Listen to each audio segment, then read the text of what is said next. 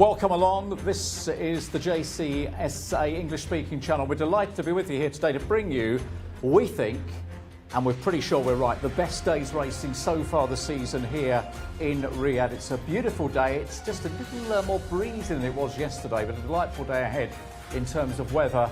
And we're here to bring you 12 races, including 2 worth 1 million Saudi Riyal. Those are the 2 Crown Prince races which come up at the end of the day. They're preceded by the Ministry of National Guard Cup, which is a domestic Group 3. We've got 3 races back on the grass today. And you know what? In addition to all of that, we've got Tom Collins alongside me in the studio as well. I mean, I know it's the old cliche, Tom, but it is something for everyone almost type day today. Yeah, exactly. You've highlighted all the fantastic races that we're going to be showing on this broadcast. I'm looking forward to turf racing specifically, purely because this is the first time this season that I've seen turf racing. It's only the second day, actually, of the year where we've had turf racing.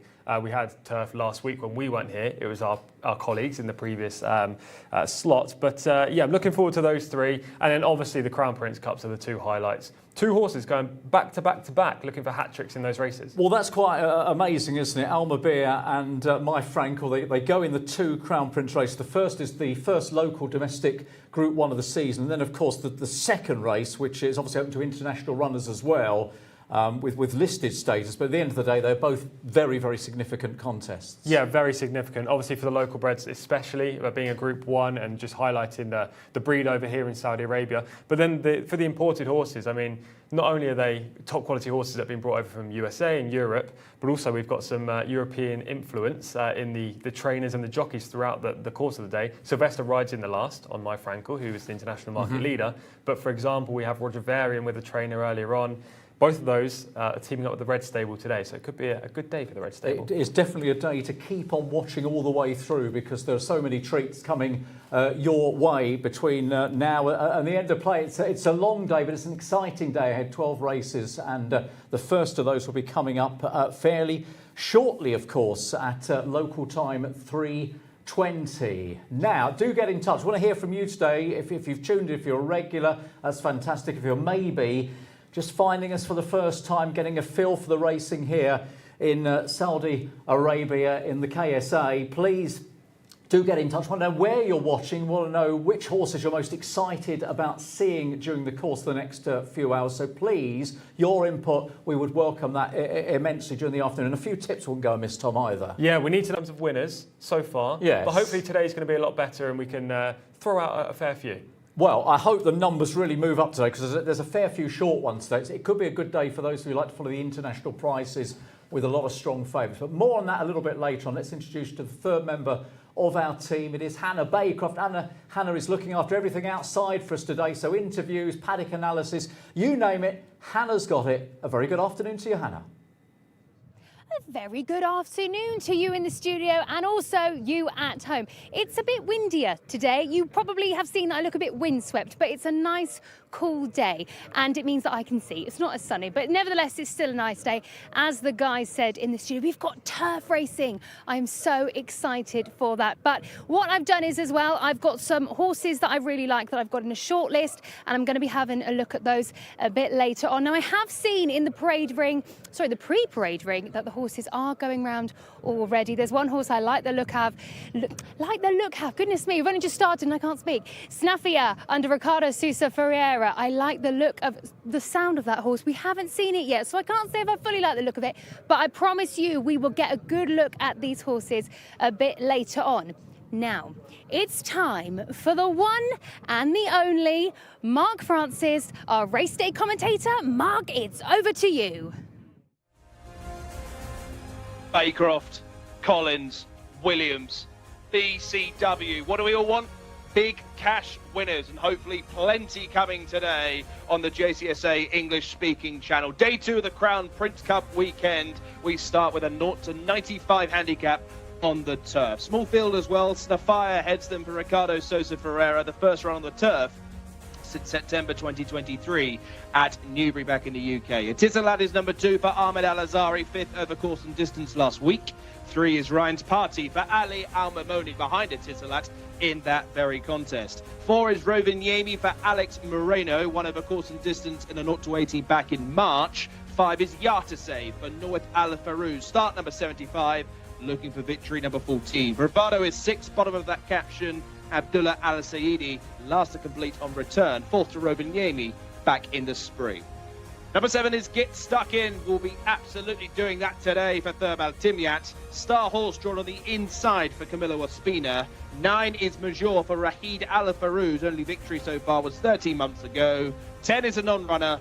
Back to 11, Tornadic. Osama Al Shirani gets the call up. Bred in Britain, ran firstly in France, now swanning in Saudi Arabia. This is the first of 12 races here. Let's go back to Hannah.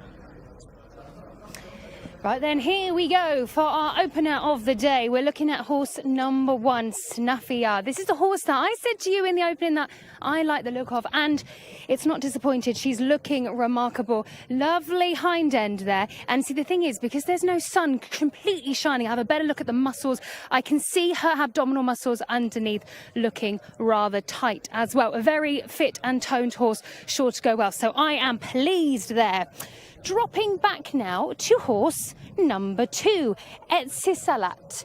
Oh, what a lovely grey we've got here. So ran on the turf last weekend, finishing 5th. Let's see how he can go today. Again, I can see those abdominal muscles looking great. Even the fibres are coming out as well.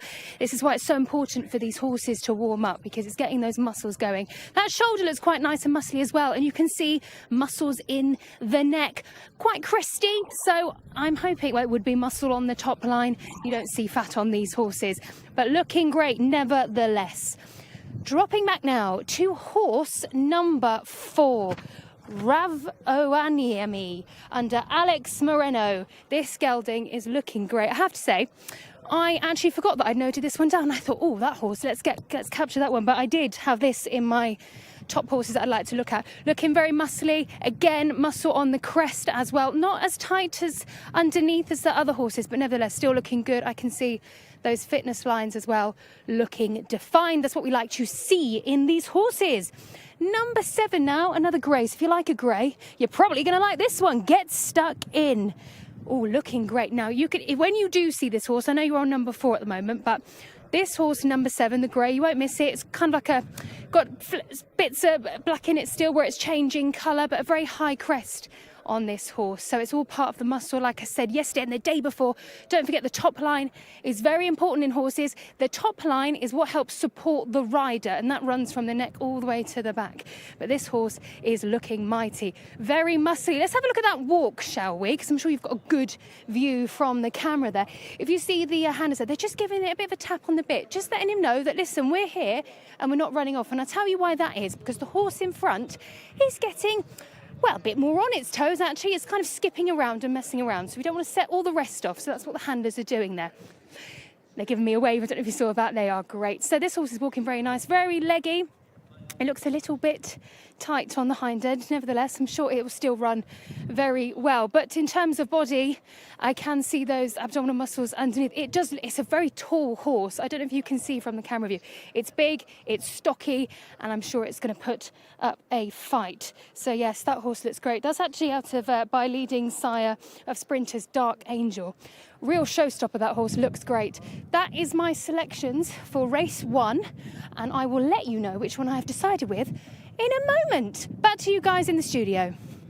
Hannah, thank you very much. And Hannah will be looking at those horses for us all the way through the course of this 12-race card, getting us lots of clues. And here's another way to get a clue. That's by watching some previous form. And Snaffia, who is the international market favourite, a strong one as well at 6-5. We're going to pick up on this run, Tom, finishing second last time out. Yeah, it was a good effort as well. This came on the dirt, of course, not on the turf track. So switch of surface today.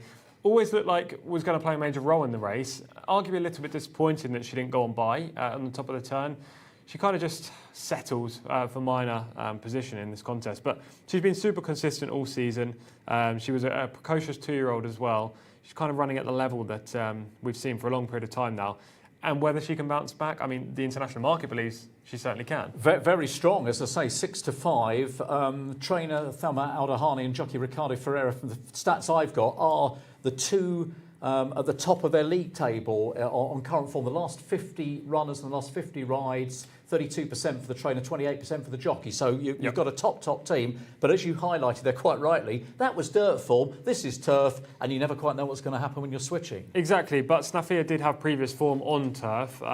She is open to improvement as well. I know she's been running at a similar kind of level, but these are only 3-year-olds. It's not like they've reached the top of their ceiling. She has to give weight all around and quite a lot of it. That would be my one concern, but I do think she'll be there or thereabouts at the finish.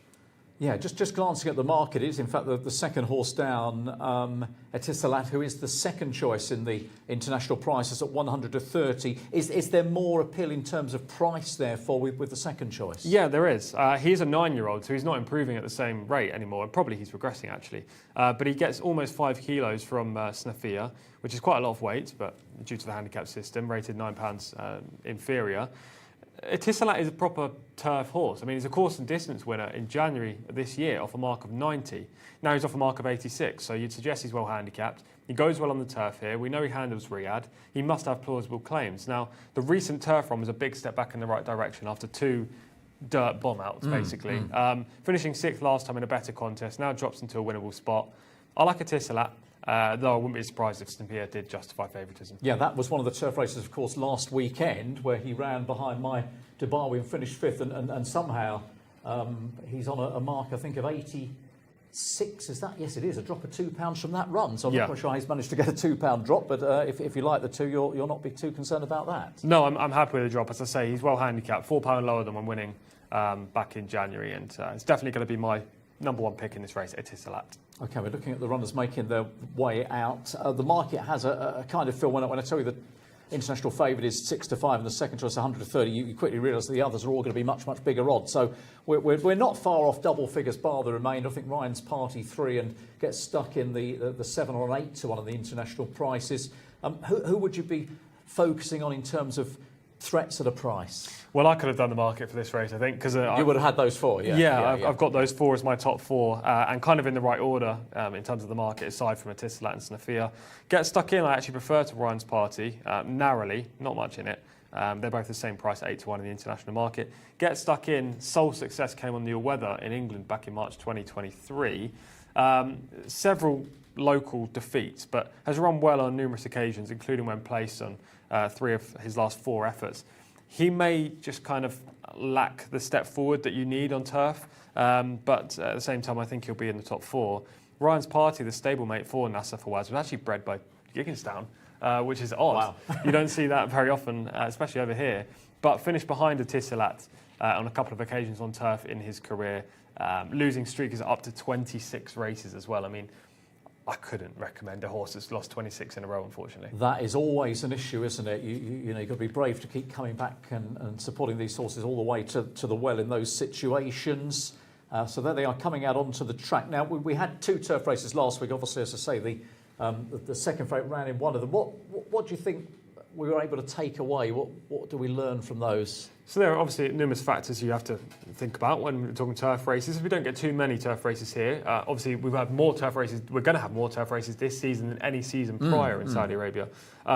Firstly, you've got to get small fields. So max of 10 over this trip, max of 8 over a trip that we'll see later. So smaller fields, which is completely the opposite of what we see on dirt. Also, you don't want to be too far back in the run. Races are won and lost on the home turn, much like they are on the dirt track, but more so on turf because it's a tighter course. Okay. You'll see the jockeys will start to ask for effort, turning for home, and then as they swing into the home straight, there's usually 1 or 2 at the front and there's a gap behind them. So I would always prefer to be in a prominent role, not necessarily leading, but up there with the speed, and you have to be challenging turning for home. I haven't seen, in the limited turf races I've watched from here over the last couple of seasons, I haven't seen any horse come from way out of it in the home straight to win. OK, so lots to take on board when you're trying to evaluate these races. And as you say, we've only got that little sample, very little sample from 2 races last week to get any kind of a feel. But we're no more by the end of the day. 3 turf races, which all come up in the first half of the programme, the races 1, 3 and 6. A question I should know the answer to, but I don't, is do we know what the going is? I presume it's firm. Yeah, I mean, I'm guessing it's firm. It's got to be, surely, due to the weather. But I haven't seen it go in report. I would say it's going to play very quick. Yeah. Let's just presume it is on the quick side. As Snafia just eases a smidgen to 5-4 in the international market, and Etisalat shortens up, going the other way into 3-1, and they're about the only moves in the betting so far. So we better get this tipping competition rolling here then with race number 1. I think from what you said, I know which way you're going to go, Tom. Yeah, Etisalat for me, horse number 2. I'm happy with the price. Look, he's probably not the most logical winner, Snafia is, but there was too much of a discrepancy in price between the two in the international market, so I'll take Etisalat. Okay, Etisalat for Tom. I'm going to take Snafia number 1 on the card for this first turf start. So runners are arriving at the start. Now, George Lazaridis has been on. I told you George would say hi. Well, he's just said hi. I told you he would mess it. Oh, no. Oh, he said more than that. We're getting more. He said Snafia. He likes Snafia. He's with you. That's good. You're on the first winner, hopefully, anyway. And the Danieri also says 1 to win. So everyone's on Snafia. I think it's going to be a day where hopefully we want every horse to have a good chance and a good run, but I think it's a day where the market's going to be something to keep a very close watch on. I agree. I mean, we've got a very short price favourite in the next race. We have a short price favourite in this race, and a couple of features later on as well. There are dominant horses in the market, so it could be a favourite stay if you're looking at the international market, but what we've seen over the last 2 days is plenty of shocks, so you never know. Well, that's the exciting thing, is you never quite know. I think back at home in the UK, there was also a very short price that's already been beaten in one of the jump races, so nothing is guaranteed, is it? Right, we've locked our picks in then, so it's 1 for me, it's 2 for Tom. I'm just going to say, would it be 3 for Hannah? I don't know. That would be too simple, wouldn't it? Hannah, who's caught your eye in terms of the first race? Oh, wouldn't that be funny if we all had a 1, 2, 3? Okay, well, let me give you some paddock updates. Number 8, Star Horse, going down to you can see that on the screen now. This horse, I'm pleased to say, has settled down now. When it was going down the track, it was being very, very naughty, had to have a bit of a tap on the neck. Not sure that helped. It actually did fire off even more. But nevertheless, I'm glad to see it settled down. So that is good. Right, down to my selections. I narrowed it down to number 7, Get Stuck In, and number 1, Snafia. Now, with number 7, Get Stuck In, looked very powerful horse, like I said. Well behaved too, but also looked like that once let go, it could really show something. Liked what I could see body-wise, and I'm going to say it again, the word that comes out is powerful. I am going to have to go with number 1, Snafia. She looks so much better than the number 7, Get Stuck In. Like you guys said in the studio, anything could happen. We have had some surprises, but she looks great. Ricardo Sousa Ferreira does ride. Thama Al Dahani, obviously the trainer. So, yeah. But they're all going in now, so we best head over to Mark Francis. Mark, it's over to you. Hannah, thank you very much indeed. Yes, looking forward to the programme today here at Riyadh. Opening race on the turf, and 0 to 95. I thought Snafia would be very difficult to beat here. Tom's selection, Etisalat. Tom will know his fate pretty early. Etisalat is a notable slow starter, drawn in stall 8. Wider than ideal, but if Etisalat breaks well, he'll certainly have every chance. But Snafia, I think, is the winner of race 1 here. Good luck if you're having a play. 5-4. Snafia on the off. We're just about ready for the opener. Stand by.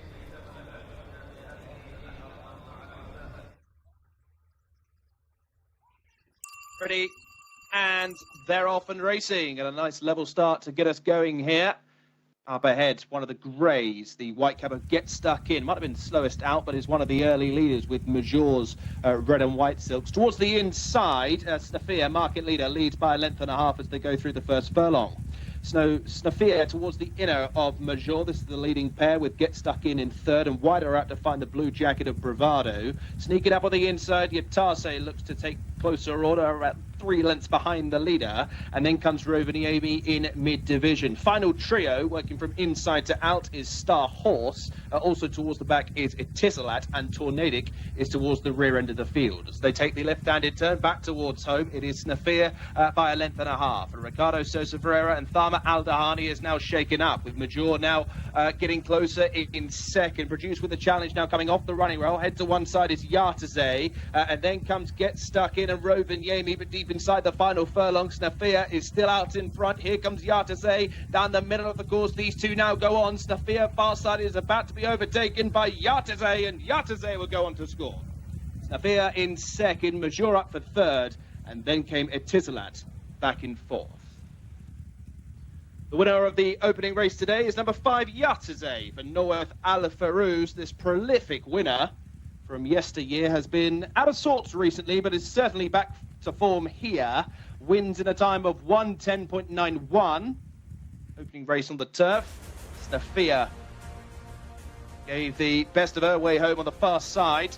Just started to hang in the closing stages, perhaps was getting a little bit lonely, and Jcsa came and joined her inside the final 100 metres. Jcsa wins by a length and a quarter. Snafia second again. That's now 3 times in a row she's finished second. Major a further 2 1/4 back in third place. Etisalat, need to watch that back from the start, home in fourth place ahead of Roman Yemi, and gets stuck in very tight for 5th and 6th positions. The time 1:10.91. The numbers 5, 1, 9 and 2. Jcsa has taken the opener here for Norworth Al Farouz.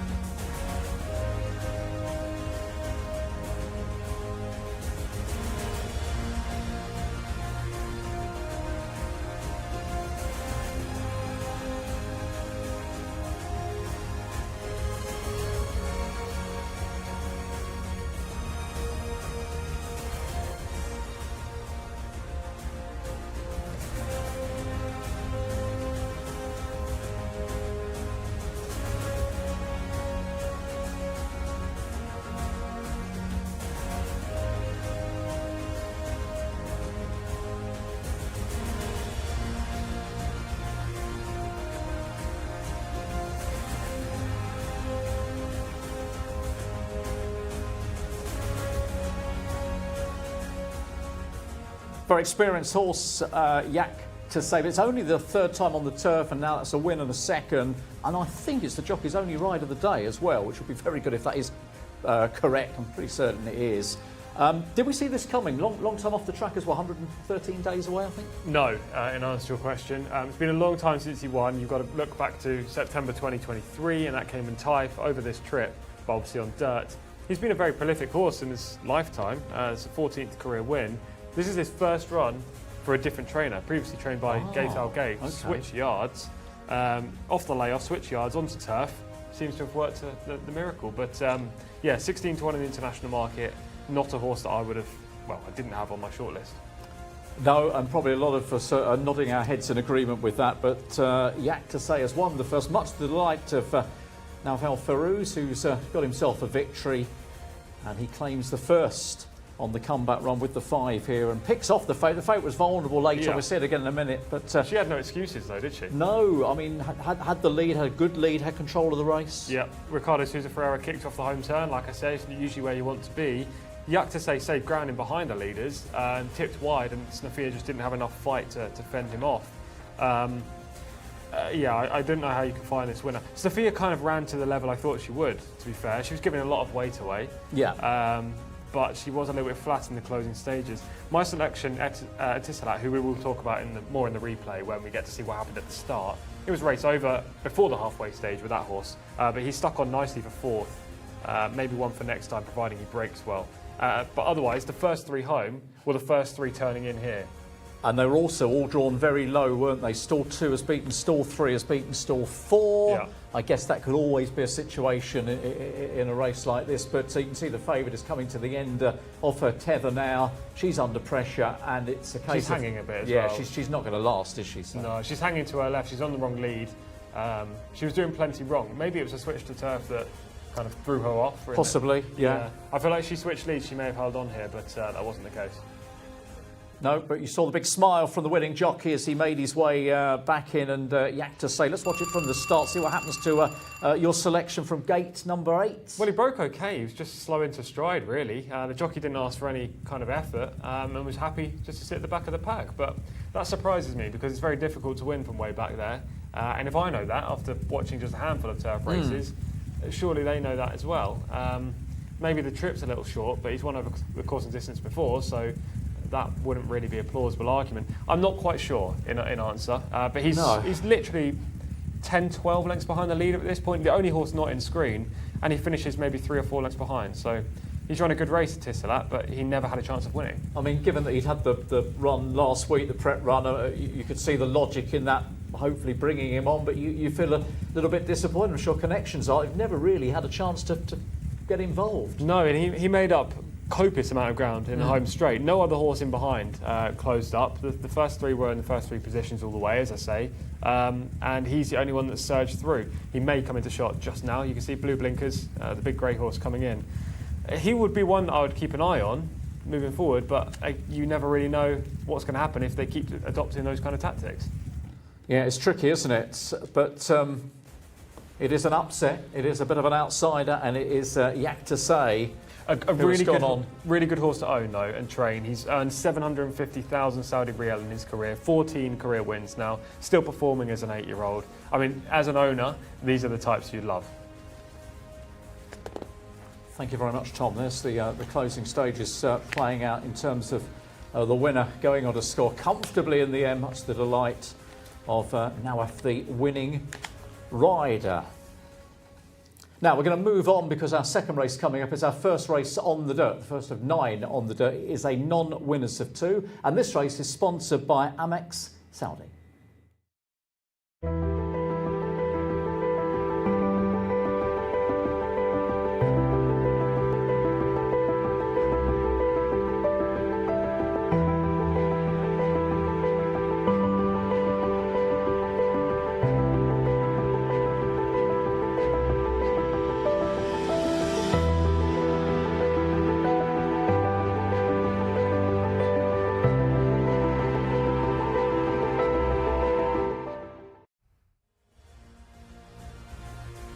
Yeah, second race of the day here is sponsored by American Express Saudi Arabia. It is a non-winners of 3 event, including maidens, and just the 7 going down to the 1200-metre start for a 3:45 off time. They're headed by number 1, Jcsa for Thurb Al Timyat, currently unbeaten from 2 starts, a combined winning distance of 19 lengths. 2 is Al Hajun for Naif Al Anazi, only managed to beat 1 rival home in both starts at Taif.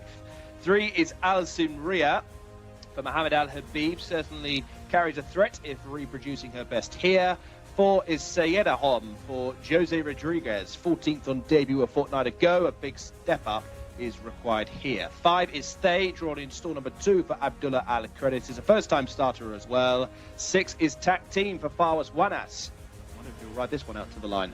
Over the page to find the other runner, which is number 7, the third of 3 fillies, Taraf Al Riyadh for Osama Al Shirani, last on debut of 17, 6 weeks ago. But it looks an obvious opportunity for Jcsa to land the hat-trick here, Hannah. Have you got eyes on the favourite? We have indeed, all eyes locked on number 1 horse, Jcsa, with the blinkers. Yeah, 2 from 2, looking really nice. Nice muscle on the back end. They've all kind of calmed. He was having a bit of a jig jog, but I'll tell you what set the horses off. It was the tractors going by. Nothing to worry about there. Very nice looking colt, actually. The more I look at it, the more I'm like, yeah, I can see why. This horse, I would think, would go very well. I can see nice fitness lines on the back, looking very defined.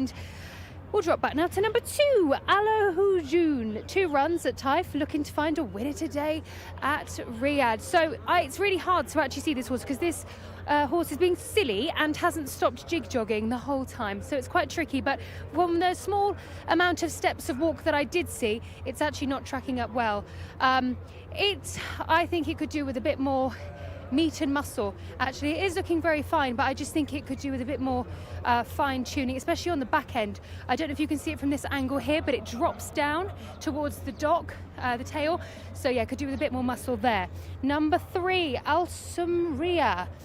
This filly is a lot calmer than the others. Got the cross nose band on there. I don't know if you can see from there, but bum high. Obviously some more growing to do, being a 2-year-old. But I do like the muscle on the back end. I can see that fitness line more prominent than the 2 horse. And yeah, not looking too bad, but again, some more muscle development will be needed. Number 4, Sayed Dahom. Oh, a grey, looking very fine. Underneath the tummy there, I can see the obliques very strongly. I can also see its ribs more so. So in my opinion, I think some more muscle just cover over the top line to cover those ribs as well would be needed. But again, you know, race fit, so it doesn't have very, very, very minimal fat, if none at all. So that's why you can see everything. But yeah, I think there'll be some improvements to be made there. Good muscles in the neck as well. Hard to see when it's looking at me because I don't know if the muscles are just showing because it's looking at me. But yeah, it's nice and developed on the neck. Dropping back now to horse number 5, Thay. Yes, we'll go with Thay. I do like the look of this horse. Nice coat on it and good muscle on the back end as it walks. I can see the fibres tucked up a little bit. Got more of a girth on it than the other horses. Nice room for the heart there. I'd like to see it chest on. So until I get to the front, and as I jig jog, I can jig jog. Let's do that, shall I? Yep. Let's have a look at that front end. I think we're looking quite muscly on the front end. Good pectorials there. Nice horse. Horse number 5, Thay. Number 6, Tacky Team. This filly, we walked in the parade ring and I immediately was drawn to it. This horse came into the parade ring last. Leggy, could cover the ground well. Whoops-a-daisy. You see that emergency stop there? That'd have been a disaster. Thank you very much, Hannah. So we're getting a good look at those runners, just the 7 of them. And as Tom has intimated, you've got a very strong favourite. You're thinking, why is this the case? Well, have a look at this piece of form. Jcsa absolutely dusting the dirt on this occasion. Yeah, he just dominates from the outset. He's firmly on the bridle, turning for home. The jockey really doesn't have to ask him for much effort in the closing stages.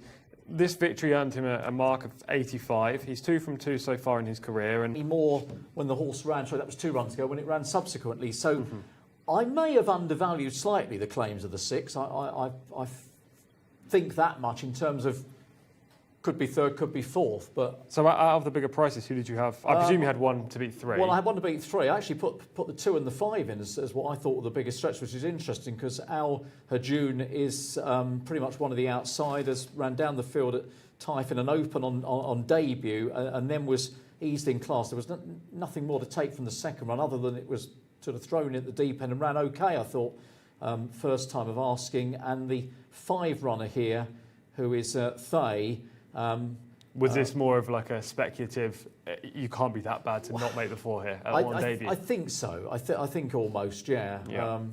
First time up with the headgear on and just on the basis of what we've seen from some of the others. But I don't think there's going to be too many surprises in terms of selections. Certainly not from here. I don't know whether Hannah's going to put up a bigger price option, but logic suggests the top one, the favourite, doesn't it? Yeah, Jcsa for both of us. I'll also go as far as saying I think that 1 will beat the 3 in a forecast if you are on the international market looking for a slightly bigger price. But yeah, for the purposes of our in-house competition, Jcsa. Yeah, absolutely. There as well. So, are you going to be brave and take the favourite on, Hannah, or play more logically?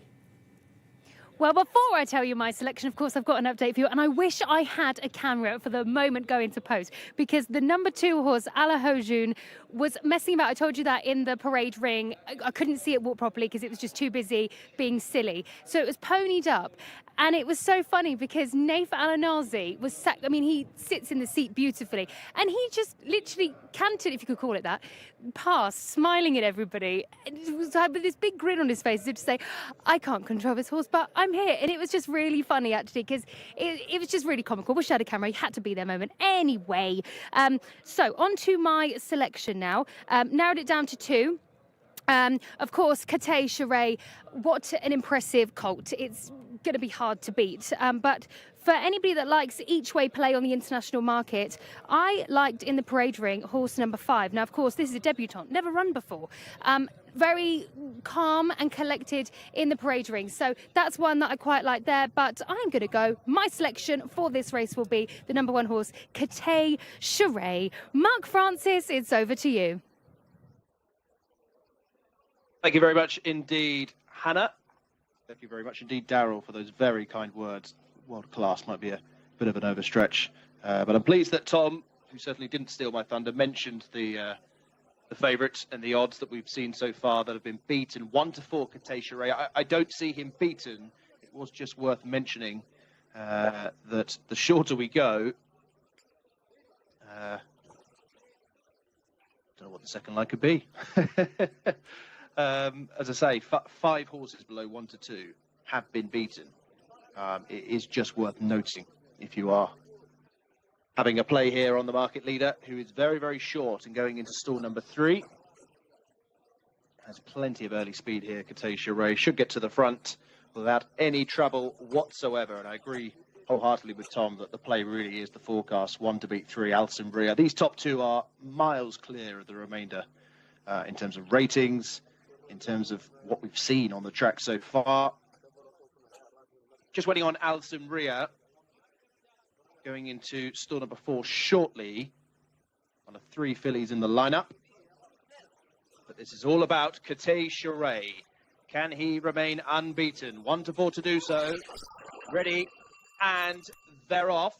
Just took a full step, Jcsa, but he's quickly to the front for this non-winners of 3 event over 1,200 metres. There's certainly a duel for the pace as well. Al Hajun towards the inside is going with the market leader. Alcembria in the blue jacket with the red chevrons, a close third. Extreme left, the red head of Taraf Al Riyadh.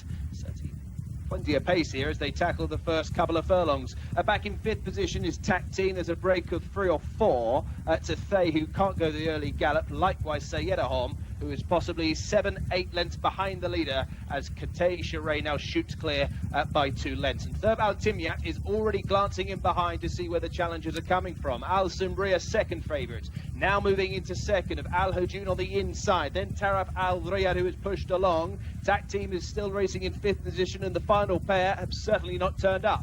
Into the straight with a furlong and a half to go, and Jcsa is cruising along here for Thurb Al Timyat, opening up by 3 or 4. Taraf Al Riyadh now sent off in pursuit in second.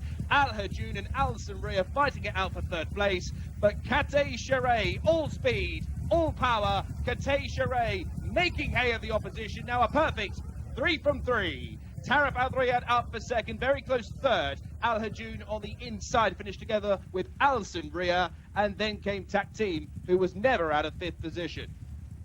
Never out of second gear was Jcsa, who wins for the 3rd time. And you can certainly draw comparisons between all 3 victories, sent to the front, eventually unchallenged at the halfway stage, and shoots clear. This really is a very special horse indeed. For very shrewd connections, Prince Abdulaziz bin Musaid, the owner, wins in a time of 1:15.83. Not the quickest on the clock, but was certainly eased down in the closing stages. Wins by 4. Taraf Al Riyadh up for second. They were a further 7.5 lengths clear of Al Hajun, who has stolen 3rd on the inside of Alcembria. The numbers 1, 7, 2 and 3.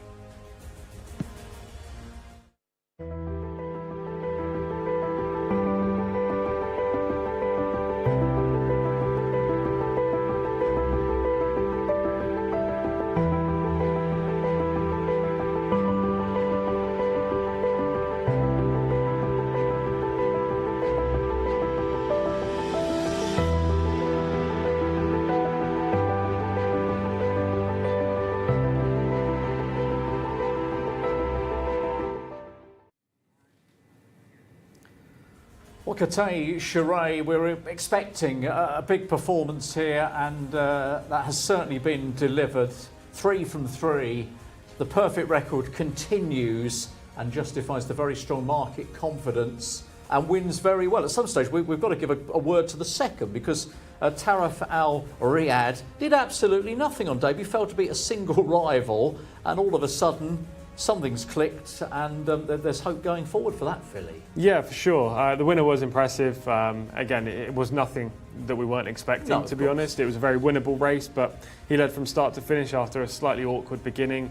Thab Al Timyat looked confident throughout the whole race, kept looking under his right arm, going around the turn in the home straight, just to see if there was any challenges or could be challenges later on, and that wasn't to be the case.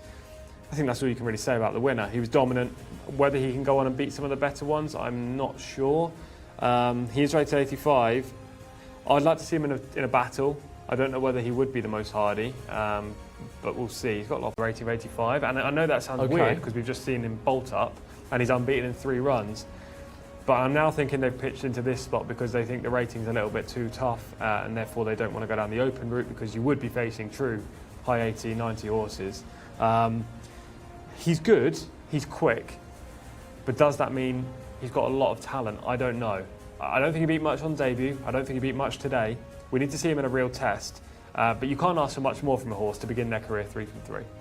No, absolutely. It is the unblemished record that is still intact here as the rider goes to the scales to check the weight, and that unblemished record continues. But it's an interesting point you make, Tom, as to whether when he is faced with a proper bunch of rivals, how he will react. But look, I think for the moment, we acknowledge what he's doing, and he continues to do all he's asked of, really. And it's just credit to the connections, really, pitching into races like this. So he's obviously at his best when he dominates off the front without being challenged. So why would you go early in an open race, a big field open, where he'll face a lot of pace pressure, when you can just running this kind of contest, a non-winners of 3, and it was basically like a piece of work, because he never faced any kind of challenge aside from the first 100 metres when Naif Al Anazi on Al Hujun. I mean, just look at the difference as we watch him coasting towards the line. Disappointment. How much is left there? Thab is not sat motionless with a hold. He's niggling away. Yeah, he's not down and dirty, but I don't think there's a huge amount left.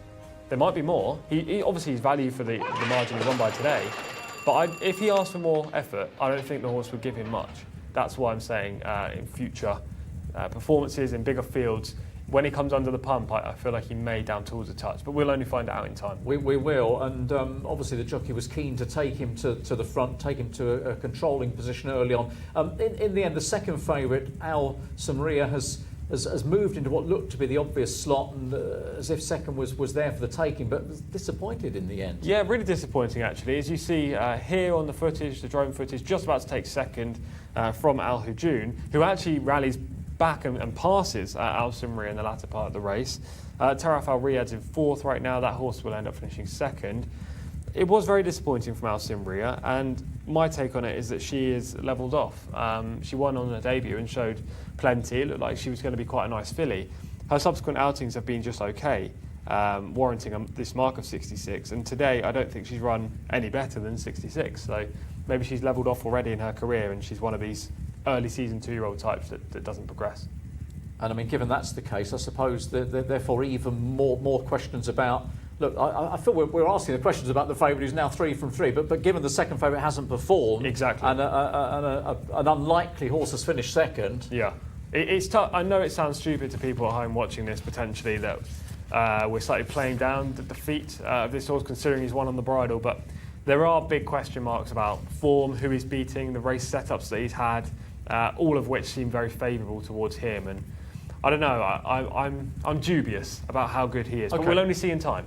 We will only see in time, and for the moment, Connections will be delighted that he has maintained a perfect sequence, which is now 3 wins from 3 starts.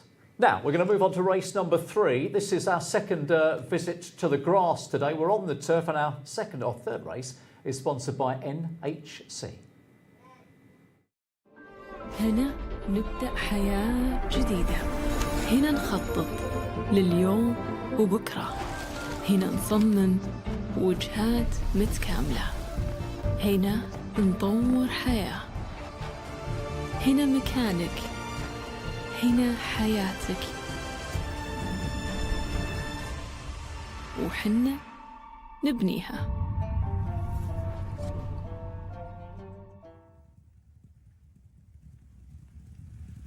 Yes, our third race of the afternoon is sponsored by NHC. A big thanks to all our sponsors here today. Some excellent sponsorship opportunities with the Jcsa. This is back on the turf, as Darryl alluded to. Once again, a 0 to 95 handicap over just short of 7 furlongs. 3-year-olds and upwards. Once again, we have a field of 8 runners headed by number 1, Jcsa, for Abdullah Al-Credis, who was 6th last time in the Latin America Cup. 2 is Elzam Blue for Ahmed Al-Azari, twice a Taif winner in September, winless at this venue in 8 starts. 3 is Wakud, the market leader for Sylvester de Souza, 7-4 at the top of the international markets. 4 is Love de Vega, first start here after the switch from the UK. Alex Moreno on board the 4, drawn in stall 4.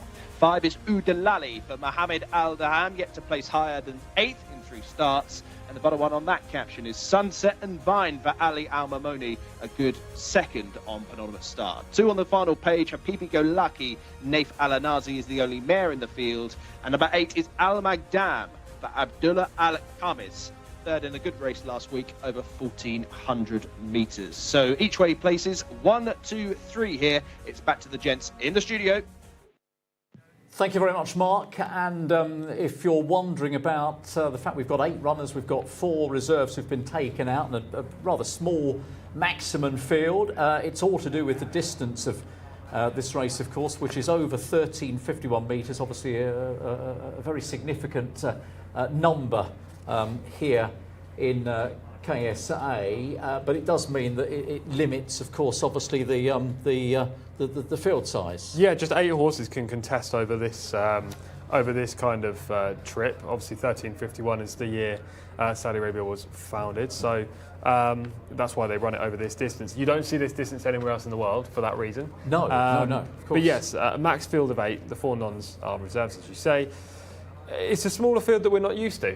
We've dealt with a lot of 20 runner fields, 18 runner fields. We had a 10 runner field in the opener for the turf event, which is the usual kind of number of horses you get in turf events. But yeah, as you say, 8 in this contest due to the trip. Due to the trip, as you say, then Wakud is the international favourite at 7-4. I don't think there's too many surprises about that. And the first chance we get to see Sylvester de Souza today, for those who weren't watching yesterday, we got the opportunity to see in which we weren't expecting at the start of the day. And by the time word had got out, he'd ridden a winner. Yeah, he had a nice winner for the Red Stable. That was kind of the breakfast. No, not the breakfast. The starter. Aperitif, if you want. Yes, I suppose, and this is the main course with his main rides later on in the Crown Prince Cup. So, yeah, Sylvester got his eye in. His first return back to Saudi Arabia in the last 3 years.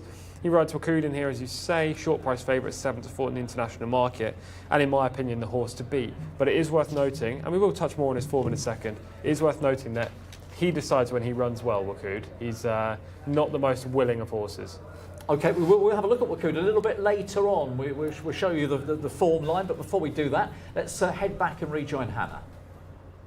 Jimmy Jerkins joins me now, saddles the 3-horse Wakud. What's the chances of this horse then, Jimmy? Well, I hope they're good, but first time I've run him on the turf. You know, obviously he started his career on the turf where he came from, and he ran okay. But I've been looking to get him on it. He's been in and out on the dirt. You know, he won nice 2 starts ago off the layoff, and then he didn't break any good the next time and didn't run any good. But he's got a big old flat round foot on him that, you know, I don't know how that really holds up. Every time I see that, I want to try the horse on the turf again. So, you know, he seems like the distance ought to be good for him. He won at it. The last time he won was at it, at 7 furlongs or almost 7 furlongs. So, and he's got a nice inside post to save some ground. So hopefully he does his thing. And you've got Sylvester de Souza on board. That'll make a difference. Well, I hope so. It should. You know, he looks like he has a knack. He can size horses up pretty quick, which is what the good jockeys do. So, yeah, I'll just tell him what I know about him, and he's got to take it from there. Yeah, well, I know we spoke about it the other day, but just tell us an update on My Francorp. seems to be doing real good. You know, he's heading over here now as we speak. You have to be in the detention barn 4 hours before, so you know, he's good. He's getting up in age, and but he's not. You know, he hasn't been over raced. At least the last couple of years, he hasn't been over raced. So he should be. If the freshness factor means anything, he ought to be. He's got the one race under his belt, a decent race going 2000 against a real good horse. He was well beaten, but I thought he marched on there pretty good to finish second. Like I told you before, at the far turn, I didn't think he was going to get anything at all because Jock was already scrubbing on him and he just kept going anyway. So you know, we're just banking on him to keep his that heart going like he's been showing, and he seems to be training good, and he looks healthy and sound. So I don't know. That's the main thing. Well, thank you very much. We'll go and watch your runner now. Thank you. Thank you. Always wonder to hear from Jimmy Jerkins, the trainer of the favourite Woodcoon. I'm sure we sort of thought there was a bit of cricket going on today. Yeah, that's not an outfit you usually see Jimmy in. No, exactly. He's usually got the coat on. The cap is a mainstay, but he's usually got the coat on. It's a little bit cooler, isn't it? He has, but he's ditched the coat, so we can see his runner here, Wakud. This was the day where he actually had a good day on the track, Darryl. Yeah. This was 2 runs ago, wasn't it? It was, yeah. I was here with Rory when he had this performance. Rory really liked him. I didn't like him at all going into the race because he was very inconsistent previously. But Rory told me at the time that he was always highly regarded for his former trainer, Dermot Weld, and he was able to put it to the test on this day. The horse in 5th, crossing the line, far side, now it was Atomic Impact. He came back to win, so the form has got a little boost. That's very positive, isn't it? Let's take a look at Sunset and Vine. We go 2 runs back to show you Sunset and Vine, who are sort of moving up here to eventually get second. Yeah, I'm told by the producer this horse just wins. He was a runner-up in a 0-90 turf handicap over 1,200 metres last season, so there is turf there for Sunset and Vine. He should relish the return to the track. The distance looks okay, and the recent cup efforts have been solid, including this race now. So I can certainly see him playing a major role, that's for sure. Whether he's good enough to beat the likes of Wakud and Jcsa, we'll find out. We will certainly find out shortly. There is Wakud, Sylvester de Sousa, of course, his first ride of the afternoon, and we get more thoughts on how he's looking and the rest with Hannah. Here we go. Sylvester de Sousa is just getting on board, as you can see. He's looking really well, Wakud.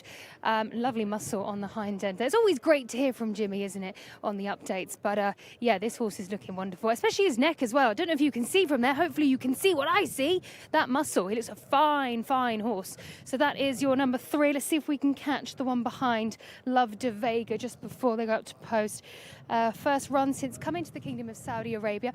Not looking so great in the coat. We can see now. Do you see what I'm talking about by coats? It's looking a little bit duller. Nevertheless, though, you can still see its muscle, especially those oblique muscles there on the outside. Number 5 is coming past. Ooh, Delali hasn't been seen for 12 months on the track, but goes out. I can see those fitness muscles on the back. They're not as prominent as some of the other horses, but they are still there, so that's good. That's what we like, isn't it? Some muscle. And then number 6, Sunset and Vine. 37 starts, 6 wins as they all go out to post there. They're disappearing out of my view, but hopefully you got a glimpse of some of them there. But definitely looking forward to seeing Jimmy Jerkins' runner. Guys, it's back to you in the studio. Hannah, thanks very much. So runners are making their way down to this, I suppose we're going to call it a rather unconventional distance, yes. which restricts the field size. Will that have any bearing, the fact that obviously it, I suppose, could potentially be tight getting a position? Maybe. It is all about early position, isn't it? We've already talked about the turf over the previous 1,200 metre trip. It's very much the same over this 1351. You want to be prominent, so I imagine the majority of these jockeys will want to try and push their horse up into a nice spot. But it's an interesting group when it comes to pace, because there aren't many pace horses in the field. Sunset and Vine is a closer. Elzan Blue's a closer. Love de Vega's never run here before and is likely to come from off the speed. Udalali was a keen going type in the UK, but will also be off the pace. Hapipi Go Lucky's generally coming from behind. So's Al Migdam. So where's the speed? It looks like Wakud maybe. Yeah, possibly so. Obviously, as was outlined there, was with Dermot Weld and had some form on the turf. But we're going back a long time. We're going back about 3 years. However, back in the day, a stone better on the turf than where we're at today. Yeah, lovely pedigree as well. Dubawi out of Tafershire, used to be owned by Shadwell, and you know this horse had a lot of potential, just wasn't really fulfilling it on the track. Sold out here, and Jimmy said actually in the interview with Hannah that Wakud is a bit in and out in terms of his performances, and there was an excuse last time, the slow break, which I'm sure they're going to try and make sure doesn't happen this occasion, considering he looks a lone speed and he's drawn one. A slow start would be shocking. There's 3-year-olds and upwards here. So much good racing to look forward to on the JCSA English-speaking channel today. We're only a quarter of the way through on the completion of this race. Daryl and Tom highlighted the big races to come towards the back end of the card. Local Group 1s for the Crown Prince Cup weekend. The features, which we're very much looking forward to here. So do stay with us and do get in touch with the show on the JCSA YouTube page. Pipi Go Lucky going forward. She has struggled for early speed this season. Sunset and Vine has been well gambled here.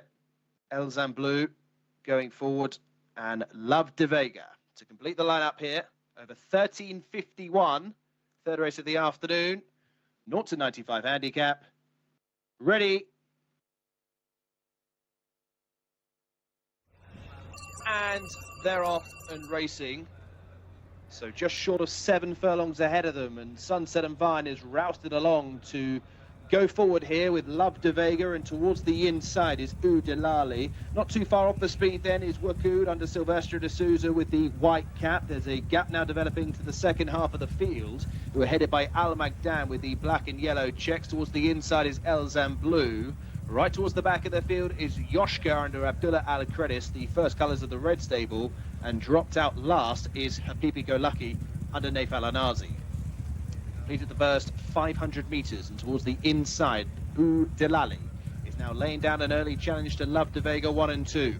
Sunset and Vine is wide around the turn of Wakud, who travels strongly. They are just starting to bunch up in behind now as Al Magdan starts to bridge that gap to the leading quartet. Then comes Elzam Blue. Yoshka is still last but one, and Habibi Go Lucky is still the back marker. The dash for home is on now, and Wakud is just now angling out, but still has to pass Love de Vega 1 and 2. Sunset and Vine down the middle of the course, and then comes Al Magadam, who is running on well, deep inside the final 100. Wakud is clear on the run to the line. 2 from 2 this weekend for Silvestre de Souza. Wakud wins, far too good in the end. Up for second was the orange colours on the inside of Love de Vega. Then came Al Magadam and Elzam Blue.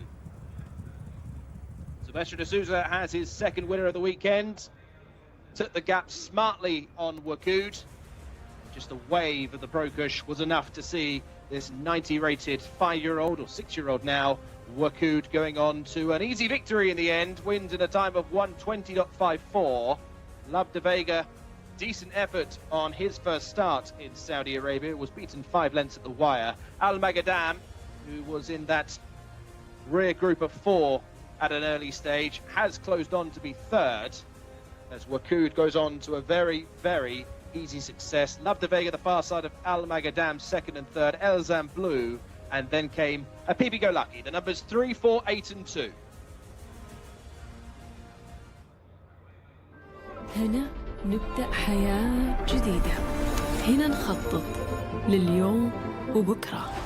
هنا نصمم وجهات متكاملة. هنا نطور حياة.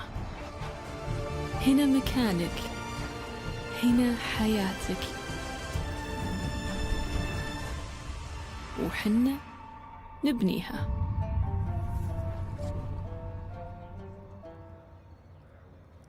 Well, the perfect start, of course, for Silvestre de Souza and Jimmy Jerkins. They team up in the big one, as we know, with Mike Frankel a bit later on. And Wakud was one of the 4 that went forward.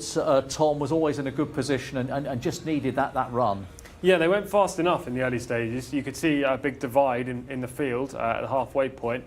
But as we've already talked about, there's the right place to be on the turf track, and that is towards the front. So even if they go a little bit quick, you can still maintain your position. Silvestre had a firm hold of his head turning behind. He was desperate for a run. Looked outside, it wasn't there originally. Looked inside, it got blocked off. just had to find a clear passage. He tipped out at the third attempt and Waku took off. Fair time as well in 120.54, won by 5 lengths. Just the best horse in the race. And if Hannah does catch up with Jimmy after, I know she will talk to Sylvester, but if she does talk to Jimmy, I'll be interested to know what future plans are with this horse. He's been so inconsistent on dirt. Yes, he won 2 back, but his other efforts have been poor.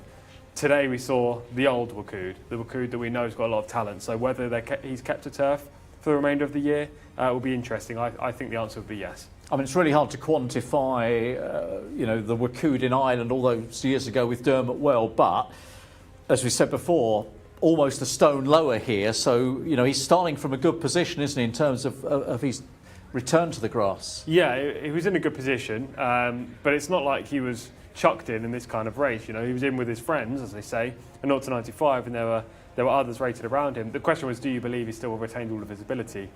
And on that basis, he did, and therefore he was chucked in. But on what we'd seen recently on dirt, the mark was fair. It seems like we're finding some winners today, unlike the previous 2 days, which is good. Good for the competition. Mm-hmm. And it looks like some people on our YouTube channel are also finding the winners. Yeah, and so is George. George has been on. He's on the winner as well. I'm sure he's not alone. In fact, if you've supported the winner and you're just having a sort of dance around your lounge or whatever it is, then please get in contact. And George likes the 4, Ayla Malak, in the up and coming maiden, which will be the 4th race. But we're watching Waku coming back in here, and I suppose, look, Sylvester was here yesterday, which was, I'm sure, all part of the plan for him to get a little bit of experience, reacquainted with this track after a few years away. Mm-hmm. But you'll be buzzing now, won't you? You've got yourself a good winner. You're ready to roll, and you're looking forward to the even more significant races. Yeah, Sylvester never shows any emotion. He's not going to be. He's not going to be like Camilo was yesterday, or no, Alex. There's no Wiggy, is there? No Wiggy, no Alex when he rides a winner. It's all just, this is part of the job. You'll see no positive emotion from him in this interview, I'm sure. Maybe later if he wins one of the major races, but this is just part of his job. Hey, listen, it is when all is said and done, but he's done a fine job, and many will be certainly acknowledging that wherever you are watching from here on the English-speaking service, Jcsa English-speaking service this afternoon. So we welcome the winner back then after the 3rd race, sponsored by NHC. It was Love de Vega in 2nd and Alm Dam in 3rd. And here's some post-race reaction with Hannah. Oh, what a horse, eh? I am, of course, regretting that selection, but look, he looked absolutely amazing. And it's great, actually, to have a look at them post-race as well, because this is a chance where you get to look at them as they're standing still, because you can tell so much about a horse. You can see him here just getting a bit agitated. This is why you've got to stay away from them, especially the cameramen, because you wouldn't want a hoof to the head, that's for sure. But we're going to grab a few words from Sylvester. He's just going to celebrate congratulations with his connections, and then we'll wait for him to weigh in and take the helmet. Oh, it's delightful. I liked what you said in the studio, Tom, that he doesn't show emotion. We won't be seeing the great celebrations that we saw yesterday from Camilo, but that's okay. That's all right. I'm sure he's delighted inside, and of course he rides in the big one later on, so I'm sure he'll be looking forward to that. Now that he's got 2 winners in the bag already this weekend, here he comes now. Right then. Congratulations. 2 winners already this weekend, so that's already a good head start for racing later on. Just tell me about this race. Was there any moment you were worried, because you did have to really fight to get that gap, didn't you? Yeah, but I could see the horses in front. It wasn't taking any ground away from him, and he tracked quite well and tracked the orange colors, and but when he let himself down, he didn't make much of a ground for me have to smooth running. But I won the race as I like, so he was really good out there, and he should come on for the run. Do you think he could go further? I think so, and I think, well, he's bred to be a mile, and I think he won over that trip because he got a bit of class into him, but the further he goes, the better we see. Do you think he should stick to the turf? I think so. That's my opinion, yeah, and obviously he has proved himself in the boat surfs, but I think we get the best of him over the turf. Will you ride my Frank a bit later on? Just give us a quick word on that. Yeah, the team are very happy with him at home, and I hope for a good show. Thank you very much. Yeah, Notched up another winner, Sylvester on Wakud. Here we can pick up the closing stages. Just needing to get an out, I suppose, for want of a better expression, just in behind the leaders. Yeah, he definitely was looking for that run, but you know, we've already talked about Sylvester being cool, calm and collected. In that interview there with Hannah, he was saying he knew the horses in front were tiring. There was no panic in the saddle there. Albeit it looked like he was desperate for a gap. Sylvester knew it was always going to come, and when it did, the horse had plenty left. Just to talk about, it looked like there's a lot of kickback. Well, not kickback, but they're kicking up the turf. It certainly was, wasn't which it? is interesting because on fast or firm turf, you don't usually get that. That being said, I've just seen Sylvester talk to Keith Otterson on the way back in, so maybe the clerk of the course is wondering how the turf's riding and looking for some feedback from an experienced rider like Sylvester. Yeah, I mean, we've got to bear in mind this is only the fourth race, isn't it, on the turf for the season. It all started last week, so I suppose it's just going to take a little bit of time to bed in exactly how they want it. Yeah, you can see here that they're really kicking it up. It just looks like it's loose turf. It's obviously very safe, and there's no slipping or anything like that, but it's loose underfoot. It favoured the horses. It always favours the horses that are forwardly placed. As I say, it's like a racetrack really. If you're giving up ground, it's hard to run back the leaders. What I will say for future, if people are watching this and they often tune in, the likes of George, etc., that I've seen before in the comments and love racing and watching our broadcast, when the rail comes down on the turf track, the inside is going to play very quick. It's going to be a golden highway because they've kicked up all the turf on the outside. So if you're watching in future, I don't know when the rail will come down, but I presume nearer Saudi Cup time. When it does come down, I think the inside will be a golden highway, and you'll be looking at speed horses and lowly drawn horses too. Yeah, just watching how it plays out here. The horse on the far side there in the dark colours, Al Gadam, has come from sort of the second pack to eventually get third. Otherwise, it was those in the front division. And Love de Vega, we talked about the drop in distance here, more of a miling type. Was handily enough early on and has managed to take the second spot. Yeah, I thought he ran a good race first up in Saudi. They'll find races for him for sure if he can perform like this. Sunset and Vine was bitterly disappointing after having a good early position. It was. And the two dirt horses, they are dirt horses. I know they're just running the turf race, but Al Migdam ran well for a dirt horse, finishing third. Jcsa didn't. Was completely out of touch in the whole race. You can see him crossing the line last there in the red and white silks. He'll be going back to dirt. Jcsa is not a turf horse. OK, 2 turf races down, 1 more turf race to come. Back to the dirt we go. Race number 4, a maiden sponsored by J Events. And here's Mark with all the details. Thank you very much indeed, fellas. Yes, race 4 of the afternoon is a maiden sponsored by J Events. 4:35 is the off time here. 2-year-olds in action. We have as many as 8 first-time starters here, including the top 3. Abu Radas for Rayan Al Ta'esh. 2 is Abu Mila for Tariq Al Mansour. And 3 is Adal Mila for Fahed Al Faradi. 4, Ayla Malek, looking for a red stable double, is Ricardo Souza Ferreira. And 5 is Al Karaz for Abdullah Al Khamis. 6 is Al Rayjani for Ayad Al Tarizi. Drawn in the middle in 9. Over the page to find 7, Al Rodki for Alex Moreno in stall 6. 8 is Dalay Al Hijaz for Naif Al Anazi. 9 is Fayez Al Saudia for Abdullah Al Hussein. 10 is Gaith Makar for Abdullah Al Farouz. 11 is Hajan for Norwith Amudiani. Bottom of that caption is number 12, Jamahire for Khalid Al Mamoni. 13 is Kariri for Mohammed Al Yami. That is a late jockey edition. 14 is Majid Al Anea for Adil Al Faradi. 15, first runner of the afternoon for the White Stable, Mota Kamil for Camilo Ospina. 16 is Rabier Alomar for Abdullah Alofi. 17, Sahad, this is a jockey change, now Ali Al-Mamoni in the plate. And 18, Sultan Al-Zaman is the mount of Mohammed Al-Hubayl. 2 over the page to find Tasaid for Farwas Wanas, a first-time starter. And the filly in the lineup is number 20, Hayem Laden for Asama Al-Shirani.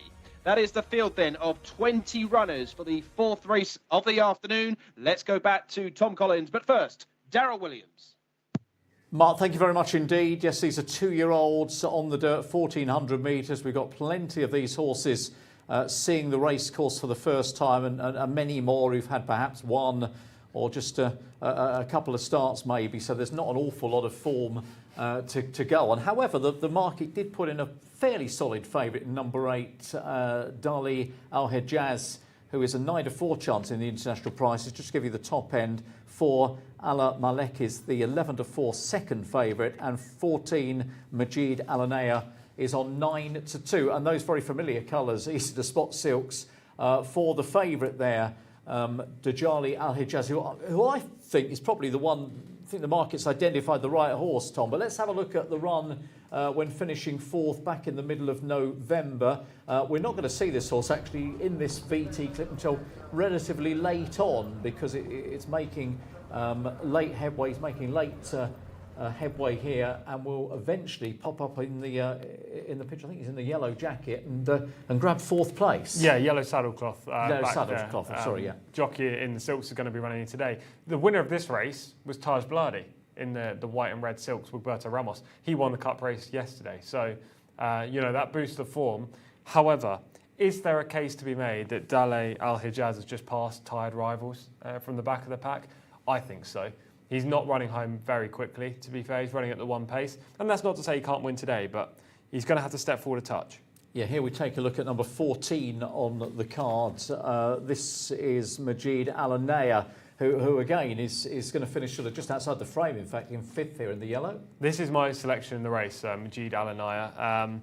I keep saying I like Tarragonai's horses, 2-year-olds especially. Adel Al-Faredi rides today, but crucially, in that footage right there, there are plenty of horses who have run well since. The winner, Badam Al Samawi, subsequently came out to run 3rd behind Taj Bladi yesterday.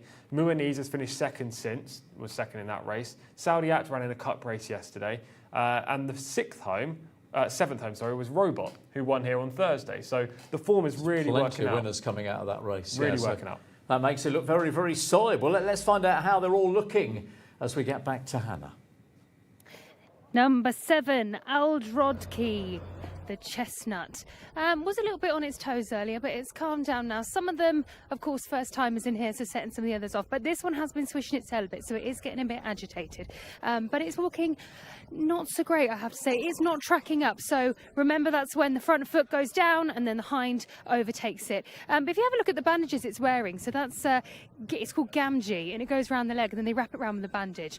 So that's on all 4 of its legs. But in terms of its muscle and its body, I'd like to see it a little bit more relaxed, just so I can see the drop of its head and some more muscles. Could do with a little bit more, I would say. But that's your 7 horse, Aldrodki. Number 8, Dahale Al Hej, a bay colt. I'm just going to come around because the bell has just gone for the jockeys to get on board. Okay, so this horse is walking quite nice, actually. I can see its fitness lines behind. Let's have a little closer look. I think you are on its neck, so you can see its neck muscles there as it's moving. Quite short steps. This one is, I think, a little bit, about half an inch off tracking up, so I would like to see it walking a little bit better. Naif Alanazi takes the ride. Horse number 12 now is on the other side, so we're going to wait until that comes round. You have a good look, though, at all the jockeys getting on board. It's a lot of people in here. It can be a little bit chaotic. Number 12, Jamaray. A little bit of a jig jog, but leggy, so I'm sure that's going to eat the ground up. You can see on its hindquarters, though, it is sloping down, so it could do with a bit more muscle.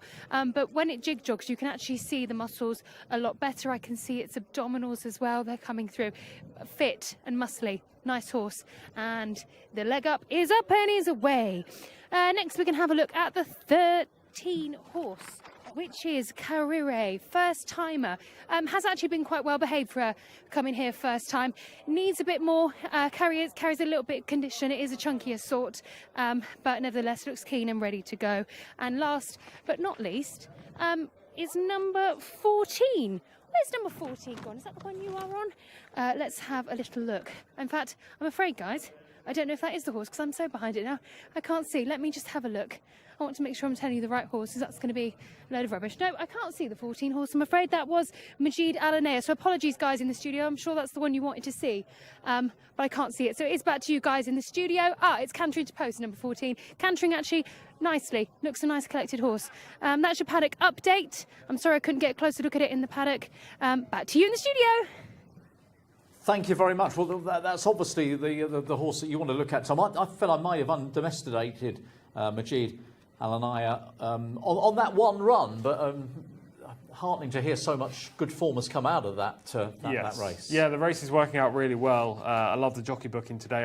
Even more so, I love the drop in trip to 1400. He was up there from the outset on that debut, over 1600, and then kind of faltered, not at the finish line. He didn't get super tired. He just faltered when they quickened up.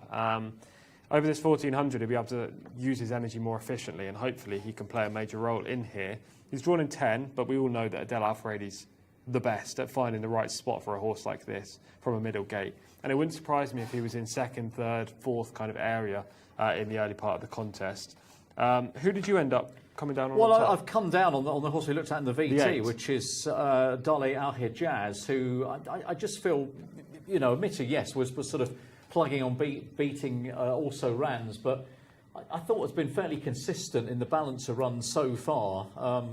Again, it's all about personal opinions. The market's easy that way as well, so I take some heart from that. But maybe it's going to make life a little bit tougher than necessary. But I thought that was a good race. That was outside of Maiden Company last time, and therefore, I've in my mind, I've upped that form. Mm-hmm. We will see whether that's the right thing to do in a matter of minutes, and because of that form, I also gave Ala Malek chances of being perhaps the biggest danger. That horse came out the same form line as well. So, well, you've read the market, correct? Because they are the favourite. Well, yeah, but has the market? I mean, what we're always looking to is for the market to be wrong in any given race, aren't we? Exactly. If you can read something that the market doesn't read, but I feel positive that the market agrees with my analysis of the race, mm-hmm.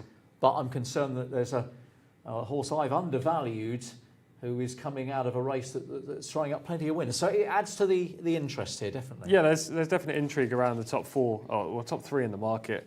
I also want to mention horse number 15, Mota Kamil. What did you make of this colt for the White Stable? We've seen them have a couple of winners over the last few days. Camilo Ospina's had 2 winners as well over the last couple of days, including on one really nice type. So can Mota Kamil take a big jump forward? He's drawn well. Mota Kamil, just give me the number again. Horse number 15. Number 15 on the card. I mean, to me, I thought he ran okay against local bred rivals. He finished in the middle of the pack. I just felt there was probably more required. But of course, you quantify that by, as you've already highlighted, the connections that this horse represents. So, mm-hmm. Yeah, I mean, a low draw. The difficulty with this race, I think we'd all agree, is we've got a whole host of lightly raced horses. We've got so many debutants here, any of whom could surprise us. Yes, absolutely. And therefore it was quite tricky to get a real feel for it. It's interesting the way the market has shaped up insofar as it's maybe not a little more competitive than it actually is, with 3 horses dominating. 15 away, they're actually backing Delay Hijaz down from 9 to 4, so there's confidence there. And Ayla Malak is also shortening at 5 to 2, and would you believe Majid Al-Anaya, the 14, is also shortening at 7 to 2. Yeah. It has become a 3 horses against the rest contest. Yeah, I don't love it when that happens in the market, I have to admit. That's just a cop-out from the trader, whoever's watching. Yes, I don't like that at all. But what price is Majid Al-Anaya now? Now 7 to 2. 7 to 2. See, I think that's a fair price. 9 to 2 was a little bit too big. But to shorten the top 3 seems a little bit unjust. Talking about all the others, I mean, you have said you're surprised it's not as competitive as more competitive. Sorry, in terms of the market. Yeah. Did you have any bigger prices that people may have overlooked at home? Well, I had 11 and 7 in as the other 2 that caught the eye a little bit. So they're both 12 to 1. Yeah, so. I thought that the race that the 11 had John ran in, it was one of those auction races, and I'm always kind of looking to sort of up those a little bit, rightly or wrongly. Ran okay there, and the 7 is Al-Raqi, who's had the 3 runs and for me has been steadily progressive, and of course has Moreno on board as well. So that was another reason for giving that one a little bit more prominence. But would it not be a little bit disappointing if he won, though? I'm not saying you think he's going to win, because he's not your pick, but he's rated 41. Like, surely he's not capable of winning.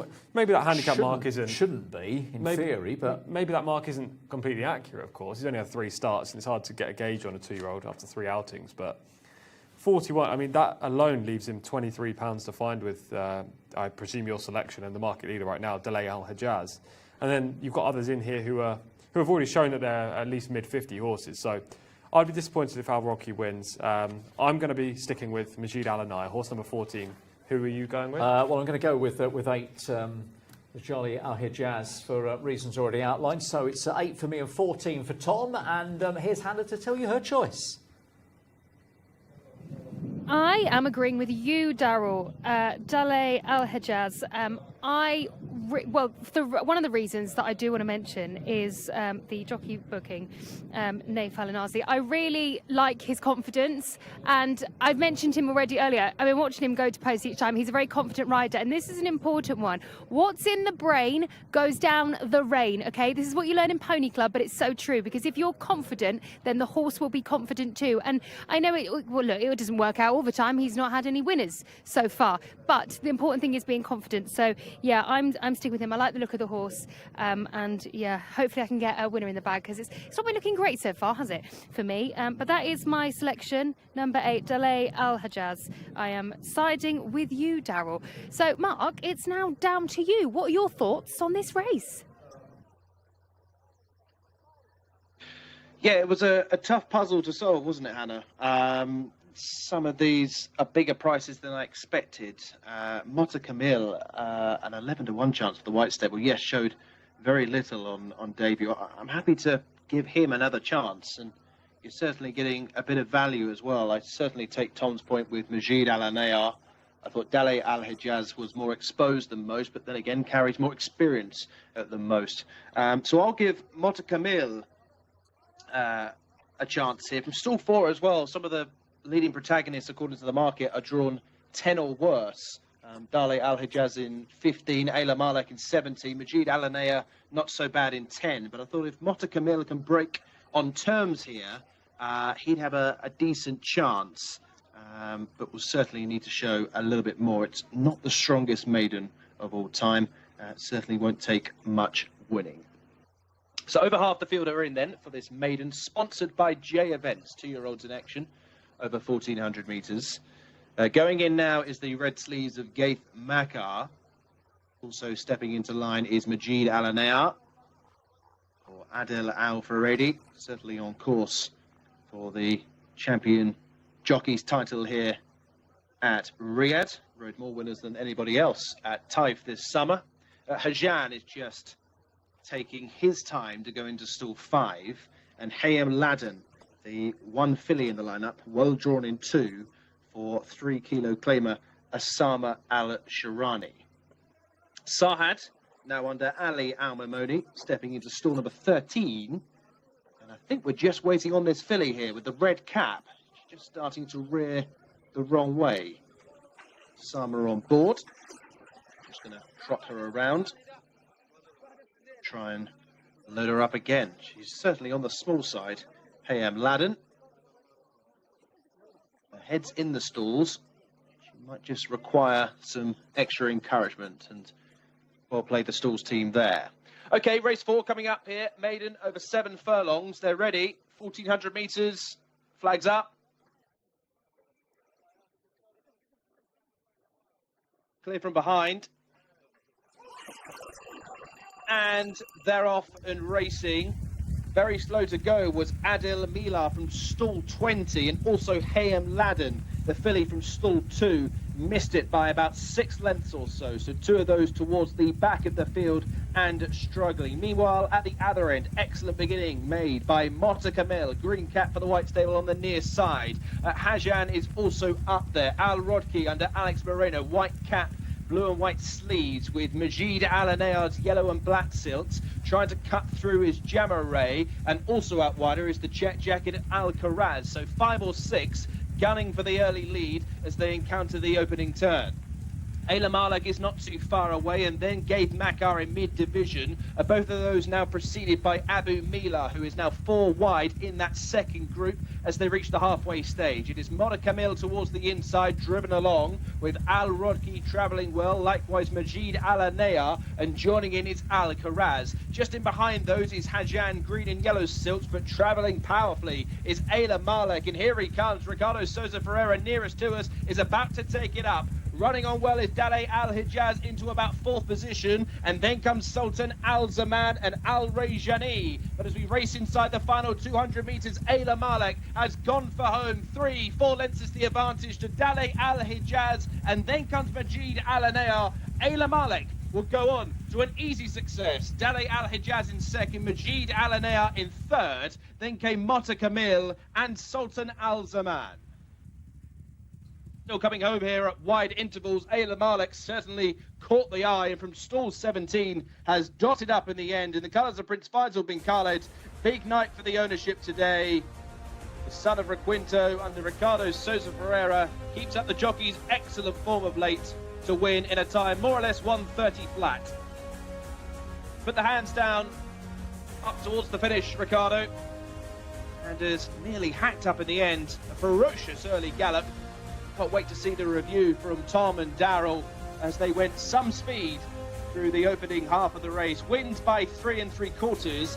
Dalay Al-Hijaz, another one to catch the eye in second, but now remains a maiden from 8 starts. Further 2 lengths back to Majid Al-Anaya, who certainly ran his race in third. Mota Kamil likewise, those two was always up there with the early gallop. Then came Hajan and Sultan Al-Zaman. 4, 8, 14 and 15 are the numbers to race number 4.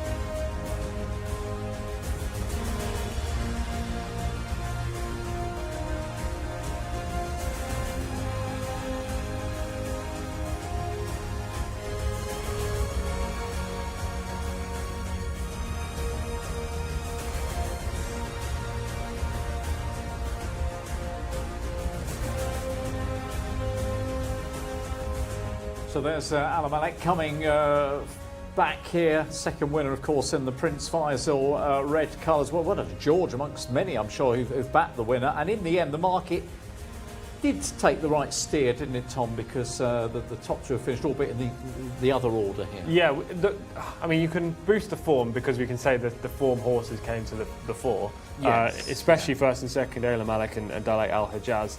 They were a little bit more experienced than the rest, but they finished first and second. Albeit Ayla Malek, I believe, was behind Dalay Al-Hijaz. Yeah, reversed the I form think, last time, Yeah, he travelled so well into this race. We went from the front-on camera angle to the side-on going around the turn. All the jockeys were niggling away, but Ricardo Sousa Ferreira was just sat there, cool on top, and you knew at that point it was only a one-horse race. The third place finisher, Majid Al-Anaya, my selection ran okay, but just was no match for the eventual winner. No, none of them were, and as we mentioned a bit earlier on, Ferreira's having a brilliant run. He's hitting close on 30, he probably is plus 30% now over the last 50 rides. But let's go back to Hannah for a little bit of reaction. Yes, indeed, we will get a reaction in just a moment. Let's just grab him now. Talk us through that ride, Ricardo. Yes, you know, this horse, I think, good chance today. I scared a little bit, my gate 17 outside, but he jumped very fast. I traveled behind the pace and waited the last 300. Was there any point in that you were worried? I mean, if you were worried about the draw, did you have any doubts midway through the race?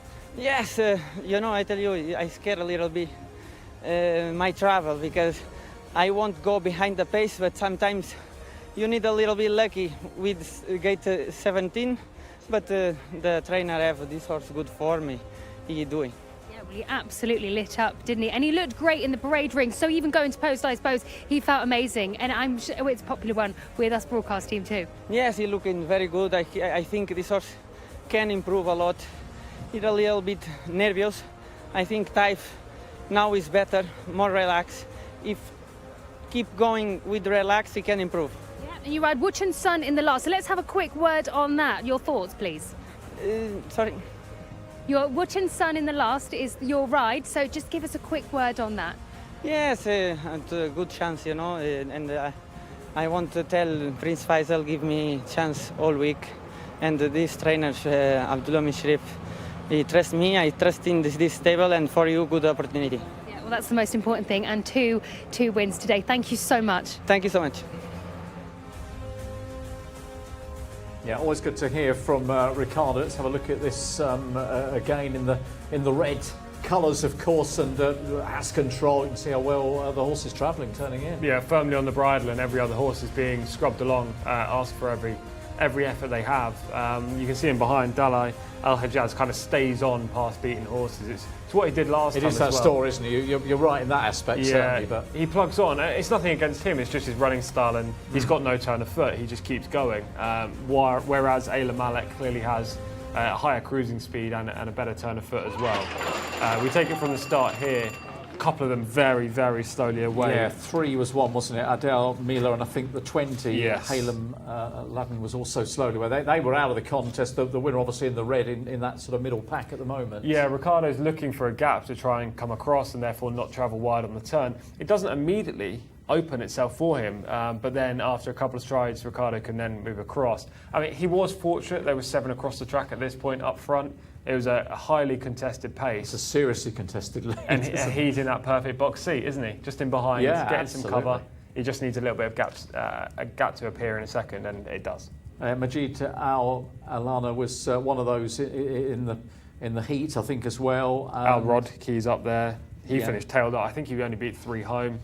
Motta Camille on the inside as well for Camilo, who actually ran okay back and forth. We spoke about the booking, didn't we? That was just a 15, of course, beforehand. So again, in a nice position on the inside rail. But the complexion of the race will change shortly. It's just the manner of how well this winner is travelling that is what really grabs the eye. Yeah, you can't quite see it from the overhead, how well he's going. But he's gone from as in Ricardo Ricardo, down to yeah, as in exactly. Ricardo But sitting pretty. But it was game over on the turn, wasn't it? It was just kept with his horse find, and he did. It was push button stuff. He's obviously a better horse than 59, isn't he? But how much better is the question. Dalai Al-Hajjaz probably ran to 64 again. He seems to constantly run his race. That's the type of horse he is, which would suggest to me that Ayla Malek may be a high 60s, low 70s horse at this stage of his career. But any horse with this kind of cruising speed will do well in Riyadh, because that's the main asset any horse can have. Tactical speed, cruise, and a high cruising speed. And he seems to have both. Whether he can progress into an open horse in time, who knows? But he's definitely with the right connections if he's to do that. Yeah, I think if you take the second as a solid yardstick, which I think we're entitled to do so, that gives you a good way of working on the potential figure for the winner here. But yeah, listen, it was a job well done, wasn't it, for a jockey who, as I continue to say, is in flying form at the moment. Yeah, he is. We haven't seen too much of him actually this week, purely because he hasn't had as many rides. But yeah, last week he had a great time with things. He's one of the better riders in here in this jockey The colony. Super 6, wasn't it, last week? I think. Yes, so, exactly. One of the best in the jockey colony. He doesn't have well, he's actually got 2 favourites later on, so he could add to his tally. But in the later races, the Group 1 and the local and the listed, he's on maybe horses slightly further down the pecking order, including Wuchen's Son, who Hannah asked him about. But I wouldn't put anything past Ricardo. He can win big races on any horse. Most definitely. Now, the good action continues to come, doesn't it, as we work our way through to the big races later. We're up to race number 5. It's a fillies maiden. It's sponsored by Boutique Group.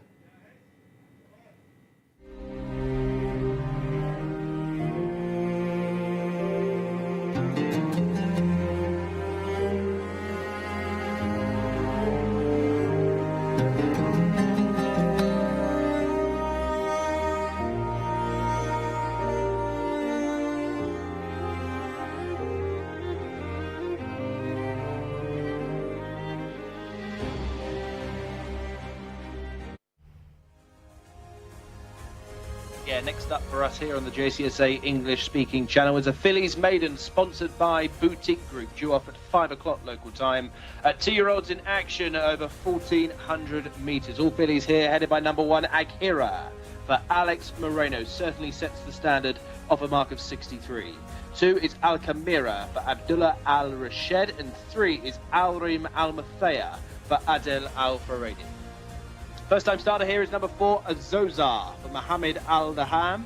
That is a late jockey addition. 5 is Bakhtar, also a newcomer, for Azil Al Sahadi. 6 is Blue Nail for Norwith Amadiani. Over the page to find 7, Ganabi for Fawaz Wanas. 8 is Hamra Al Hawi for Naif Al Anazi, and 9 is Johorat Al Danar for Mohammed Al Yami. 10 is Misa Feya for Rahid Al Farouz, and 11 is Mofaka Ala Iyad Al Tarizi. 12, Nakada Farhed Al Faredi. 13, Nazrat Akbar Mohammed Al Hubail. 14 is Noor Al Seba for Tariq Al Mansour, 0 from 1. The same record about number 15, Ayun Shama for Abdullah Al Udib. 16 is Kisha Abdullah Al Sayyidi. 17 is Tamim Abdullah Al Credis. 18 is Tadwi Mohammed Al Habib. And there is one more over the page. 19 is out. 21 is out. Between those, Tajeb Alain definitely goes. Rayan out to Esh. So this fillies maiden is sponsored by Boutique Group. We can take a look at them with Hannah Baycroft. Yes, indeed. Let's have a look at these fillies. Starting with number 1, Aghira. Well, she looks an absolute picture. You can see the whites for her eyes. She's having a good look around. But in terms of how her body looks, she looks incredible. You can see, as she's jig-jogging now, okay, this is where you can see those muscles really working. She's really on her hind end, so that heightens the oblique muscles in particular. You can see that line directly underneath, that fitness line that goes round the bum. And when I talk about the muscles on the hind end of the horse that slopes down, you see this one? She hasn't got that. You see this muscle on the top end. She looks great. Her bum high, actually, bum high. And the problem, well, there's obviously it's a 2-year-old, so there is more growing to be had there. But we need some more muscle on top. So you can see from the withers, that's the pointy bit in front of the saddle, there is a dip coming through the neck. So I'd quite like that to be fully straight. So a little bit more muscle there, perhaps needed. And maybe that tummy a little bit more tucked underneath. But it's a 2-year-old, so more improvement needed there. Number 12, we're going to drop back to now. Got a bit of a gap again in the parade ring, because a couple of them are jig-jogging. So we'll go and have a look. We've got to stay away from the ones that are being a little bit naughty, as we don't want to get caught in the back end of them, like this horse in front. Naughty, naughty, calm, calm. Number 12 here. This horse is a paddock pick. Look at that now. I know I can see. You can see it too. The little bit of a sweat coming underneath the saddlecloth. She is getting a little bit warm, but her muscles look incredible. And the way she's jig-jogging again, this is a perfect view for you. Look at those muscles. Gorgeous hind end. We're going to have a little look now at horse 15 and 16. Let's just drop back to the parade ring. Let's let some of these go. Okay, so we've got a grey horse here. 15 and 16. It wants a pony. I was thinking, is there a pony? Yes, I know exactly what you mean. The horse 16, everyone, when you see that one, is Jcsa. Very small horse there. I know what you're thinking. Here's the size of a pony. Yeah, indeed. Oh, you're on 15. I can see my cameraman there. Now you can see that horse is playing up a little bit, but they've got full hold of that horse, so do not worry. Yeah, the 16 horse just behind there is absolutely tiny. But remember, Tiger Roll was tiny and extremely successful. So it's all to play for, really.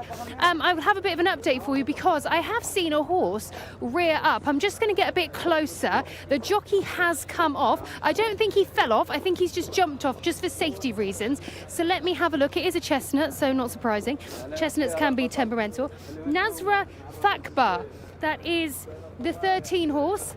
You might be able to see that in shot, swishing the tail there and rearing up on the hind. So we'll have to see if he calms down, because she's really kicking off a bit of a fuss there. But I'll keep an eye on it, guys, in the studio, and then we'll come back to you a bit later on. Thank you, Hannah. Lots again to look at, lots to consider in this fillies maiden, and we're indebted to the sponsor, of course, Boutique Group, for backing this contest for us. Local bred 2-year-olds over the 1,400 metres. There is a strong favourite, Aghira.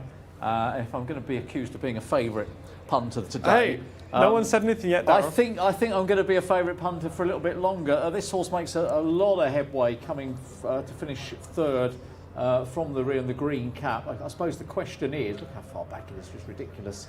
I suppose the question is, can the horse get a bit close to the pace today and still play a part?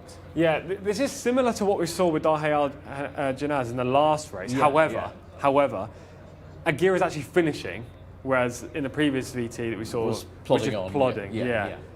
You can see really closing up towards the line. I mean, you'd have this in your tracker, wouldn't you? Absolutely, absolutely. It looks like the horse has been slightly inefficiently ridden, quite clearly finished with a lot in the tank. Yeah, that's the big run, and this is number 12 we're having a look at here. This is Nakada, who is going to finish fourth again, staying on down on the outside. Yeah, it was a creditable effort down the outside. Step forward from the debut as well. Not finishing with the same energy as we saw Agira in the previous piece of footage, but I said this yesterday and the day before, these connections are very good with 2-year-olds, so I wouldn't be surprised if Nakada played a major role. She will need to step forward to beat Agira, though. Yeah, she is 4-1. She's second choice in the market, Nakada. We're getting a closer look at her as the runners are up the post. Agira, the top horse, first of those VT clips, is a 5-4 chance in the betting. And what I particularly liked about Agira's race was not only obviously the ridiculously eye-catching run, but the winner of that race is rated, I think it's 76, or might be actually into the early 80s now, and therefore, in theory, that's a good run for a maiden given a mark of 63. Yes, absolutely. I'm going to be with you actually here with Agira. I think she is definitely the horse to beat. We are seeing the diminutive 16 in the back of shot there. That was Jcsa on the debut. I mean, size doesn't really matter in terms of horse ability, but no. In this case, she is very small, and she's going to have to devour some ground. I don't see it happening. I don't want to steal Hannah's thunder. I don't know if we're going to go back to her, but I did see Mohammed Al Hubail jump in the car because he was unable to get on Nazra Thakbar, who was ponied down by herself. If you do like the 13, I'm sure Hannah could potentially provide some more, but I saw that out of the corner of my eye. Agira definitely the horse to beat. Did you give a chance to Al Reem Al Mothea, horse 3 with Adele? I did. I had that in his second pick actually. I thought that the second run was better. Obviously, this is a race. The stable have gone in sort of all guns blazing, haven't they? With I think they're 3, possibly 4 runners from the yard here. But because of how strong I rated Agira. Even though Adel Al Faradi is on the 3 horse, I thought I had to include, but yeah, here is the 13 I was talking about a second ago, Nazra Thakbar. Mohammed Al Hubail was in the car going down to the start, so hopefully everything will be okay when he gets there, and hopefully Mohammed can get on board. Otherwise, she will probably be a scratch, but fingers crossed everything goes okay. She does look a bit wide-eyed at this moment in time and not enjoying the experience.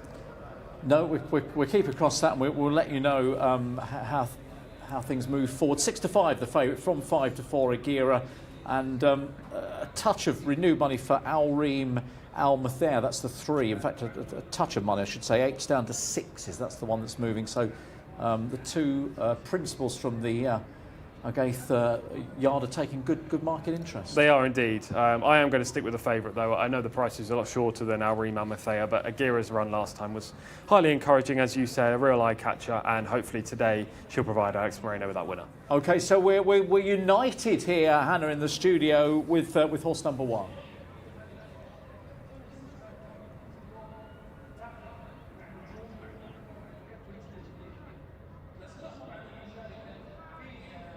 My selection has been a bit torn, really. I was thinking, Agira undoubtedly looks absolutely phenomenal, and she's one of my paddock picks for sure. Absolute standoff. And it just goes, you can really see the difference in these horses, the real good ones that are great, and she's one of those. I did say that my eye catcher was horse number 12, Nakada, so I have been torn between, and I have to put into the thought of the form here, so I am going to go with horse number 1, Agira. I'll be interested to see how number 12, Nakad, does go. I'll give you an update as you wanted. The chestnut horse, Nazra Fakbar. What happened is she wouldn't let the jockey board, basically. She was swishing her tail, she was rearing. I know I told you that earlier, but it continued, and she was wagging her tail constantly. They tried, so the horse was ponied up to the start. Now, I'm sure Mark will be able to give us an update whether she has gone into the stalls, so hopefully all is all well with there. But my selection, guys, for our little competition here, I'm going with horse number 1, Agira. She looked phenomenal. Alex Moreno, of course, on board, a real contender in this race. So, Mark, it is now over to you. Thank you, Hannah. Yes. Nazra Thakbar, you can see the horse about to load. You can see the jockey as well, Mohammed Al Hubail, who has successfully made his way down to the 1400 metre start. I take a chance on Nakadar here for Fahed Al Faredi, 6th and 4th on 2 starts so far. I think Aghira just enjoys passing beaten horses, but she certainly rallied very gaily to the line last time. I know one person who certainly got her in their notebook, and that is Tom Humphreys, who certainly has a soft spot for Aghira. We thank Tom for his hard work here the past couple of weeks. Darryl now steering the ship with TC alongside. Hannah doing stellar work in the parade ring so far. But I think Nakadar is the play here. Fahed Al Faredi in this fillies maiden. Back on the turf for race number 6. The handicap to dive into. Last couple coming forward here, including Bakhtar and also Ayun Shamar. They fill out stalls 2 and 4.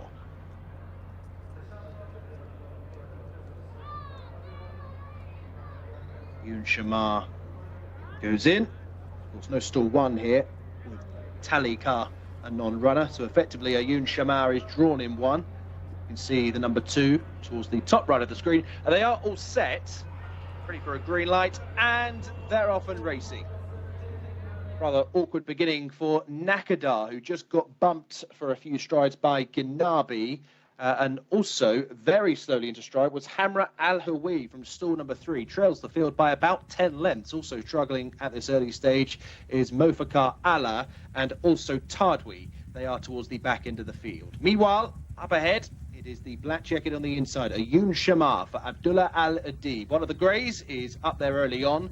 Between rivals is the green jacket with the yellow hoop as they take the opening turn.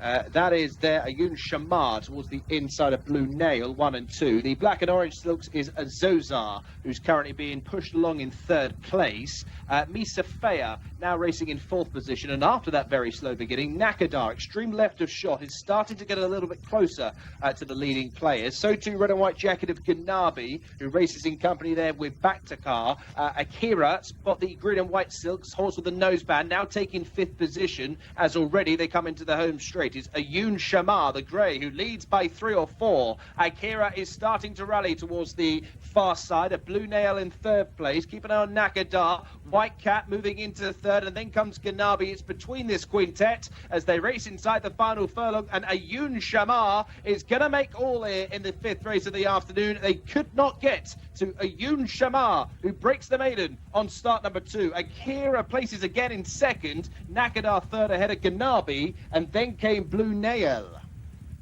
Very few got into this race, in fact featuring the first 5 or 6 after the 2nd furlong, I'd say, with the first 5 or 6 home. And Ayun Shamar, who effectively inherited the inside gate, has got on to a decisive victory here. Abdullah Al-Udib, who can believe his luck on the home turn, travelling the best, finishing the best. Akira, as she normally does, running on into 2nd. Ayun Shamar has won in a time of 1:30.69. Akira on the right of screen under Alex Moreno, cut towards the inside, but certainly couldn't close on this front runner. Wins by 4 1/4. Up for 3rd place was possibly Nakadar ahead of Ganabi. Those two bumped each other on stall's exit, eventually filled up 3rd and 4th. Blue Nail was home in 5th place. So the numbers 15, 1, 12 and 7. It's an all-the-way win for Ayun Shamar.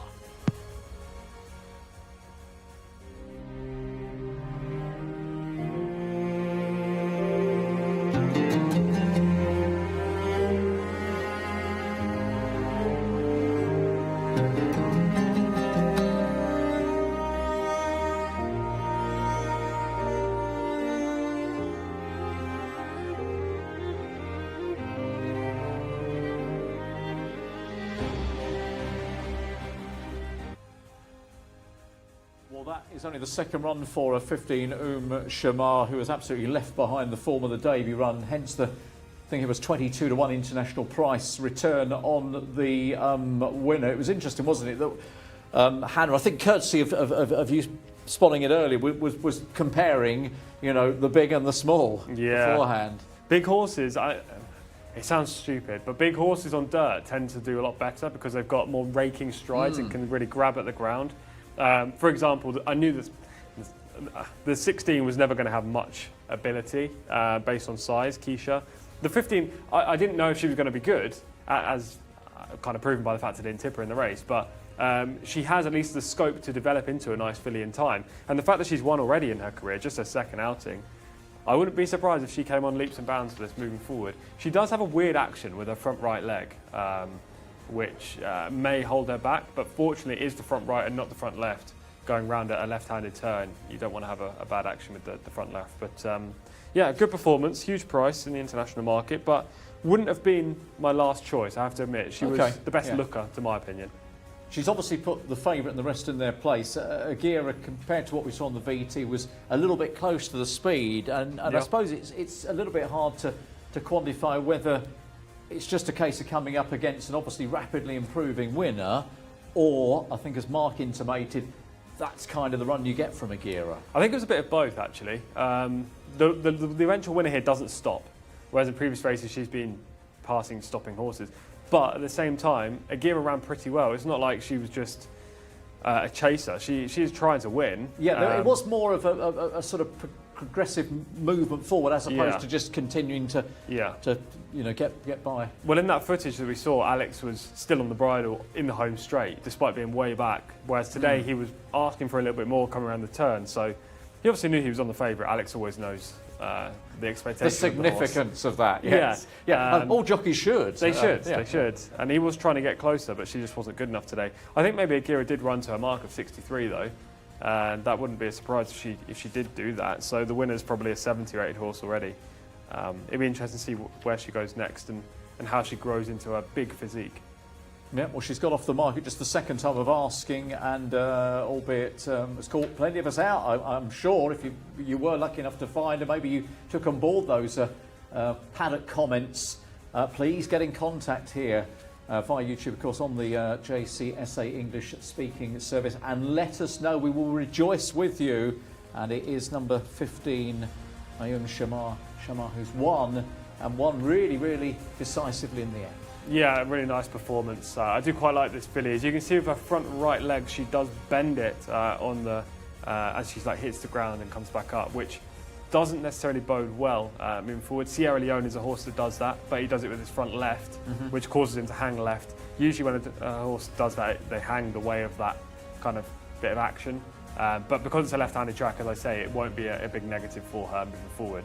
Big scope he saw, and actually finishes with her ears pricked, which suggests there is a little bit more left to come as well.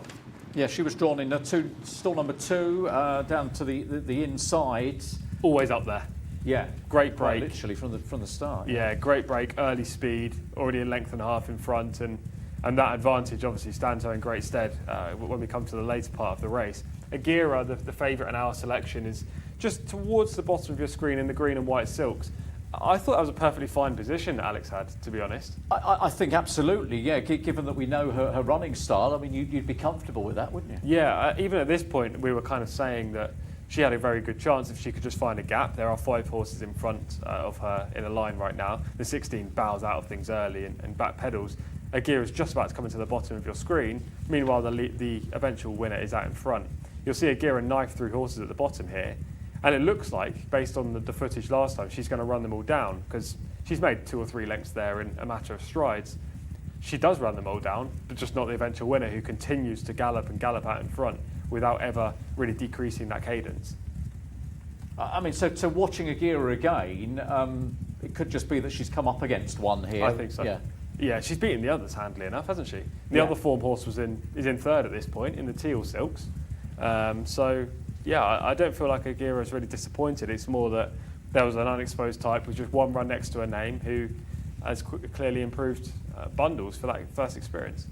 Yeah, it's a fantastic run, isn't it? It's a huge step forward, as you say, from the winner that was difficult enough to find in the market, understandably. And that's the thing, of course, with these lightly raced maidens, you can rapidly improve. But it was just interesting that you spotlighted her just because of her size in the parade race. Especially for a 2-year-old, I think that's more noteworthy than if it was an older horse. She's still obviously growing. She's a very young horse, but she looked massive compared to most of them, especially the horse directly behind her in the parade ring, the 16. I'll be excited to see where they go. And also, she has such a big stride that maybe even going up in trip will suit her in time. She's finished well, considering she showed a lot of early. She didn't exactly slow down. So maybe she can go 1,600 metres next time in an open race and see how she fares. Yeah, that will certainly be interesting to see whatever the plans are in second. There was the favourite, then it was Nakada, number 12, back in third, and Ganabi, both of whom were fancied as well. So again, that adds to the substance of the form there with the second, third and fourth. I think the sort of top three in the market. Yeah. That was our fifth race of the afternoon. We're heading towards halfway on the programme today. And the final turf race as well. Yes. Yeah, final turf race coming up. And another small field coming in this contest, but it is the best turf race that we've seen today. Wakud obviously won earlier on, and he's a good horse, but this is a 0 to 95 and a really good race, despite the fact there are 2 scratches. Yeah, looking forward to it. It's our third and final turf race, as you say, Tom, of the afternoon, and this race is sponsored by Saudi National Bank.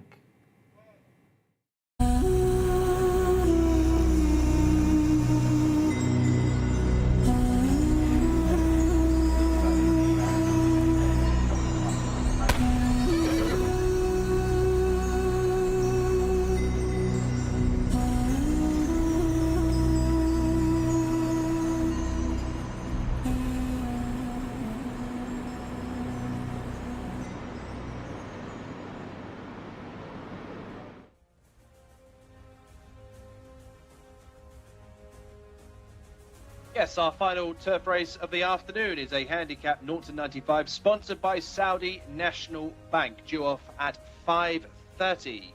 The field of 10 are headed by number 1, Year of the Dragon, which it certainly is in 2024. Turkey Alofi rides the top horse. Tom highlighted 2 scratches here.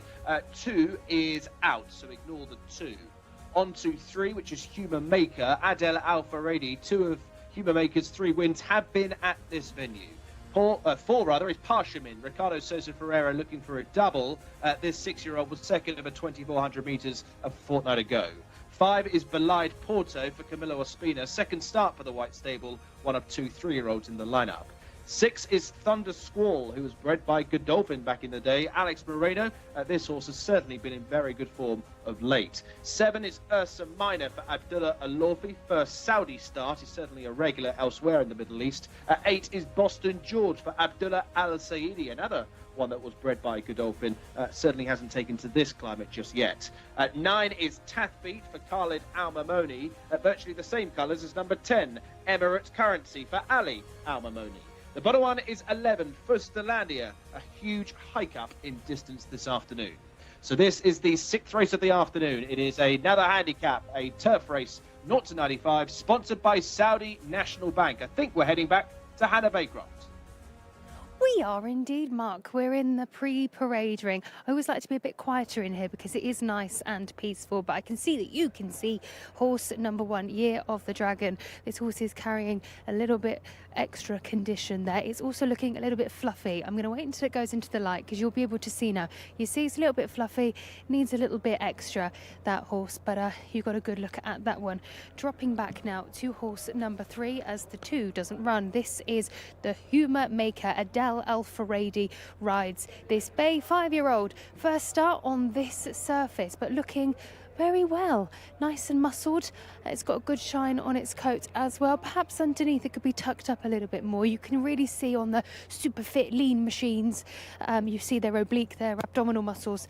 You can see the line very, very, what's the word, prominent. It's there, you can see it. And on this horse it just needs a little bit more, but nevertheless looks good. Quite a big shoulder on it as well. Powerful looking individual. That's your 3-horse Humour Maker. Just behind now, horse number 4, Parchemin, Chestnut, Ricardo Sousa Ferreira. Could he get another ride for, well, not another ride, another winner for the Red Stable? Success in France before moving here. Let's have a little look, shall we? A bit overbent on the front, but it's just because he's chewing his bit, but it's keeping him occupied. He's got the earplugs in, and you can see him having a little look around. In terms of muscle, he's got quite a big shoulder on him actually. Not overly massively girthy, but there is some depth there. And on the hind end, I can see that fitness line. So yeah, looking good. Could be a bit more toned, but all in all, looks a pretty good horse. Dropping back again, number 5. The 5-horse, Bolide Porto. Camila Ospina rides this Chestnut, rides for the White Stable. This horse chewing away, you can see the saliva coming out. It has a ring bit. I'm going to wait for now if the cameraman to just drop back to this horse, because I want to show you this ring bit, also known as a Dexter racing bit. Funny with these bits, because it's almost like a hanging cheek, and basically it's supposed to, if you've got a keen runner, it gives you a bit more control, but this ring, it's a bit like a chiffney, so I'm not really sure how that actually does stop it being so keen, because it's not like there's a rein attached to it or anything. It's essentially just there, but that is your Dexter Racing / ring bit on this horse. Very shiny. You see the gleam on the hind end of it. It almost like it shimmers with a lovely gingery colour. It looks really, really nice. Quite girthy, this horse, and a lot of shoulder muscle. This is great light in here. I can see all sorts. Nice neck muscle as well, and it's great because the horse isn't overbent, so when we see that neck muscle, it's not like it's been using it in the wrong way. Looks quite powerful. I suppose you could have a bit more power on the hind end in that engine, but all in all, looks a very good horse. But I'm most impressed by its shine actually, because these 2 chestnuts, the 4-horse Parchemin and the 5, they're both chestnuts, so you can kind of see the difference in colour. This 5-horse Bolide Porto gleams just that little bit more. Again, it's the nutrients within, and that's what we're looking for. But we're sticking in the pre-parade ring. We weren't actually sure if we were going to be in here that long, but we are. So what we'll do is now, if we'll look at the 6-horse just behind. So number 6 with the lovely blue bridle. I have to say, this is what I really like, all the different colour tack. It's very cool. It must be made of some sort of webbing. I know you get that in the international races, but hey, listen, I like it. It's cool. This is number 6, Thunder Squall. Alex Moreno takes the ride on this 5-year-old gelding. Shiny, looking rather nice. Could do with a little bit more fitness, I suppose, underneath, be a bit more tucked under, but you can see really clearly the fibres and the muscle in his shoulder as well. On his hind end, you can see his muscle. I talked about the fibres earlier. When that hind leg towards me just goes back, you can see the lines. Maybe perhaps a little bit more, but it's quite a big horse actually in terms of tall, stocky as well.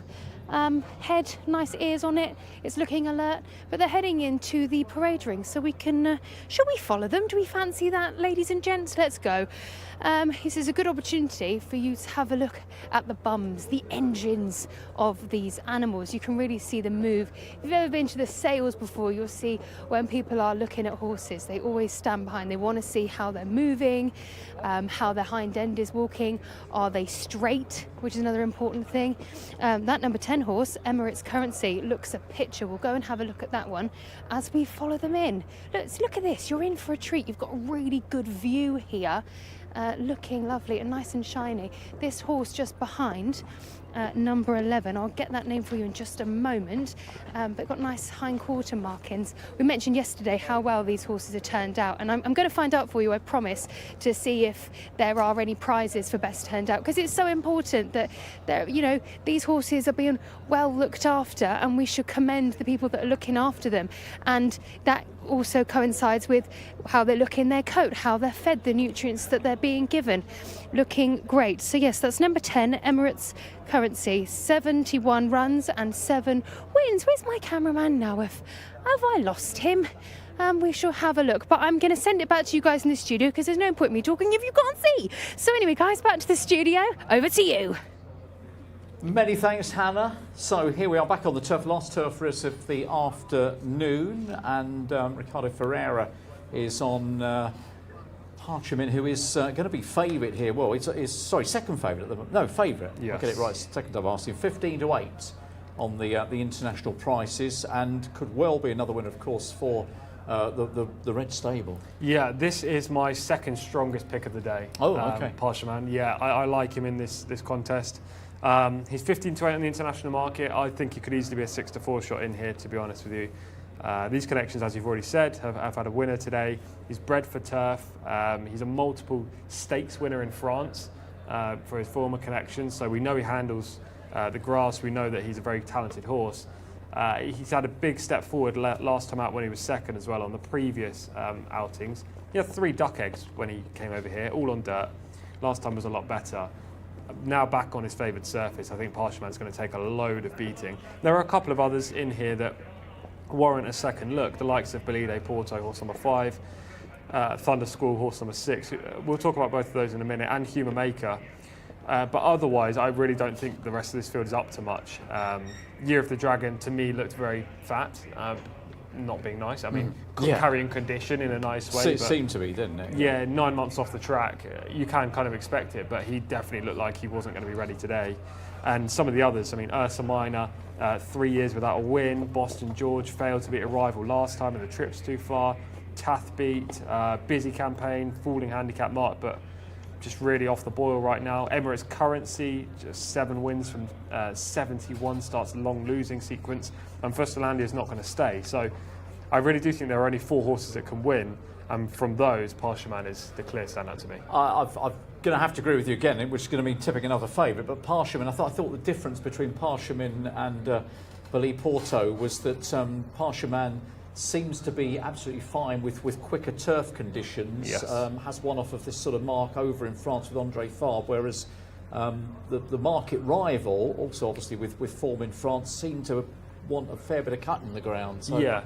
He's a very good horse though, Belide Porto. I'm not completely writing him off. He was second on my shortlist. He looks lovely as well, and he's white stable, and he's going to improve for that comeback. Yeah, of course, yeah. But he's only a 3-year-old, he's still improving. Parchment is the real deal, really, for this kind of level.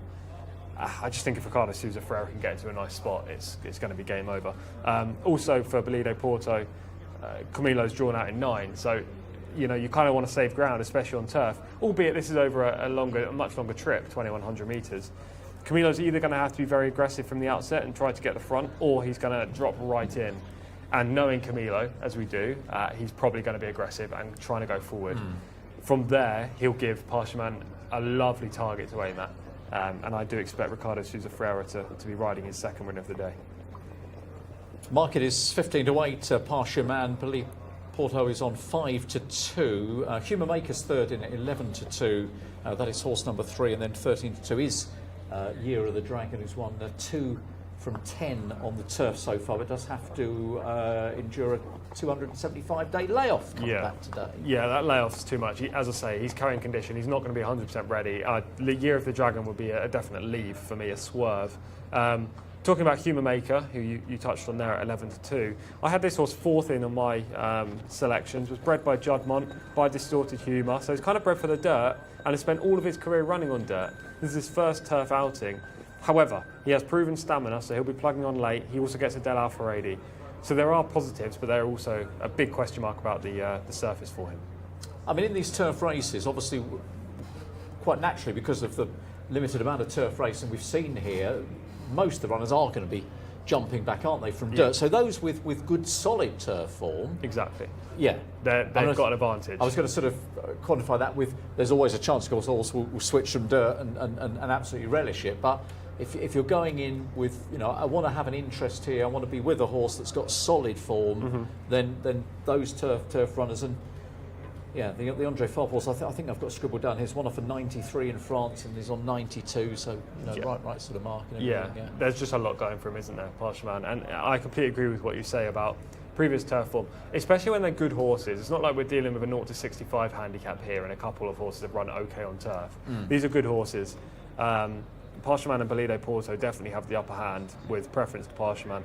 I think Thunder School shouldn't be overlooked either. The Godolphin bred by Dubawi, lovely dam as well, who I cannot pronounce to save my life. But Thunder School is more than capable of running well in this spot, and it's definitely suited by turf.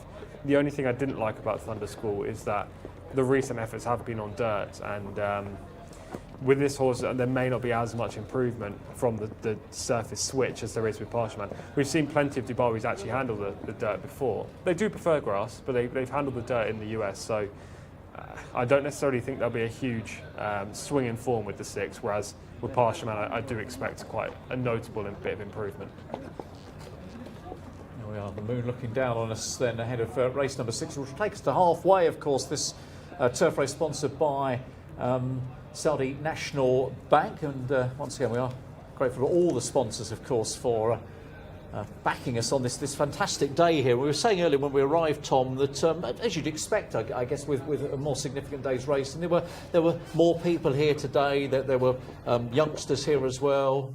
Maybe more of a family feel as well, being the Saturday. Yeah, you can see in the shot just at the top there, we've got a crowd kind of brewing, let's say, and it's only going to get bigger as we get towards the back end of the card. You have to remember, it's a long day here, 12 races.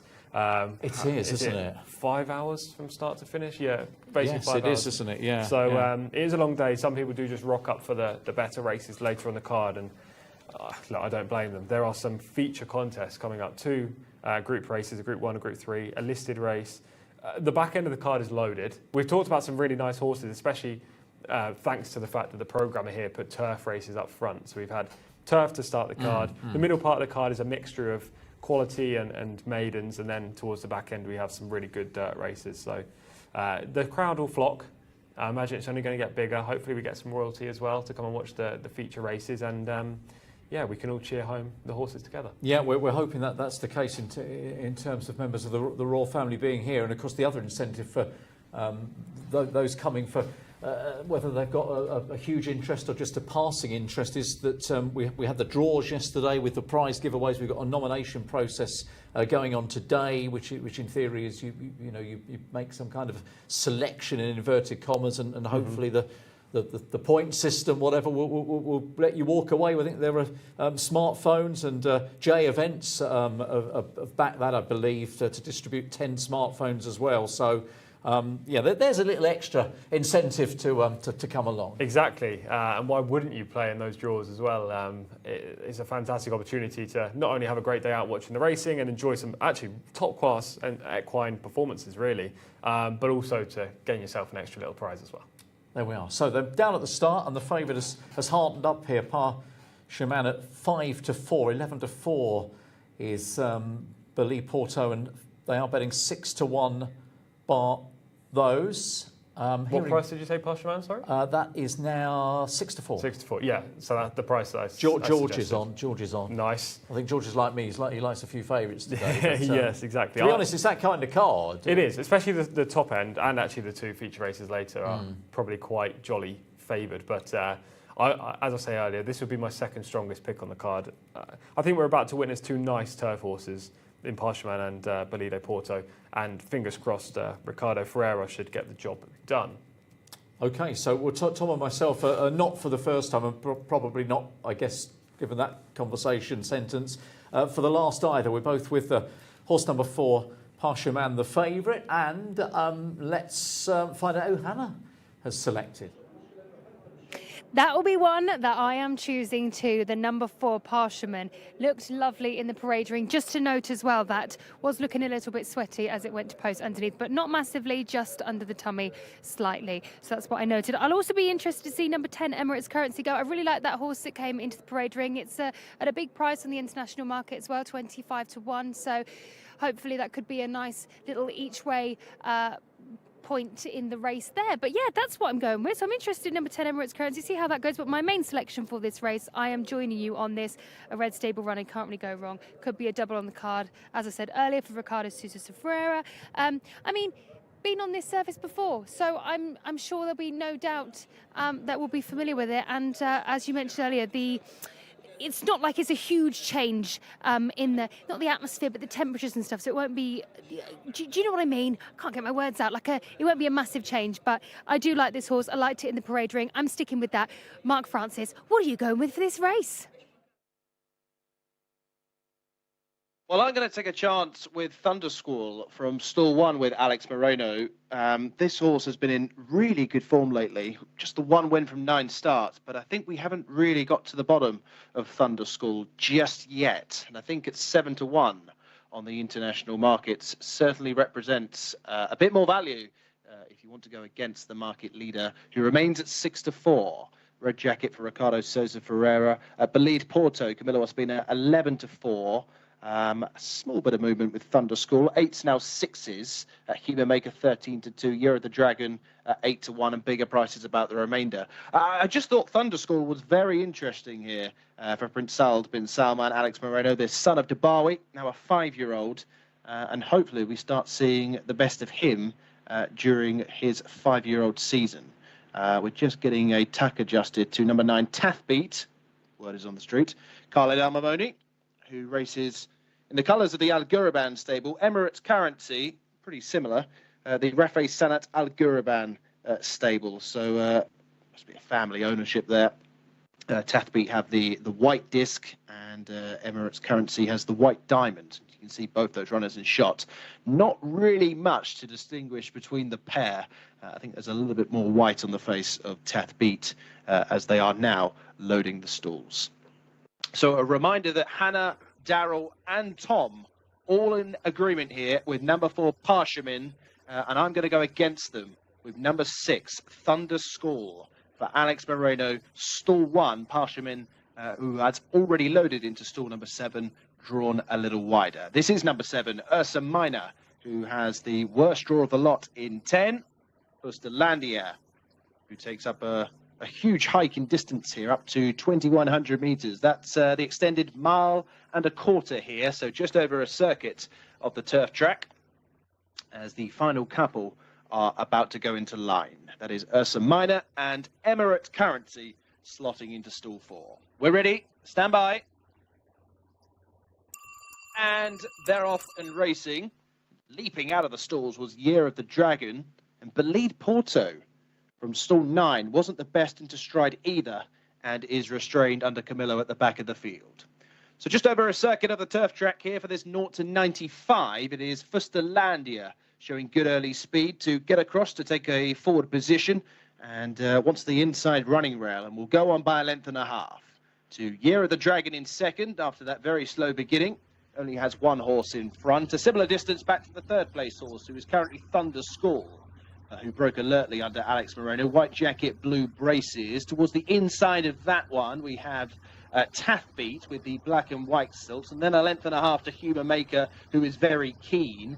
Wider on the track is Ursa Minor, currently in the forepath at the moment, halfway down the field. The red jacket of Parshamin is also rather lit up, is towards the back end of the field with Emirates Currency. The final pair are Boston George and Believed Porto. So as they approach the halfway stage, and the halfway point in the racing today, it is Fusterlandia on the inside of Year of the Dragon 1 and 2. Human Maker, who is just covered up at the moment, or I should say, Thunder Squall is just a little bit covered up, with Ursa Minor plotting a wider course. Tathbeat just needs a little bit of racing room towards the inside, and then comes Human Maker in the blue and white. Being pushed along for a stride or two is Believed Porto to get a little bit closer. Just ahead of that one is Parshamin. Towards the back end of the field now, Emirates Currency still has plenty on, so too does Boston George. So around the home turn they come. And up ahead, it is Year of the Dragon between horses. Fusterlandia towards the inside, but Tathbeat has now emerged, and Tathbeat has come to produce a challenge. Trying to get on terms is Believed Porto down the wide outside. It's getting a little bit tight for room, involving Human Maker, and then comes Parshamin, who had no room at the inn, deep inside the final furlong. Believed Porto has come from the back of the field to lay down the challenge to Tathbeat. Believed Porto now going on by a length. Believed Porto goes on to score. So in second position, Tathbeat, and then came Emirates Currency, followed home by Ursa Minor and Human Maker. Well, Believed Porto has come pretty much from last to first here under Camilo Ospina and the White Stable. second run in new colours for this 3-year-old Bolide Porto, who has now made a transition, a positive one, from France. Wins at a time of 2:11.29. Driven to the line under the former champ, Camillo Ospina, who recently rode 1,000 winners here, of course. Wins by a length and a quarter. It's a Tathbeat, who didn't do much wrong in second position. Khaled Al-Mamoni. They were clear then of Emirates Currency, who ran well in third. Very tight fourth. Huber making the far side of Ursa Minor, I think, in that order. Favourite, very disappointing. The numbers 5, 9, 10 and 3. The winner, Bolide Porto.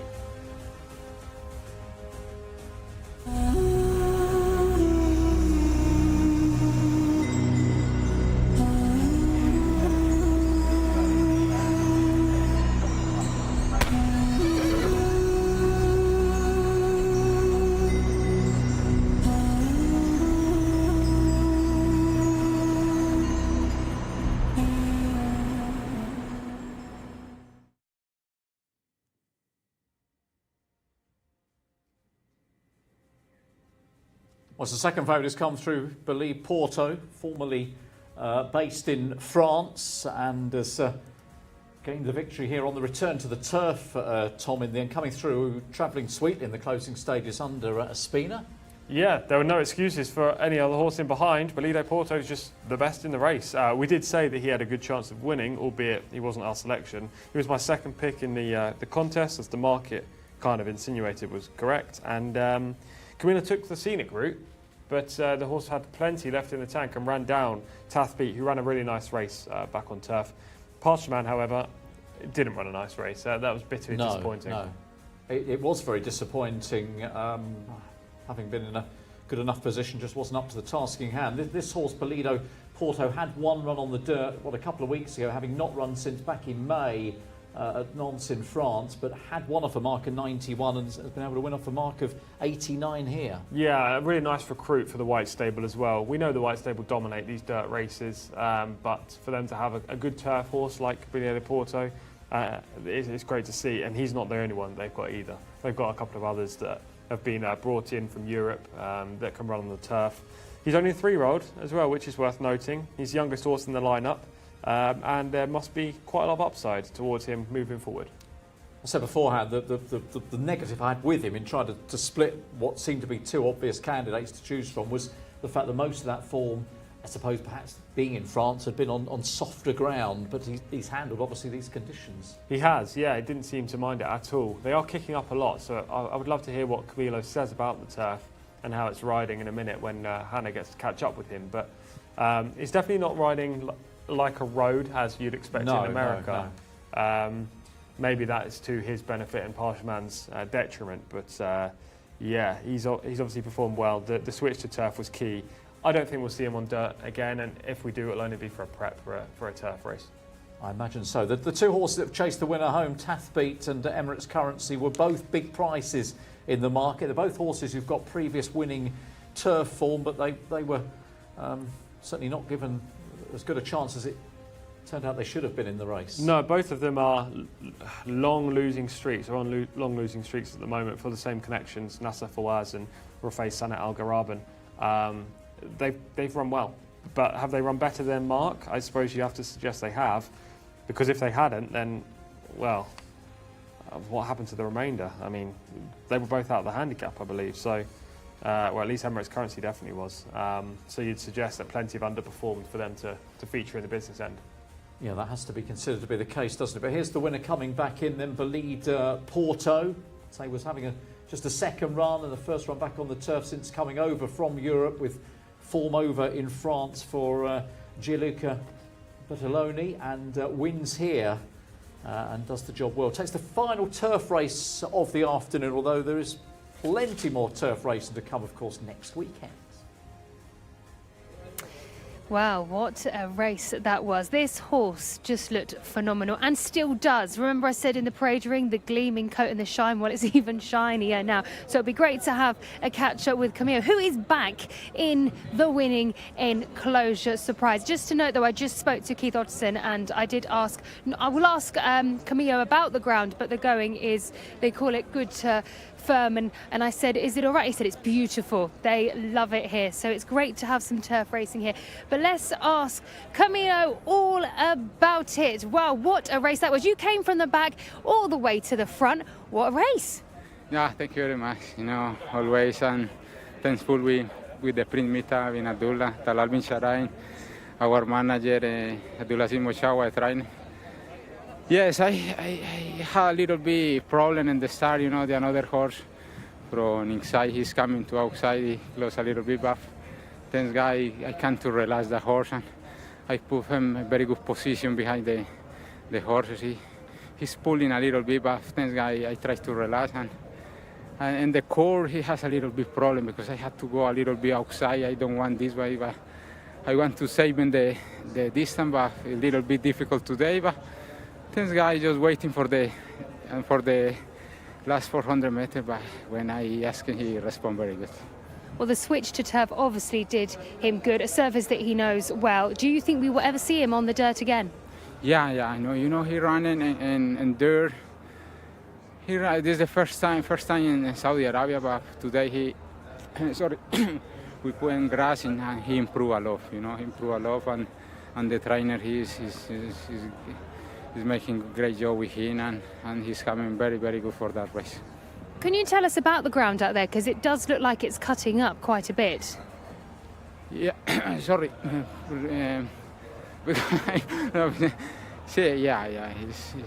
it's nice horse. You know, we're looking some horses for the grass because our horses in there, but we hope this continuing the same thing, and we have a good horse for grass.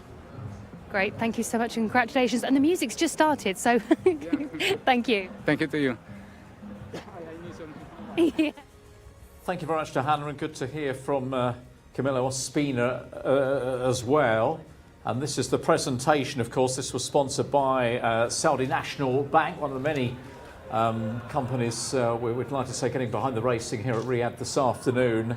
And the presentation taking place to the connections, of course, the King Abdullah white silk colours. And yeah, there were a few disappointments. He suggested we need a little bit of time to get the horse into position. Look, ultimately, it's a very, very good effort, isn't it, here? And you imagine that they'd probably want to stick with turf, wouldn't they, if the options are there? Yeah, there's no way they're going back to dirt with him. He doesn't perform on dirt, and he does on turf, so they'll stick to the grass. I'm sure the White Stable team have that opinion as well. He is the horse I would take out of this race. I know it sounds silly, but because he's won, but he's the one with the most upside. The age, the experience over here is limited, and plenty went wrong in the early part of the race. You can see on the wide outside, he just gets balked in the first couple of strides by horse number 11, who cuts across. That is Fustalandia. Cuts across Camilo, and Camilo kind of has to take back. He doesn't want to be situated wide on the turn, so he's gone right to the rear of the field. It's difficult to win from back there. I know this is a longer trip, but it's still not a usual occurrence that a horse can come from last to first. So you have to mark him up anyway. As I say, with the second and the third, finishing second and third, and running throughout the handicap, you have to question the form. Yes. But you can't take anything away from the winner, who was actually pretty keen in the first part of the race too. He was. They've had to go to plan B with the winner. I'm just looking at the red stable colours of Parshaman to see if there is anything we can glean from the performance there. He took a bump at the top of the turn as they come in to the home straight. I think it's from Human Maker, but that's not enough for a horse to run as poorly as he did. It was only a light tap, so I don't see an excuse for him, to be honest, Daryl. He's in front of the eventual winner, Bolido Porto, at this stage, and he really flattens out without really ever making a run as well. So he's just a big disappointment today. Maybe they'll find an issue with him, or maybe he didn't like the turf going today. But yeah, he was subpar, that's for sure. Two of them sort of dominated the pace early. Year of the Dragon, I think it was Fustalandia on the inside. They're the pair going on, and they're sort of duelling with each other for the early part of the race. And still, the eventual winner is settled, back in 7th position at the moment? Yeah, these first two are always going to come back to them. Year of the Dragon wasn't fit, and Fustalandia is a sprinter stretching out. So those two were never going to hold on, but it was who was going to come from behind to win. Tathbeat makes a big run at this point with ears pricked.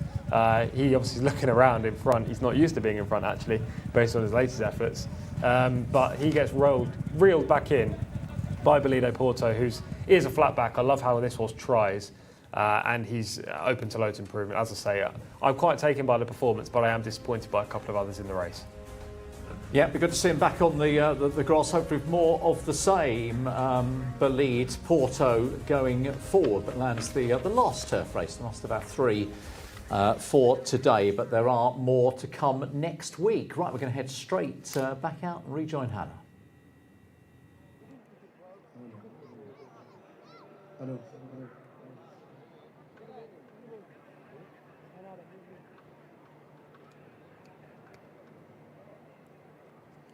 Can't hear us at the moment. She's ready. She just can't hear us, but we will try and re-establish that link with Hannah in a few moments' time. So, still to come, we've got 6 more races, and the first of the Arabian bred horses today. Daria Gate Development Authority have sponsored this up-and-coming 7th race.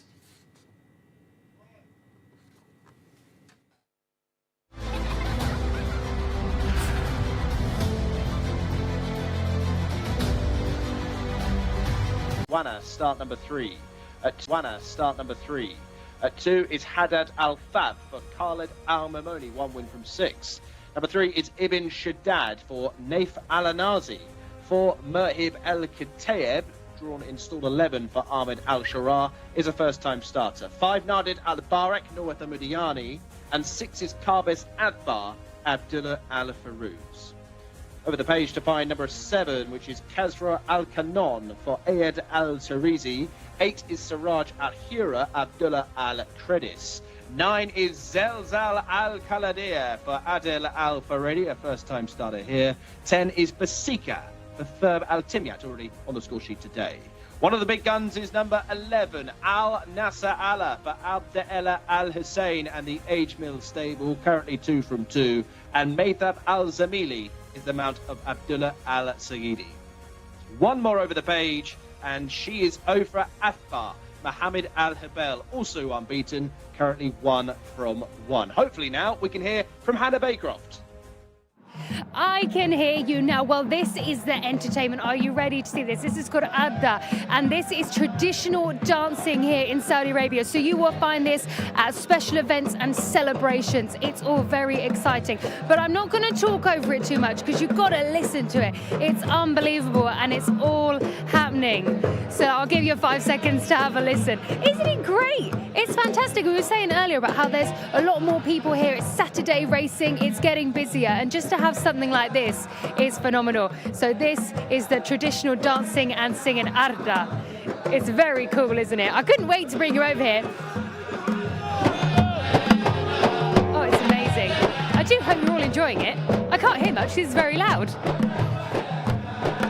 When you're ready, guys, we'll go back to the studio. But until then, enjoy the music.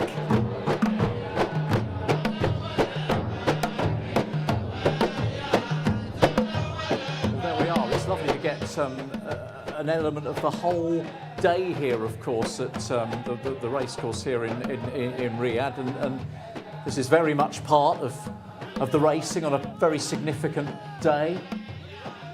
Bit of culture, isn't it? Yes. A little bit of culture for those of the people watching at home, and for us as well. We may not have seen this before on a racetrack, and it's quite nice to get the local vibes, isn't it? It certainly is, Tom, and I think also you refer to the viewers, and we've said here many times, this English-speaking service is of course available, and we've got a field of 13. I can't quite remember how many runners. I was fearing we might have a very big field, but perhaps a more manageable field than is sometimes the case here. Nevertheless, it's still very open. The betting on the international line has number 11, Nasserallah is the favourite at 9-4 in front of the 13 Ofra Athbar, who is 11-4, and Basikar number 10 at 9-2. So it is those horses towards the bottom of the card. These are obviously open rated horses, not a handicap, and the favourite I think is the top rated off the mark of 90. Yes, this is an interesting contest, isn't it? They're a mixture of abilities. The favourite deserves to be the favourite, which, I mean, gives nothing to the viewer at home, really. But Al Nasser Allah, 2 from 2 so far, has been impressive in both of those outings. Can she make it 3 from 3? Well, we've already seen one horse on the card do it back in race 1 with Jcsa, and it could be very much the same here. There are interesting opponents though. It's not a one-horse race like we saw in race 2. There are horses from Lucas Gaitan's stable. We've got an Al Khalidia stable runner as well in Zelzal Al Khalidia. And we've also got Jcsa, who has shown plenty of ability and won last time. So this could be a pretty useful race. Those 4 that I've mentioned there will be the ones I focus on, not Siraj Al Hura, who is actually quite short in the international market at 4 to 1. I don't know about you, where you stood on the 8 here, but I like those towards the bottom of the race card personally. Yeah, didn't have strong views, particularly on the 8 Siraj Ahura, but as you say, is one of those that I think when I went through the betting, I missed that one out. It was just across the page. That's my excuse. But 4 to 1 actually sits third in the market. It'd be interesting to see how that market evolves in the coming minutes as well. But yes, top-rated horse is the favourite, which I guess is always a good starting point. And we're getting our first look at the runners coming into the parade ring proper now, and we will eventually have a look at one of the runners here as well. In fact, we'll look at the favourite in due course, give you a form guide in a moment. In fact, we can do that now, can't we? Al Nasrallah, and this is the run last time out. It was a winning run. Comes with a late run, and going on to take this event. Yeah, she's a very slight filly. She has a bit of an awkward head carriage and she struggles to change leads. There are the negatives. The positives are she's unbeaten, and I love how she's courageous to burrow up the inside here. Not all Arabian horses would do that. They would prefer to be taken wide, to be by themselves and not be burrowed through a small gap. So that has to be a tick in the box. She has lots of ability. She stays well. It's just whether she can beat this slightly saltier group today. It's a good word, isn't it? Saltier group. I like that. Number 11 on the card with that hitherto unbeaten record to put on the line for this 7th contest. Now, while we contemplate selections and thoughts here, we can hear more from Hannah Baycroft. Lucas Gaitan joins me now. He saddles Ofra Athbar. Tell me about this horse, winner on debut at this distance. Yeah. I mean, it's going to be a fan favourite, right? Yeah, well, she won very nice that day. She was against this Jcsa that is here again today. So, well, she's a lovely filly, looking great. Tough race now with the winners, with the colts. So we will see. I think the distance is okay for her. She won the same on first time. But we will see now with the winners, as I said. We're going to have a look at her in the parade ring. I can just see her over there. You happy with the way she looks? Yeah, she's looking good, even probably better than the first time out. Looking strong, calm, so all okay from that side. Wow. But there you have it, looking better than first time out. Thank you very much. Best of luck. Thank you. Yeah, Lucas is another trainer with a very hot strike rate at the moment, 26% on my figures. That's based on the last 50 runners ahead of today, which would sort of put him third in the numbers. So that's a very, very positive point to note, and trains the 2nd favourite in the market here, Ofra Athbar. Well, we're playing a bit of ping-pong tennis here because we're going to head back to Hannah, who's across all the runners in the paddock. Yeah, ready to rock and roll with horse number 8, Siraj Al Huran. Consistent in the placings for sure, but let's have a look at how this horse looks. I mean, he's having a little bit of a look around, just seeing what's going on, but nothing too offensive. Got the ring bit on that we spoke about earlier, the Dexter racing bit, just for that extra bit of what would we say? I can't even think of it now. Extra stoppage. I'm going to call it, that's my new word. But yes, he's just pulling back on his bit, just sort of let him know, hang on a minute. He's got the high head carriage, his ears are back a bit, but that's because he's just keeping an eye on what's going on behind. There's someone clanking on the rails. High tail as well. You can see the abdominal muscles underneath. Looking good in the coat. It's always quite difficult. I said this yesterday, actually, sometimes with the grey horses, but that is your horse number 8. Dropping back now to horse number 9, an absolute picture in the parade ring, of course, sired by Laith Al Khalidia. Look at this horse, foaming at the mouth. That's because he has been chewing along on that bit. Adel Al Faradi takes the ride, who is just about to mount, so we can watch that now. Oh, there we go, steady on. He's off already. There we go. Could have been a crush. But as you can see, that horse looks a little bit cold-backed, let's say. So that's just started him off, but I'll keep you updated. The horse is just running around the parade ring, but they've got hold of him, don't you worry. It just goes to show how good Adel Al Faradi is, because he's managed to keep hold of that horse as it tried to disappear there. But luckily the handlers have still got hold of him. It is actually running away with him right now. But like I said, they've got control of it. I'll let you know of any updates. We're going to see if we can get a look of them going to post. That's number 6 just heading up there. And then I want to see if we can capture Adel's ride, actually, just see if he has got control of it. That's number 8, Siraj Alahan. As you've just seen, they're still calming Adel's ride, Zelzel Al Khaladia.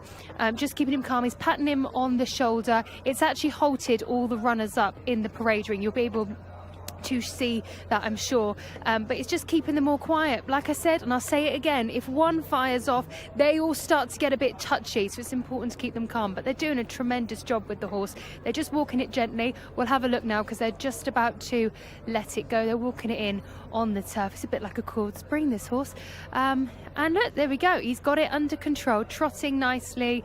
He's such a great rider. The guys that pony the horses up to the stalls is just going to go with him just in case anything happens.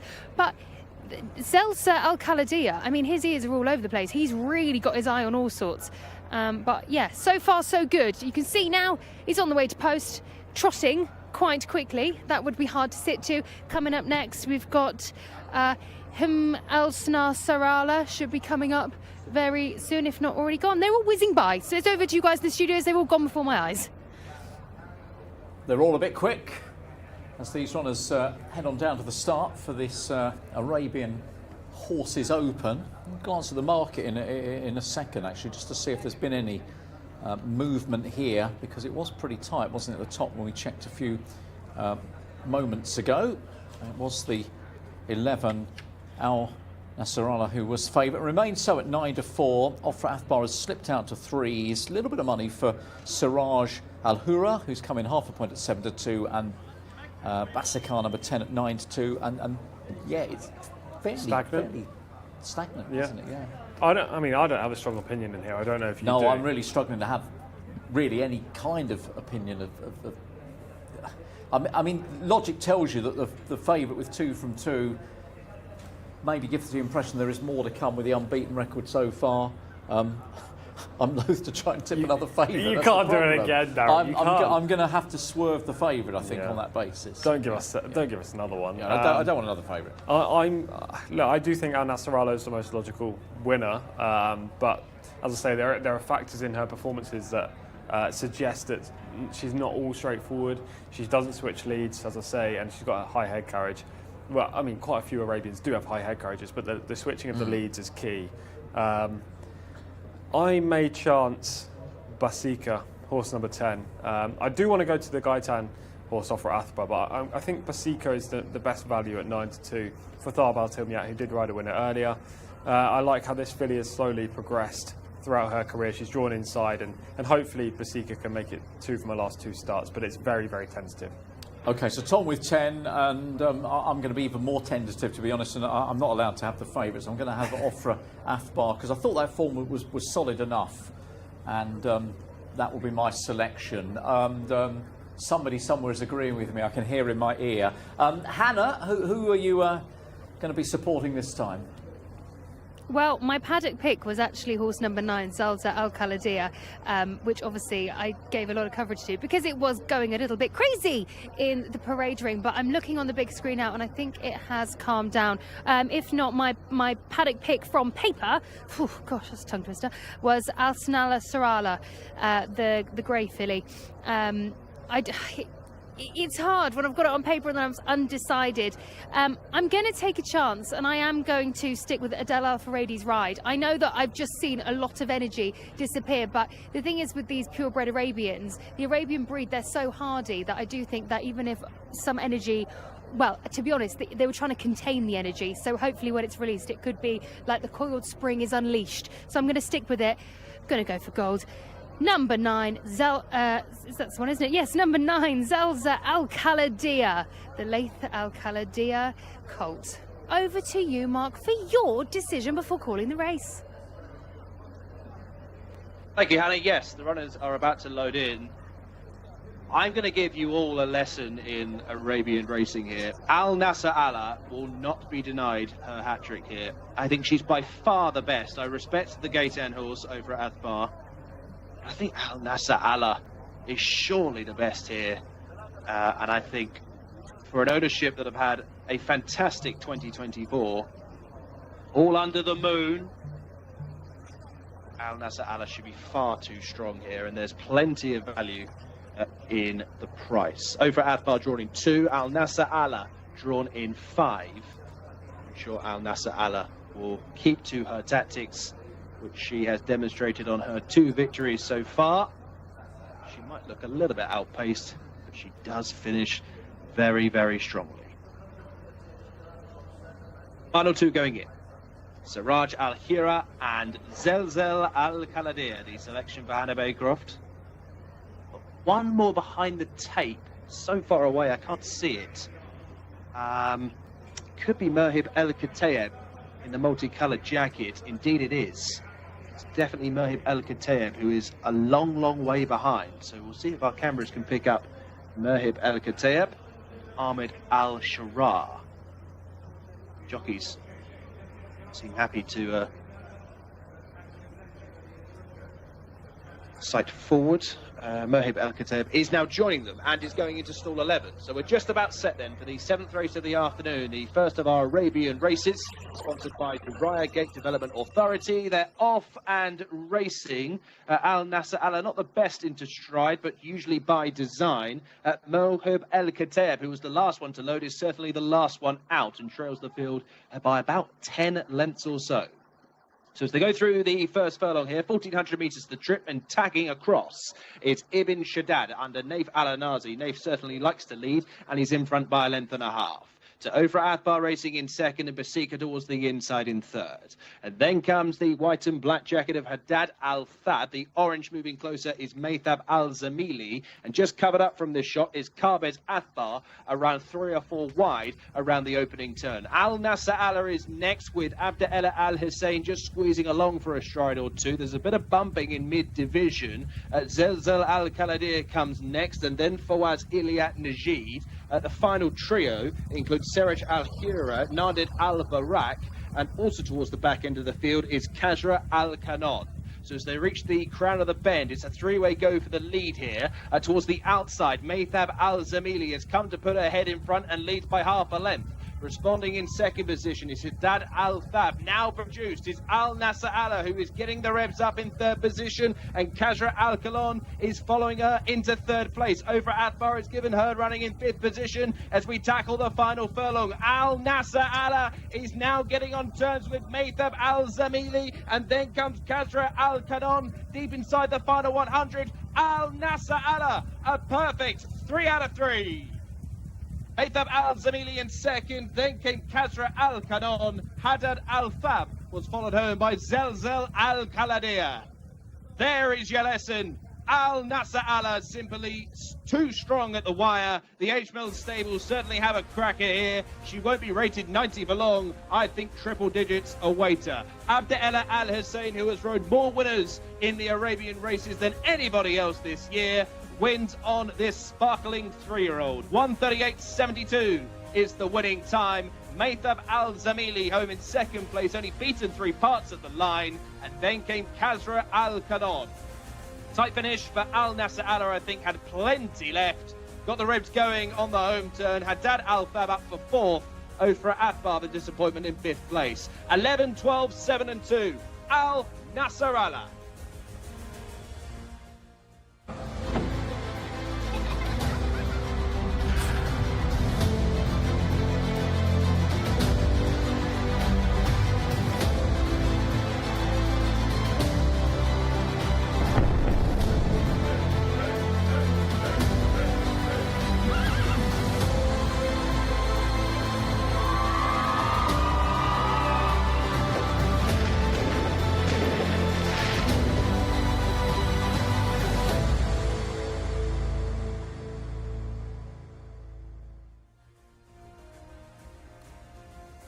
Yes, another horse with a perfect record, which is now stretched to 3 from 3. And well done to Mark Francis. I mean, we could all tip a favourite, Mark, but actually some of us were banned from tipping the favourite. But look, had strong credentials going into the race. There was no doubt about that. Yes, had strong credentials. It was definitely the horse to beat coming in.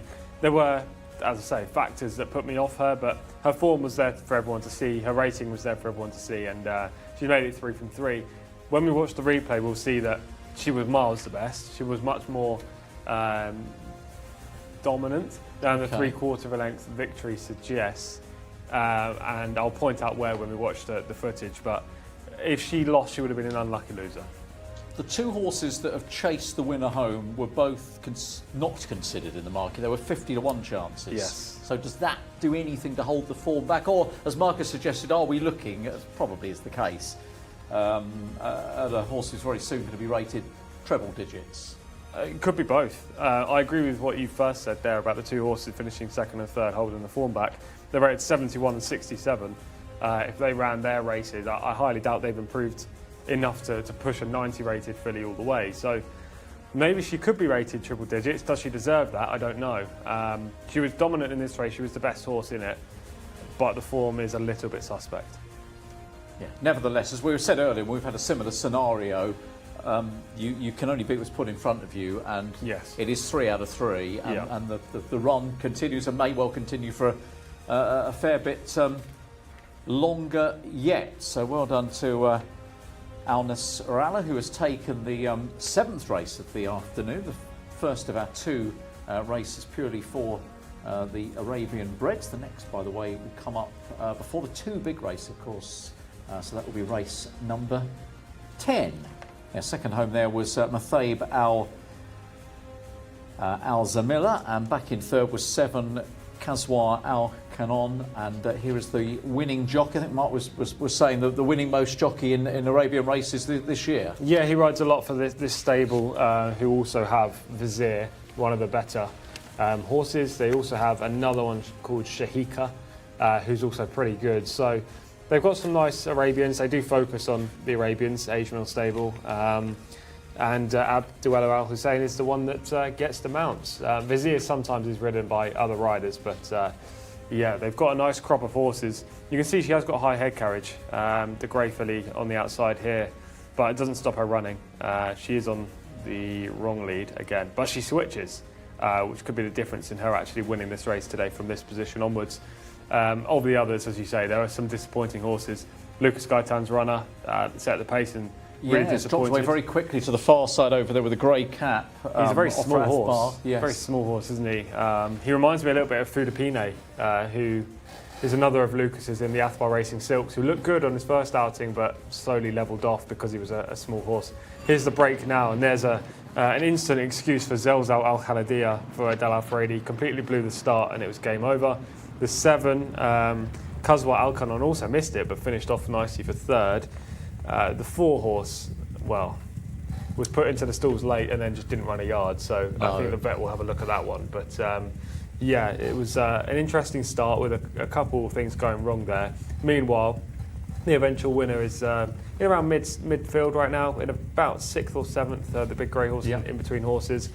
The Lucas Gaitan runner is about to take over the mantle up front. That's Ofra Athbar, and from here the race really develops. Yeah, the 13 takes over and gets away, and for a little while, I think those who supported Ofra Athbar were probably rubbing their hands together here, but comes back to them and comes under pressure eventually, of course, as we track the eventual winner now on the fence, moving up into 6th position, about to get after those in front. Yes, I don't think we got to see in that imagery there the instant that occurred around the home turn, but hopefully from the other angle in a second after this replay is over, we'll be able to see what happened on the home just before the home turn. But she got stopped in the run and she had to go again. And with Arabian horses, that's far from easy. So the fact she managed to quicken up, is a good sign moving forward. She does have to battle late on, and she's obviously more than willing to win. That's the 3rd in a row out of 3 races. But as we've already touched on, the horse in 2nd and 3rd, you can see trailing her home here, don't have that much ability. Unfortunately, an incident occurred just before we picked it up here. Nathan Anazi's ride, Ibn Shaddad, was going backwards. Jcsa, my selection, was on the rail, and Abdul Al Hussein had to make a decision whether he was going to try and squeeze in between those two or whether he was going to have to tip out. Unfortunately, he opted for the former, and he got tight of room, and the horse lost some momentum and probably half a length. So she's definitely value for more than the winning margin suggests. So there she is, then taking her tally to 3 wins for trainer Bassam Al-Mosa, and lands the first of the 2 Arabian races here this afternoon. Next will be the 10th on the programme. So we're going to move on to race number 8 fairly shortly, and that will be a dirt race. It's local breds and imported horses. It is 3-year-olds plus, and once again this race is sponsored by Riyadh Development Authority.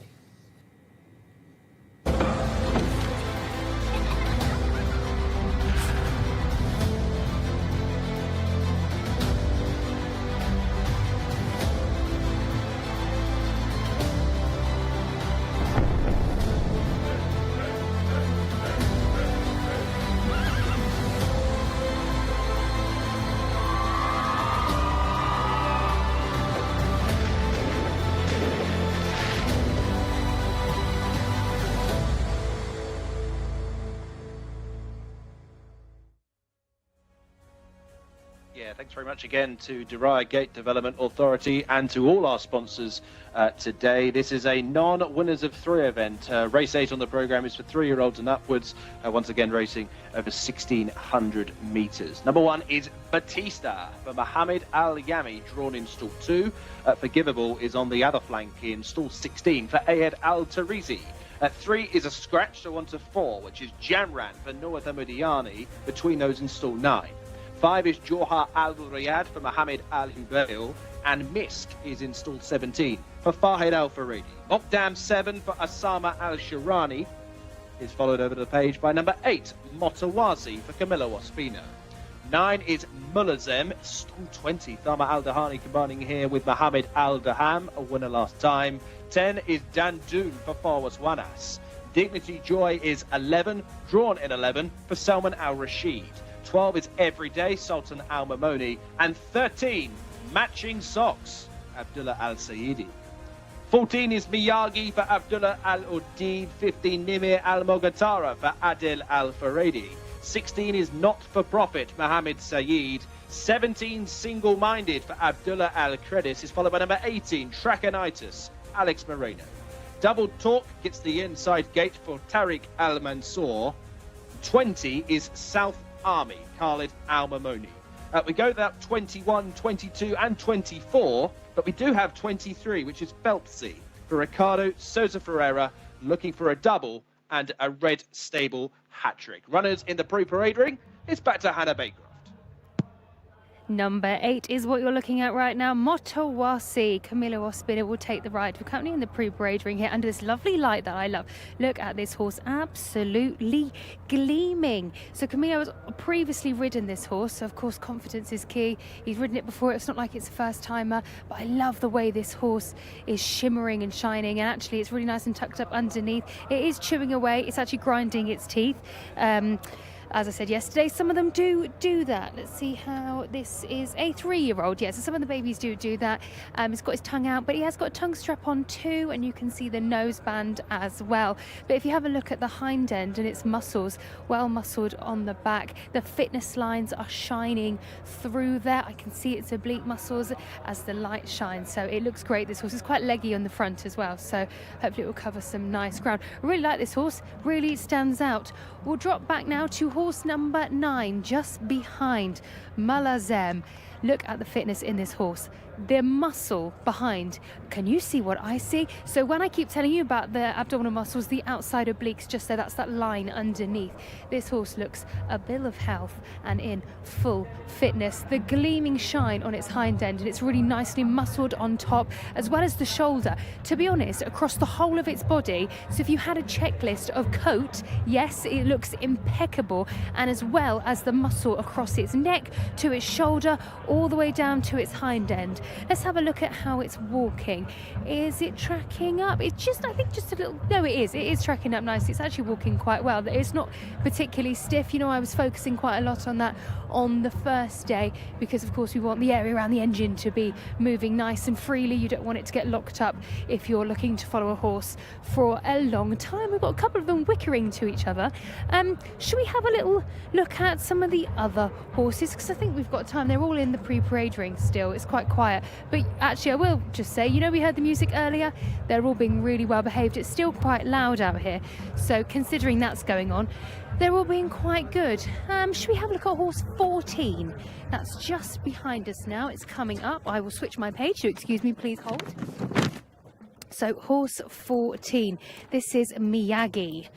Looking quite lean, actually. I just want to get into the light so I can see a bit more. Its coat looks very well. It could do with a little bit more muscle on the back end. If we compare that to the other horse we were just looking at, horse number 9, it doesn't have as much muscle and is not as streamlined underneath as I would quite like. It's got the bandages on the front. I'm going to ask about the bandages, actually, because I wonder if they have them on as the same as they would brushing boots. But I think that's it from us in the pre-parade ring. Over to you guys in the studio. Thank you, Hannah. So race 8 coming up then here. Horses that have won once, twice, or indeed yet to win, all eligible for this 1,600 metre contest, 3-year-olds and upwards. Going with that number 3. And as you heard from Mark as well, one reserve gets in, and that is Phelpsy. We wonder whether it might be Sylvester Sousa, but it isn't. It's Ricardo Sousa Ferreira who will take the ride and bids for another winner. And this, talked about this horse earlier, on air or off air, I can't remember, but the ex-Chad Brown runner, of course. Yeah, really interesting horse in the lineup, actually, Phelpsy. Normally with these reserves, you can kind of put a line through them. In most cases, you know, they generally come in handicaps and they're the lowest grade horses, lowest rated horses, sorry. But in this race, a conditions event, you've got to factor in the reserves. One gets in, crucially, the best of them, and Phelpsy, who we'll talk about in more detail, is a maiden winner for Chad Brown. We've already seen one horse that has exited Chad Brown's stable, come to Saudi Arabia and win this week. So don't write off Phelpsy for leading connections. OK, let's have a look, though, at one of the market principles in the international market. This is number 5 on the card, Jawar Al Riyadh, and we can see this horse winning. This is in the dark blue colours, picking up late in the day and eventually clearing away. Yeah, exactly. We can just see making a nice mid-race move into contention just alongside the leader in the Red Stable Silks and power clear in the latter part of the race. He's a player in here, and this is a big step forward on his previous efforts, but is he worthy of that spot in the market at 7-2? I think there are a couple more, maybe 3 more that are interesting than him, but look, I'm not going to write him off. He's got a lot of talent. He just has to break from a wideish stall. I wonder if one of those might be Mulazem, who we're going to have a look at now. Horse number 9. This is winning back at the end of November. And I thought watching this earlier, sort of toughing it out on the front end. Yeah, I like this horse, though, Mulazem. He obviously represents my favourite connections in Thamar Adahani and Sheikh Abdullah Amalak Al-Sabah and Mohammed Al-Daham. I like these ridden forward, and therefore the draw today in stall 20 will be OK. I hope, anyway. Usually 20 is the worst draw, but if he shows that natural early speed as he did this day and then clings on as he did that day, then he's going to play a major role. He's improving. He's a young horse, and Tharma's great with horses like this. Yeah, many to choose from. Competitive looking race, top end of the market internationally. Mulazem was 3-1, the 9 just in front of Jawar Al Riyadh, 5 at 7-2. Mutawassi, the 8's prominent at 9-2, and Neymar Al Motarar is the 15, and that was, I think, 5-1 in the international prices. So very open looking race again.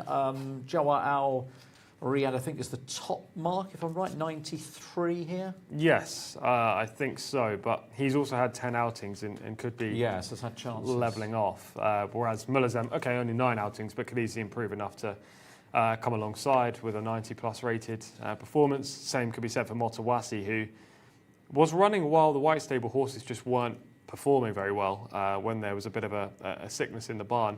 Now could come back and get back to where we saw him at the start of the campaign and even last year. So he is the top-rated Jawar Al Riyadh, but I do think he's vulnerable to 1 or 2 in this race. Okay, so you best enlighten us, Tom. Sam. Tom, with those that you like. Yes, so Mulazem's obviously my favourite. You can see his connections right there. Tharma, Hamid Al-Daham giving instructions to the team. I like Mulazem. I hope he's going to be able to come across from that wide gate. It is a stumbling point. He does need to get to the front to probably win this, and you don't want to be covering extra ground. But Mulazem's the horse to beat. The three I've got written down as alternatives are Motawasi, who we've just talked about, horse number 8. I also liked Misk, but that was more of a speculative. That's horse number 6.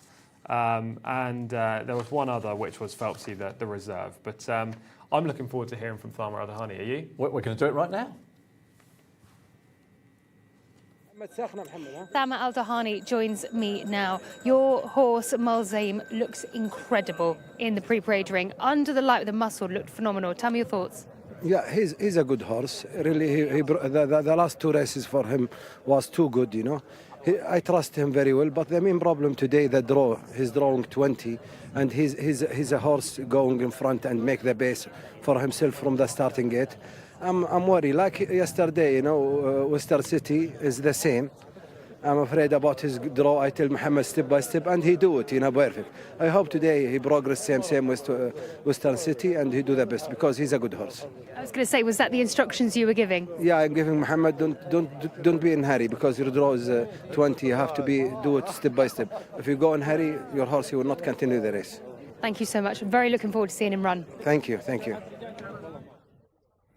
Yeah, as you say, always good to hear from him. And he comes here, doesn't he, with a very good chance with his runner, Mulazem here, who is rated 85 to 2 wins from 9 starts so far.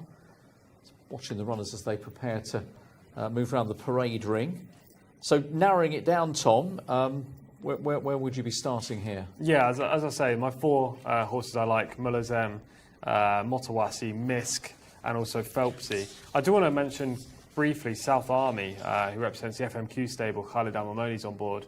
He's got a good draw in 4. Does have to improve on his rating, but he's a son of good magic. There have been hints that South Army could play a role. He was a creditable second behind Mulazem last time, for example. He wasn't beaten far by the horse that I've got on top, so you have to put him in the mix. He does need to get a little bit better from what we've seen, but these are all young horses, so it's a distinct possibility that improvement is going to occur. Yeah, that is the thing, isn't it? Still learning a lot of these and progressing as they go. No change on the international market front here. Still remains those prices as we gave you. So Mulazem is the market leader at the moment. You know, I keep coming back to Jawar Al Riyadh, even though obviously, as you say, he's had opportunities and chances in the past. Did win a conditions contest last time out, so I take the positives from the fact the horse is still hopefully progressing. But there are many here that are going to improve, aren't they? It's just a case of trying to pinpoint who will be doing it today, I suppose. Well, the international market seems to believe it's Adel Al-Faradi's mount, Nima Al-Mottara. Only had the 2 outings, but it's 5-1, which is surprising. I suppose that the champion jockey being on board, or the champion jockey elect anyway, being on board is a major positive for the 15 in this race. And he was very impressive last time, but he is a 4-year-old. He's had only 2 outings, so something must have gone amiss in his career. Can you really say that a maiden winner is going to instantly come up to this grade and win and beat these better horses? I don't know. I think that price is a little bit skinny, so he's not for me. And then another interesting horse at a single-figure price is a completely contrasting profile, and that's Single-Minded, horse number 17. Had 2 wins from 38 starts, so very experienced. Again, has some decent form, won a Taif handicap in the summer, but has probably already peaked this campaign. He prefers Taif to here. He drops in class, but I don't know if that's going to be the catalyst for progression. So it's like the market doesn't really know, and to be honest, I don't think we do either. Well, I think so. I think the market's reflective of probably how most of us are looking at this race. Just having a look back to see when the last time Single-Minded won. It wasn't that long ago, actually. It was back in the summer, Taif in the late September even. So what, 6 runs back.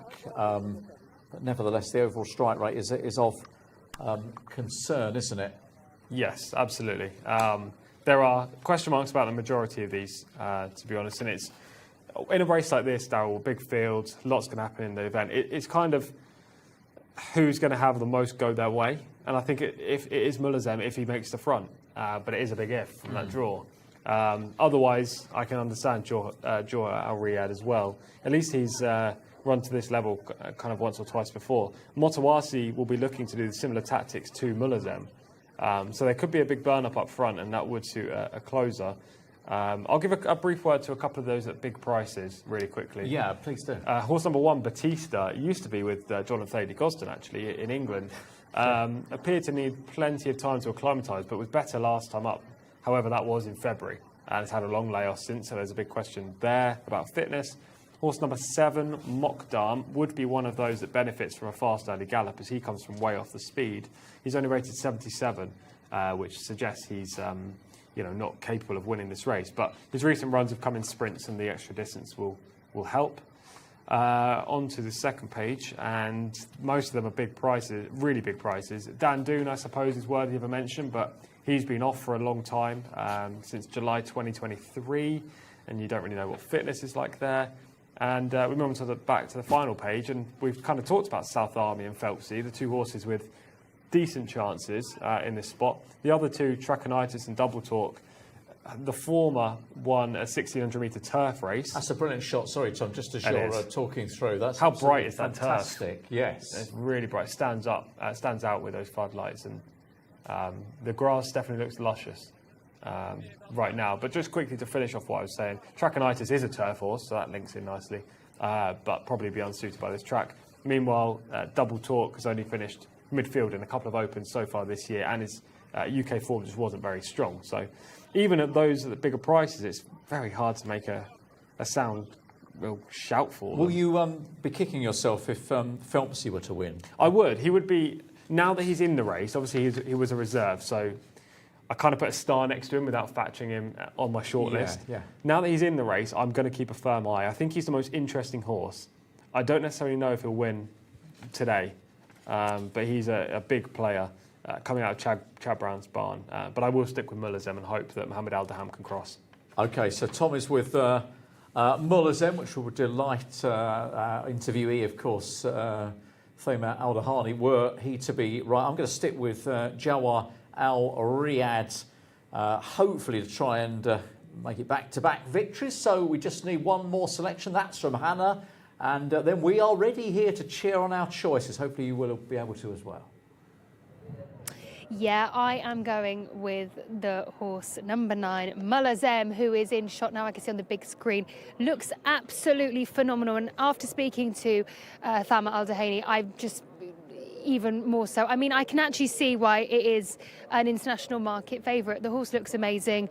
I know the wide draw is a worry, but I just can't look anywhere else, to be honest. Really interesting though. I always find it fascinating when the trainers are speaking to the jockey, and I always kind of think, I want to listen to what they're saying.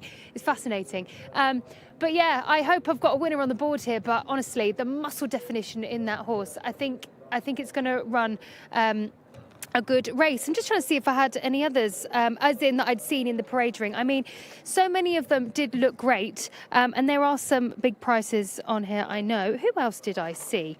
Let me have a look. You might hear some paper rustling. Do apologise. Number 8, Motawasi, Camilo Ospino's ride. We saw that one in the pre-parade ring.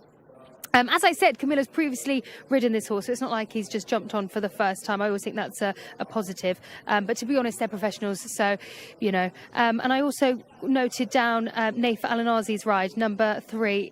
Sorry, no, that's a non-runner. So I had that one, and I was thinking, quite looking forward to seeing that one, but that wasn't here. So, yeah, it was between 8 and 9 for me, but I'm going with the 9 horse, Mulazem. And, Mark, it's over to you.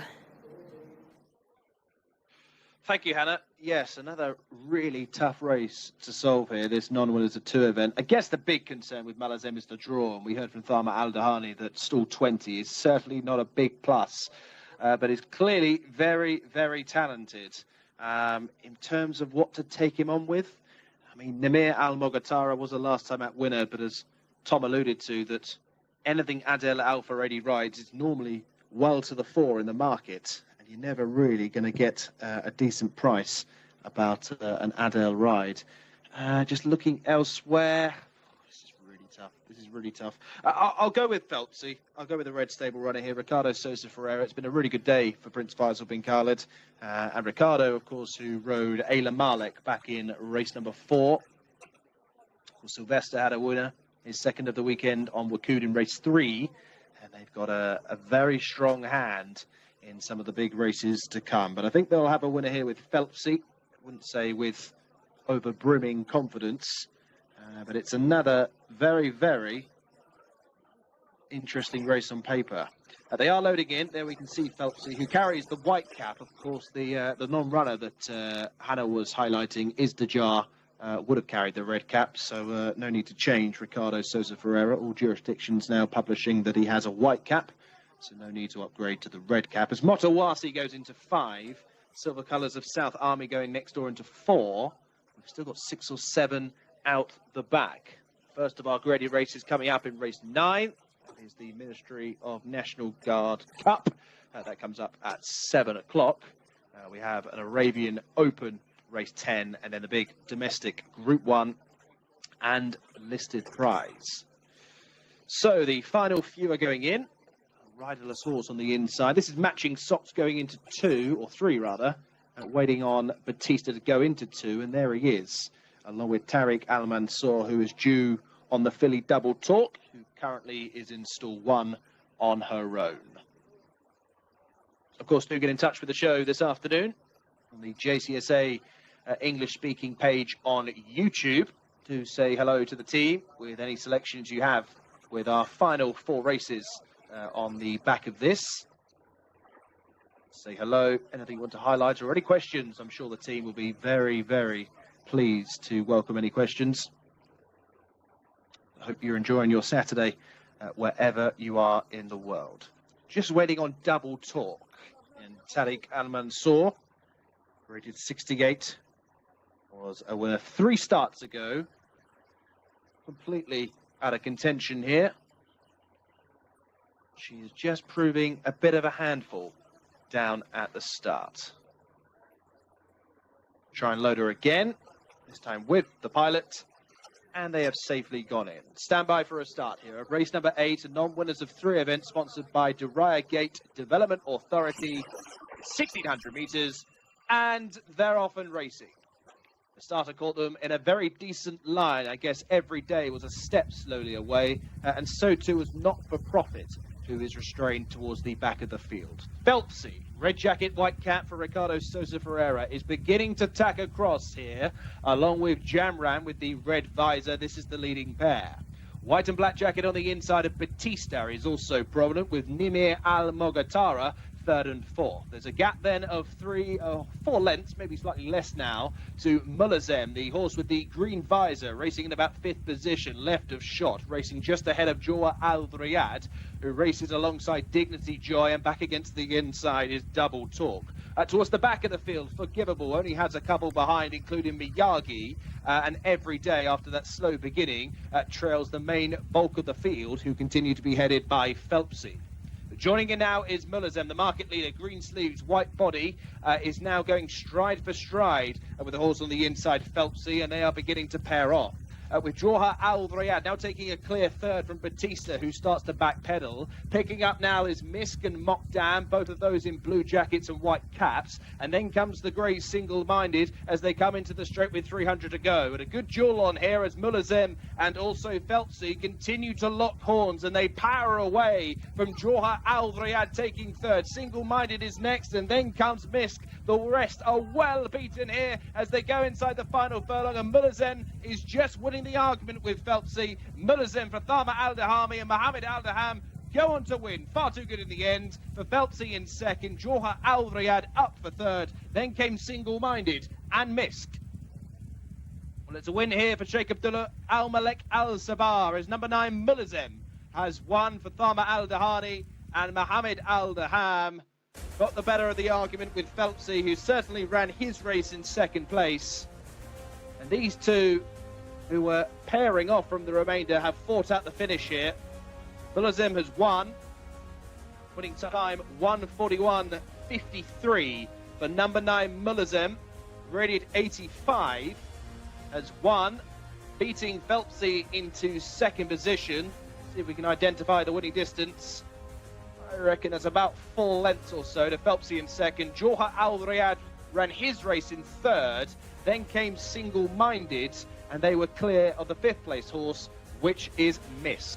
9, 23, 5 and 17 are the numbers to race number 8. A win for number 9, Mulazem.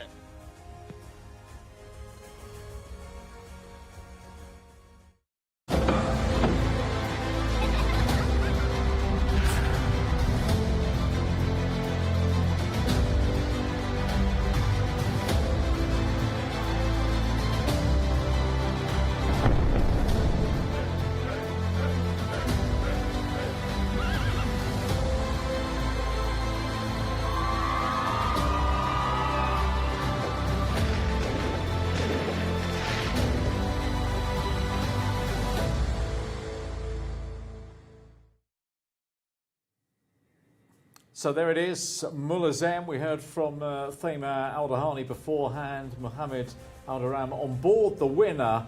And a winning selection for you, Tom, a winning selection for Hannah as well. Always big in the studio challenge, it's really big. Could be the moment, couldn't it? It could be the moment. Well, we 8 races down, we've got 4 races to go. I Quick love maths. the way you can do everything and you can calculate 12 minus 8. I know. Quick maths, but it's 7-6-5 now in the competition. It is still a pillow fight. We haven't reached the magical 10 winners on the week. Hopefully that happens. But it could be the deciding factor there. What was the deciding factor in the race was getting across to just one off the rail on Mulazem. Didn't have to cover too much ground. Tharma said the horse had one way of going and that was pushing forward. Mohammed gave him a great ride, and hopefully we can hear from Thama Al-Dahani now.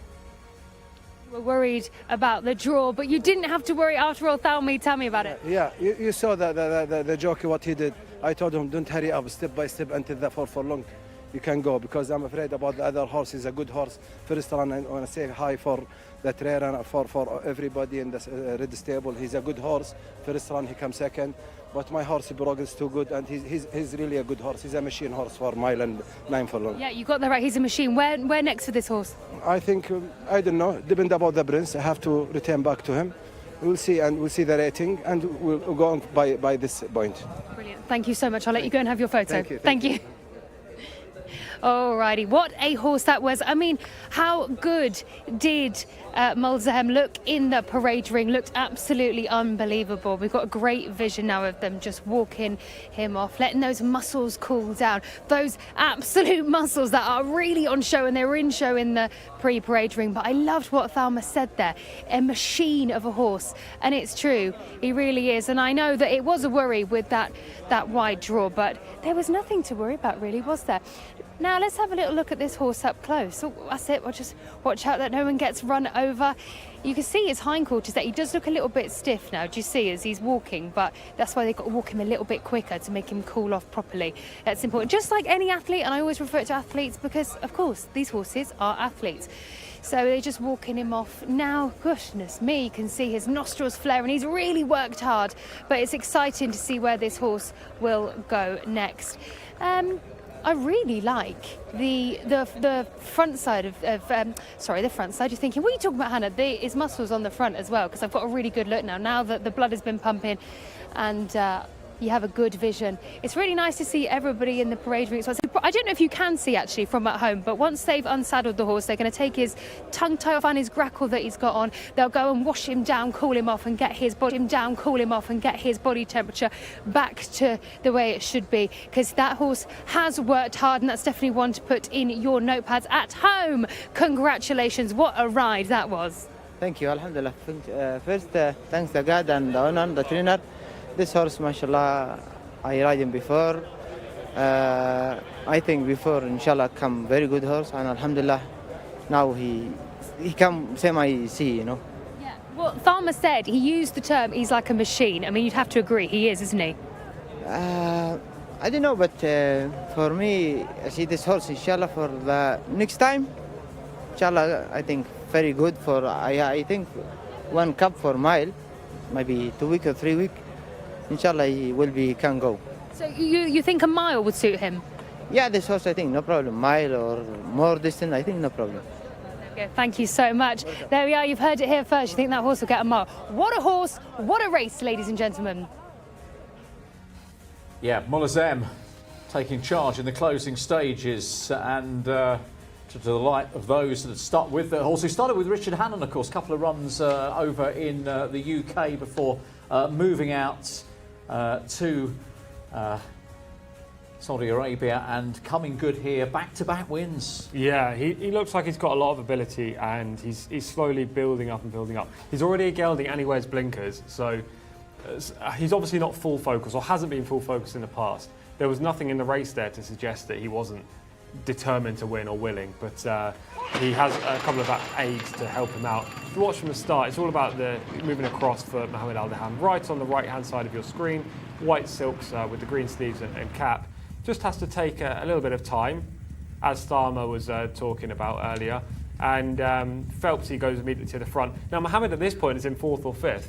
And, you know, he's looking to move across without using too much of his energy. Now he asks for a little bit more to move up the order. He moves into 5th and slowly gets up to challenge Phelpsy, where we get that real set 2 in the home straight. Yeah, we should mention actually how well Phelps has run. We did obviously talk very positively about that horse beforehand. I tell you what, next time for Phelpsy, we're going to see a proper horse, I think. Yeah. It's going to be... the interesting thing about him is he's never going to go big in the market because of connections. He's Red Stable, he's Sami Al-Harabi, he's always going to be ridden by Ricardo Sousa Freire or an Adel Al-Faredi. However, I wouldn't be surprised if he ran in a cup race next time and he goes off around the 8-1 again. And if you are looking at the international market, I would have a little look at that. I think he's going to be an interesting horse in Saudi. Okay, we want to keep an eye on it. Just in behind the front two is Jawar Al Riyadh, who's trying to get after them, but there's a lot of ground to make up. Serious lot of ground. He ran okay though, didn't he? It's not like fine, he underperformed. I think. Yeah. Do you reckon he ran to 93? That's a debatable point, isn't it? Really. It the is. winner's rated 85, wasn't it, going in? So I wouldn't be surprised if he ran around 90. To be honest, I think the winner is much better than that rating, and Phelpsy didn't have a mark, so I wouldn't be surprised if he ran close to it. Yeah, he still beat the others, didn't he? He beat the others by some way, from 3rd to 4th. So, yeah, I mean, maybe he's bumped into 2 nice ones. Possibly so. I mean, they certainly are stringing out, aren't they, as they make the run down towards home here, and you can see that, I mean, Phelpsy we kind of preempted, didn't we, a big run from Phelpsy in the Red Stable colours. You can see there Jawar Al Riyadh just trying to get after the front pair as well, but yeah, they are beginning to sort of get away from the remainder. They are. It was a race where we did focus on quite a few at the top of the market, and it was rightly so. There did seem to be a big gap between those at the top of the market and those behind in terms of ability, and that's kind of been proven on the track. One horse who did run well, as we see the presentation in shot right now, was Single-Minded. I wasn't convinced that he would be able to get close, and to be fair, he didn't get close, but he still ran a nice race in 4th or 5th, and he's had plenty of shots, so he's maybe the form setter in here with a mark of 81, and those who finished in front of him can be graded as such. As you say, the presentation for our 8th race, which was... Dharma's happy. Well, of course he is. Look at him. Of course he is. Sponsored by the Reigate Development Authority, who've currently backed 2 of the races on the card, and once again we acknowledge their sponsorship, and all the others who have got behind the racing here on this very significant Saturday. So we're getting to the stage now where, if the racing has been pretty good so far, which it has, it's going to move up a notch. We've got 4 more races to bring you. We've got the 2 big races, of course, the 2 Crown Prince Cup races, the domestic Group 1, which is the first domestic Group 1 of the season, then the listed race for the international runners. Before we get anywhere near those, it is domestic Group 3 time. It's the Ministry of National Guard Cup, and here's Mark with more. Yeah, thank you, Darryl. 2-year-olds in action here. Once again, we race over 1,600 metres. Cracking race, this domestic Group 3. Headed by number 1, Al Rams, who won on debut. Fahed Al Faredi. Al Waji is technically 3 from 3, but include a disqualification in there at Camilo Ospina. Born a King, Abdullah Al Khamis, number 3 on the programme, is followed by the Red Stable horse, Shah, Sylvester de Souza, in stall 8 here. for Prince Faisal bin Khalid. 5 is Habri for Abdullah Al Tredis. 6 is Jarif for Khalid Al Mamouni. Over the page to find the Sheikh Abdullah Al Malek Al Sabah pair, who are both trained by Tharma Al Dahani, who looks for another winner. 7 Mahalhal Mohammed Al Daham. 8 Mahali Ricardo Souza Ferreira. 9 is Motomase, rated 80. 25 to 1 on the international markets, ladies and gentlemen. Naif Al Anazi on board. 10 is Muchabisu for Abdullah Al Rashed for Prince Saud bin Salman. And 11 is Rakban for Rayan Al Taesh. 12 is Riyadh Angel for Wanas. And 13 is Sayar Adel Al Faredi, 2 wins from 4. 14 is The Gate, Mohammed Al Hudail. 15 is Waratak Allah, Alex Moreno. And 16 is the one filly in the lineup, which is Al Kansar for Abdullah Al-Lawfi. So a cracking race here, this domestic Group 3 Ministry of National Guard Cup. And to go through the contenders in a little bit more detail is Tom Collins. But first, Darryl Williams. Thank you very much, Mark. Yes, it is Group 3 status, isn't it, here, as we get our first look at the runners. There are, as Mark has told us, 16 of them. It has got a very open look to it, 3 to 1 on the international market. The field, Al Waji is the favourite. With that record, as Mark says, that could easily have been 3 from 3. In front of, I suppose, the interesting runner, isn't it, Tom, here? That's Roger Varian's runner, Char, who's only had the 3 starts over in the UK, including a win at Kempton, and will obviously try this surface for the very first time. Yes, he's definitely the most fascinating runner in the race. To bring a 2-year-old over here, it takes some kind of preparation, I suppose. A very young horse. There's an obvious reason why I handle it. It's just whether he's good enough to beat the likes of Al Waji, Mahalhal, and also the filly at the bottom, Al Kansar. I mean, if you take the mark, then that puts Sharin with a very good chance of being able to achieve that, just bubbling behind the market principles, I think, in the market at around 4 to 1. But let's have a look at a few form clues here. We're going to start with number 2 on the card, Al Wajir, and this horse is going to finish first, sort of leads, and kind of wasn't for catching, I thought, here on this occasion. Yeah, he's crossed the line in front on all 3 starts, as Mark has already told us. He was disqualified on the second outing when caused an interference in the home straight in Taif.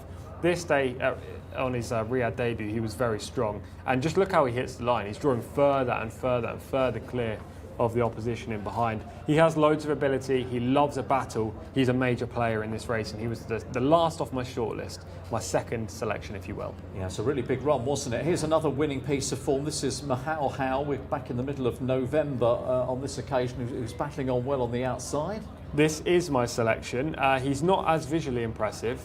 However, he has back-to-back course and distance wins, which I think is key. He's unbeaten at this track. The leading rider maintains the mount, Mohammed Al Daham, when he could have chosen Mahali, who's rated £5 superior, which shows that they think there's a little bit more to come from Mahalhal. I think he's a big contender. He's going to need to sit prominent to beat the likes of Al Waji, but I think that's plausible from stall 9. And we'll finally have a look at Wadatak Allah, first to go clear here, and eventually takes control. Just seems to wander a bit in the closing stages, maybe. Yeah, he's a consistent conveyance with strong form. He's likely to go forward as well, but I didn't like the finishing effort. The fact he's bearing out in the straight and stumbled there, I believe, is due to tiredness. He stumbles again, a furlong from home. I was actually here for this race. I like the White Stable horse in second, and I was disappointed that he didn't go on by. But Wadatak Allah ran okay. Stamina is a concern for me, especially if they go hard up front, and there is the trophy they're all fighting for. That's not a bad one to be collecting, is it, and taking away. So there we are, the Ministry of National Guard Cup is the race that they are competing for, which has a purse here of 165,000 Saudi Riyal. So the market internationally is 3 to 1. The field with Al Wajir, the favourite, over Shah at 4s, and then Mahalhal at 9 to 2. You've seen the clips, you've heard about the market. We're now going to have a look at the horses with Hannah. We're going to have a look at horse number 8 here, Marley. Ricardo Souza Ferreira takes the ride on this one for Thelma Al Dahani. Could it be a double? We'll have to find out. Golf Cup winner last weekend, steps up in trip, looks a very fine horse. I'm just behind actually its hindquarters and I've got a good look at its muscle, looking very toned, as well as its neck as well. You can see the whites of its eyes. It is having a little look around, looking a little bit keen and on its toes, but nothing too out of the ordinary, as we did have another horse which was looking a little bit too on its toes. We'll drop back now to horse number 12 now. The 12 horse. We're just going to walk backwards. Oh, you can see some of the other ones. Now just as I come to horse number 12, Riyadh Angel for the Red Stable. Disappointing run following his maiden win last time out, 2 runs. He was having a little bit of a mess around earlier, but he's calmed down quite a lot now. He's looking chill, but the thing is, if you can see, he was getting a bit too close to the horse in front. Looks quite nice in the body. The hind end, I can see those fitness muscles looking very toned underneath and tucked up as well, which is what we like to see. We've got the jockey taking the mount. Now that is Fanas Wanas hopping on board. So they are your 2 horses that I am going to have a look at. We're going to see if we can have a chat with Roger Varian, who is in the parade ring, I'm delighted to say. So let's go and see if we can have a chat with him. Of course, he saddles the number 4 horse, Char. He is currently on the phone, so we might just have to wait until he gets off. But should we have a look at the horse? Let's have a look at the horse. So we can have a look at horse number 4, Char. He might actually have already gone. Well, we'll have a look at some of the others and see what else we've got here. If we could take a look at some of the other horses, we've got still a few in the parade ring. Jockeys are on board now. There's some really nice looking horses in here. Of course, this is a cup race, so the parade ring is even busier than before, but it's very exciting and I can't wait to see how this race plays out. We only have so many good horses in the parade ring. It's hard to know which one to go for, and I'm sure the guys in the studios end up having a hard time too, because there's plenty of good ones. We'll see if we can get Roger, if he is available. I think he is. I think he's just showing a race preview. Yes, he is. We're going to come over to him. Roger, it's great to see you here. What is the reason for bringing the horse here? Well, I think it was a plan of the team, Prince Faisal's, to have a horse in Saudi Arabia. So, I trained him all year, from a yearling as a 2-year-old, and he had his 3 races back home. So now his time is to continue his career here in Riyadh, and I brought him over. Very grateful the Prince gave me the opportunity to run him one time in my name. But after tonight's race, he will stay here and he can continue his career here. Okay, well, how are you liking it so far? Have you had a chance to go on the track? Do you think he'll be okay first time on the dirt? Yeah, I was here last night, so I had a good look at both the dirt course and the turf course and got my bearings. So we'll see. I think it's going to be tough. I think it will be a big challenge to the horse. Hopefully he's good enough because he's a nice horse, but I think he's in football terms, it's very much an away match. It's something he's not used to. I think very much a different style of racing and a different surface. So I think it will be tough, but he's in good form, so we'll see how he gets on. Well, speaking of the difference, for those viewers at home that have never been before, how does racing here compare to racing in the United Kingdom?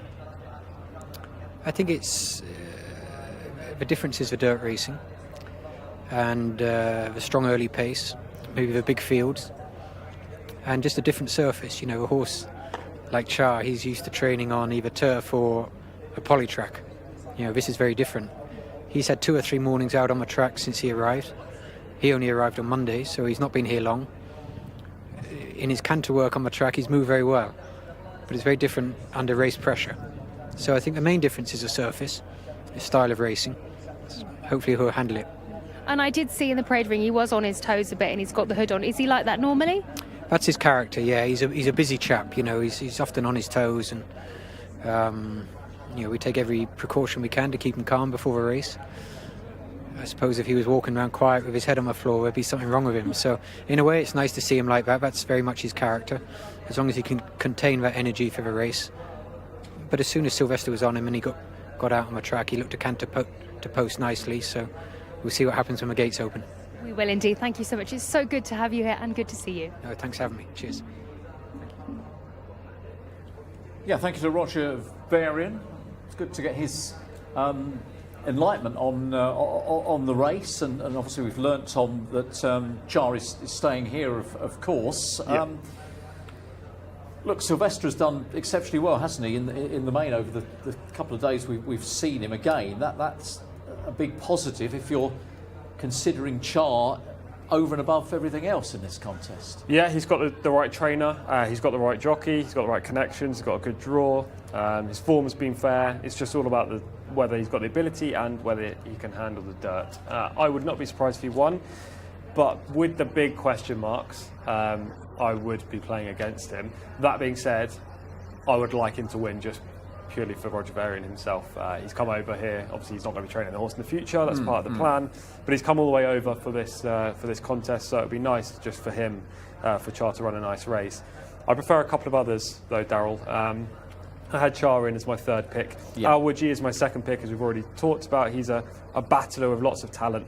Al Wajih, I believe, is the most logical winner, and he should be favourite in this spot. I think he is. He should be favourite. So if he wins, it's nothing like a surprise, the opposite, if anything. But I'm going to go with Mahal Hal for Thalma Al Dahani and Mohammed Al Daham to have a quick double.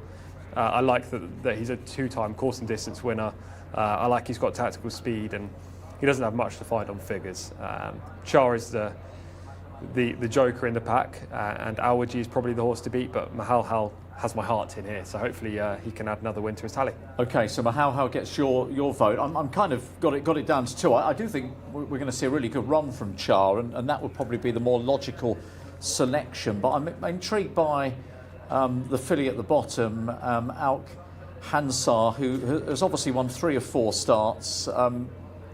Rating is not too far away, obviously progressing very quickly. He's gone from 71 to 82 in rapid, quick time. This is much tougher, I accept that, but I think she's interesting, so I'm going to put my vote with the 16. That's fair. I've got filly here. I've got written on my notes she was a wide margin victor in a conditions race, on a winning streak, boasts tactical speed and a good turn of foot, but now faces the boys. So I suppose that is the challenge. This is the acid test, isn't it? It is. Today we find out whether she's got that ability to go another step forward. The market remains fairly quiet at the moment. It is 130 the field now. Al Wajih on the international prices. Char solid at 4 to 1.7. Mahal Hal's just shortened half a point at 4s, and Mahali number 8 is on 5 to 1. So very, very open-looking race for this Ministry of National Guard Cup. So just to confirm, Tom is playing the 7, who is Mahal Hal, and I'm with the 16, Alk Hansar. And so we just need Hannah's choice, and then we've got our 3 ready to go to war. We have indeed. I was deciding between the 2 horse Al Wajih and the number 7 horse Malhal. I think I'm probably, now I've seen them, I'll be honest, I didn't get a great deal of time to look at them, but just from my notes as well, I think I am going to go with Thalma Al Dahani's. Let's go for it. Let's see if we can get him a double for the number 7 horse Malhal. Of course, back-to-back wins, course and distance. I like this horse. I liked what I saw in the programming. I would have liked to have a little bit of more time just to have a better look, but that's okay. So I am sticking with that one. I'm going to go with number 7, Malhal. I think one of you guys in the studio had that too. So that's our selections. Mark, it's now over to you. Thank you, Hannah. Yes, a reminder, if you're just joining us, that Hannah and Tom are joining forces here with Mahal Hal, that is number 7 on the programme, and Daryl Williams is with the filly at the bottom, Al Kansar for Abdullah Alorfi. What do I like? I really like Al Wajih here for Camilo Ospina and the White Stable. As I highlighted in the runners and riders, this horse is technically 3 from 3, but was disqualified on penultimate start back at Taif, where he did tie up rather badly. And interfered with a couple of horses. I think Jcsa might have been one of them, if memory serves me correctly. But we'll deal with the facts. And Al Wajih, who was DQ'd, had plenty to answer on his opening run at Riyadh this season. And my word, he did answer. He certainly got me back on side, Al Wajih, after blitzing away last time out, and I think is the most likely winner here. I really do. I respect Mahal Hal, I respect Mahali, Whether Mohammed Al Daham gets first choice now, I know Tom was highlighting, I'm not exactly sure with Ricardo Sosa Ferreira in town. I think they just decide between them, but Tom might be right, I'm not too sure. Elsewhere, Walatak Allah was very impressive, of course, on his first start in the capital after a pretty decent summer at Taif. Alcansar Darrell selection certainly in with a shout. So too is Motomez, who is top rated here off a mark of 80. So they are loading it. It's Al-Waji for me, this son of Authentic, drawn in stall 11. Hopefully he can hit the lips rather well. Take this Group 3 prize. It is the Ministry of National Guard Cup. First of 3 group races tonight. Really looking forward to the domestic Group 1. The first this season, as Darrell has mentioned. And also the listed prize. Still got an Arabian race to come. That is open grade. And we're waiting on the final runner, which is the Roger Varian trained Shah. Good luck to Roger. And Team Red Stable here. We also have Riyadh Angel in stall 13. They have lined up. We are ready. Set for the domestic Group 3 Ministry of National Guard Cup. And they're off and racing. Slowly into stride was Hab 3 under Abdullah Al Credit from stall 16, and also restrained is Riyadh Angel, who has dropped out towards the back of the field. Decent start made from the inside. Saya, yellow blinking head, is up with the pace early on with Muchabisu. Also in that cluster is Born a King. There is plenty of pace here. Also going forward is Mahalhal and Mahali. Wider out to find the red jacket of Wadatak Allah. In between horses, the silver colours of Rakban. Now we can see Al-Waji, green cap, now in the forepath. There is 6 or 7 across the track here as they finish their journey down the end of the back straight. Al-Waji is just trying to take that gap between horses. Camilo Ospina is not going to get it. So as they reach the halfway stage, working from inside to out, it is Born a King. With Mahali and Mahalhal close by. Al-Waji is riddled along. Rakban is there in the silver jacket, and Wadatak Allah is still wide around the turn. Motomez comes next, probably 4 or 5 lengths behind the leaders. Muchabisu is chased along, so too is Shah. At the back marker is the gate, as already the runners are now lining up for home at the top of the home run. Nearest to us, Wadatak Allah between rivals, Al-Waji with every chance. Also there is Mahalhal, and against the inside rail is Mahali. It's a high class 1, 2, 3 as Motomez now runs on. Al-Waji has struck the front for the white stable and Camilo Ospina, and here he goes. Al-Waji is now extending by 4, 5 lengths on Mahalhal, who has no answers in second position. Running on is Jarif, but it is Al-Waji who wins this Group 3 prize. Hacks up in the end to Mahalhal in second. A creditable run in second position, it must be said. Jarif was next across the line in third. Al-Waji, who hit that flat spot around halfway, didn't get the gap for Camilo Ospina. He certainly began to pour on the pressure as soon as they lined up for home. 2 winners on the day for the White Stable and 2 winners of the day for Camilo Ospina. 4 in the career now of Al-Waji. And without letters, is a perfect 4 out of 4 technically.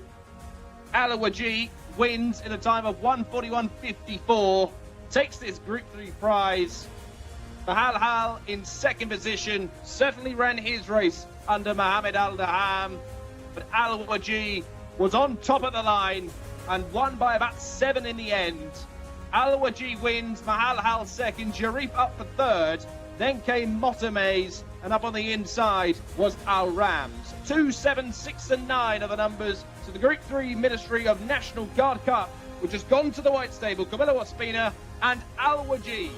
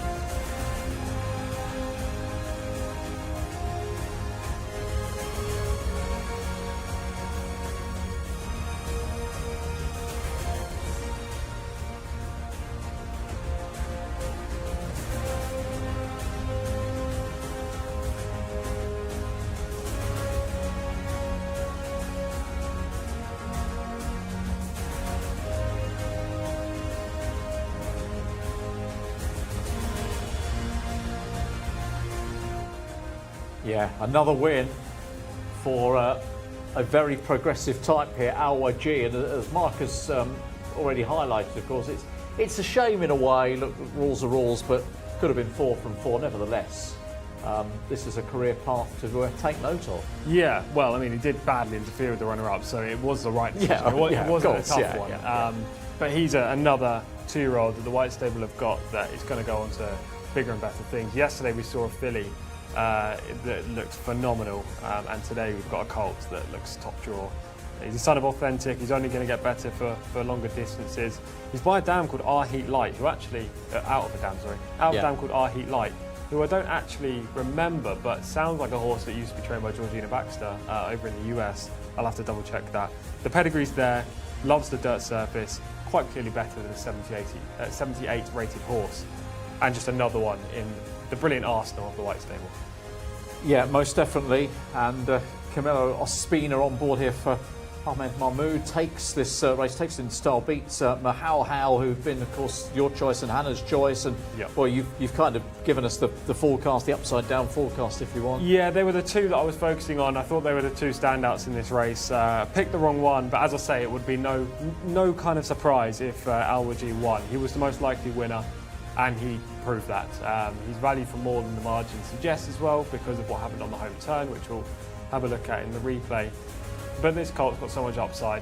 I would quite like to hear a Camilo interview that we rarely get, but sometimes get when he rides a good horse, which is emotional rather than PR kind of briefed. Well, sometimes he's very much, the same kind of templated answers, but there's Prince Mitab with his horse. All the connections are here. Sometimes he gives the kind of template answers, but sometimes he tells you exactly how he feels, and we'll find out what happens. We certainly will. It is a domestic Group 3. It's a race of some importance, of course. There are even more significantly important races to come, as you know, over the course of the next hour or so. But this was a display that we were privileged to witness here, delivering another big performance. Al-Wajih takes the 9th race on the programme, and turns the strike rate to 3 wins from 4. So let us join Hannah, who is in the throng. Well, what an exciting 2-year-old horse this is. Unbelievable. I'm just going to have a look and see if we can speak to Camilo Ospina. I mean, there is a crowd surrounding him, but you can see why. 2 wins for the White Stable and 2 for Camilo Ospina today on the card. Good stuff. Let's see if we can grab him now. Let's where is he? There he is. Cool. I think he's going to go and congratulate. We're going to let him do his congratulations. Let him do that first. They're going to they're going to take him away, which is fair enough. They're going to go for celebrations. We can't have him, I'm afraid, but Al-Wajih is your winner for race number 9, the Ministry of National Guard Cup, a Group 3 on the card. Wow, what a horse that was. It just like Daryl said, it would have been 4 wins instead of 3, but what a race that was. I very much enjoyed that, and I'm sure you guys did at home. Back to you in the studio. Yeah, we're just watching this. Thank you, Hannah, watching this finish play out here. And we've seen some good performances over the last few days. You're ranking this one amongst them, Tom. Yeah, not as good as the filly yesterday, I don't think, in terms of the actual visual performance. And you can see he does hang out to his right again, which is a consistent worry with him. He did that, which caused the disqualification over in Type. That being said, he's clearly got a lot of ability. He loves the surface.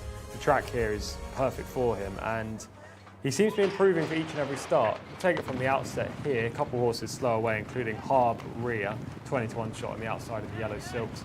Char wasn't the best into stride for Roger Varian, but still managed to grab a relatively solid early position. Where's the winner at this point? Just in behind the speed.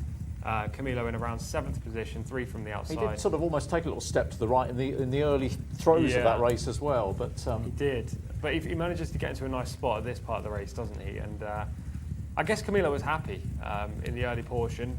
This horse is a proper grinder. We know that. We know that he stays very well. And Camilo just probably wanted to give him the best shot of winning, which is by going forward. However, what you're about to see is a pincer movement just now, where Camilo's going to come on the rough end of it. I mean, it's not terrible by any means. No. It just gets slightly short of room, and Camilo has to nudge him to maintain that spot in between the two Sheikh Abdullah Al Malek Al Sabah horses.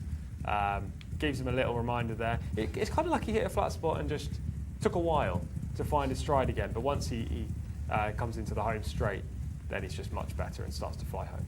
I mean, I think the fact that that has happened and he's had to get going a second time almost adds to the performance, doesn't it? We can almost mark this up a little bit further because he has had to. I mean, he's taken off, but he's had to start again, hasn't he? Yes, he has. He wasn't completely checked, so he didn't go from 100 to 0 instantly, but he definitely had to down tool slightly. You see him hanging badly across the track. Yeah. I mean, these pictures are great for representing that, aren't they? Absolutely. That is a worry moving forward for sure, because if he comes into a race where he is challenged on the outside, then he's going to have to not do that, otherwise there'll be interference. And in all 3 of his victories, actually, not the disqualification, but the 3 victories, he's been clear when he's done that, so it's not been a problem. But this was a good display, and he beat the right horses as well. Yeah, which is always important, isn't it, the form lines? I mean, I think the third was a bit of an outsider, wasn't it? Jarif? It was Jarif, wasn't it? It was Jarif, third, yes. Yeah, so that would have been a 20-1 plus chance. But obviously the runner-up was one of the leading fancies here, How. So that gives the form a solid feel to it as well. Yeah, I think Jarif just picked up some pieces. Back in the pack, not being too far, was Motamez, as we see Prince Mittag with the Ministry of National Guard Cup there. Big round of applause and collecting yet another prize for the White Stable. Yes, they've had quite a day, haven't they? And we wait to see what is to come, of course, in the remaining 3 races on the programme, with the two features, of course, to come at the back of the card. And the winning rider, we've said it a few times, but it's been a real mixed week and a half, isn't it? With a little issue we had last week, and the 1,000 winners, and I guess jockeys, they pick themselves up, don't they? They go again, they brush themselves off. Yes, exactly, and especially when it's someone like Camilo, an experienced rider with loads of success, especially on these shores. You're never going to keep him down for too long. No, most definitely not, and it's always good to watch him riding. It's always good to watch great horses, as may well be the case with that one. So we have got 3 more races to bring in before we get to the 2 most significant races of the day. We've got our second Arabian race to come. This is an open contest. It's 4-year-old dirt runners over the 1600. And I don't know if Mark is available to call the runners. He can give us the runners and riders with our thanks, Mark. Oh, I'm raring to go, Dazzler, for the second of 2 purebred Arabian races today. Open grade here for the 4-year-olds and upwards. And again, 1 mile is the trip. They're headed by number 1, Al Harif. Farwas Wan has 5 wins from 36 starts. Is usually a regular in the placings. 2, Angad Al Kaladir, who we highlighted earlier as one of the short price favourites beaten this season. Certainly responded with a win, but was very disappointing last time. Adel Al Faredi on the 2. Tara is 3. Abdullah Al Khamis is a maiden from 10 starts. And 4 is Good de Violette for Ali Al Mamoni. 5 is Hafadek Ala Al Kaladir. Bit of a mouthful. Farhed Al Faredi on the 5. 6, Hibab Al Rawasi is the mount of Rayan Al Tawala. 7 is Janat El Zamila for Asama Al Shirani. 9, Madrasa Alex Moreno. 10, Mayuf for Ayad Al Tarizi. 11 is Missing, that is a non-runner. 12 is Mutahed Al Kaladir, a winner last time. Mohammed Al Hubail given the call up. 13, Jalmod Abdullah Al Saidi. 14, Turkey Al Kaladir Abdullah Al Lofi. 15 is Jomina Al Dahamya for Noah Mudiyani, only had 1 start so far. She represents the fillies, along with 16, 17 and 18. Lamat Bark is 16 for Sultan Al Mamoni. 17 is Nabras Al Amal for Tariq Al Mansour. And Takruda, certainly not forgotten about at the bottom of the page, Abdella Al Hussein, who won our first Arabian race on Al Nasser Allah. So the 10th race coming up. It's back to the team in the studio. Yeah, this is a very, very good race, isn't it? With these horses rated, well, in a few cases, in excess of 110, let alone 100. So a very high standard of Arabian bred, purebred runners in the race. Here, as Mark's told us, non-runners are 8 and 11. It's 16 to pick from. The betting internationally was headed by Turkey Al Kaladir, who I think was 5-2 when I last checked. Certainly was trading as favourite over Al Hareth, the top horse, and I'm going to have to try and work on the 5, which is Hafadek Al Kaladir. Good work. I think we were close enough. I think I can hold my head I would high say, enough there. I would say very accurate. Okay, well, Yeah. I'll take that. Anyway. Good job. That is one of the leading market principles as well. So how do we get that little group down to a manageable number, I suppose? Well, I have this between 4 horses when I was writing the comments, and those 4 are unfortunately the 4 favourites. Okay. I would say unsurprising. I think it's not a surprise if you look at the difference in exactly how these horses are rated. And yeah, exactly. Should I work, as they're still in the pre-parade, and just go into the parade? It means we've got plenty of time. Should I work in reverse order here? I love that. Keep us waiting. Okay. Yeah, we'll start with the horse who I have for the 4th, and that's Madrasa. The 5-year-old ridden by Alex Moreno, horse number 9. A talented performer, but makes the local debut. Now, the local debut is the one negative I have for this horse. However, these connections, we've had plenty of interviews with them so far this year, and they say they only run their horses when they're 100% sure they're going to produce their best. And the jockey booking suggests that may be the case. So don't dismiss Madrasa. An interesting runner in this contest, and as I say, connections are shrewd. 3rd in, I had Al Hareth. Al Hareth is a horse that I really do like. He's rated 114, he's very talented, but he's an Arabian that runs to his rivals. If you put him in a 0 to 80, he would run like an 80 rated horse. You put him in a cup race, he would run like a cup horse. He's regularly placed and he finds winning tough. That being said, he has got 5 wins next to his name. 1 from 13 course and distance, I think I'm right in saying, and Yes. that almost backs up what you're saying. So many times he runs into Talal Al-Kaladir, Asfan Al-Kaladir, Vizier. Like, he's always against the best of the best. Today he's not against the best of the best. He's against the B team, let's say, of Arabian horses here. But he's running over an inferior, inadequate trip. And that's my concern. I prefer 2,000 metres for Al Hareth. I'm going to keep you waiting for my first 2 selections. Tom, it's only because Hannah's ready for us now. Of these purebred Arabians, starting with number 5, Hafetka Ala Al-Kaladir.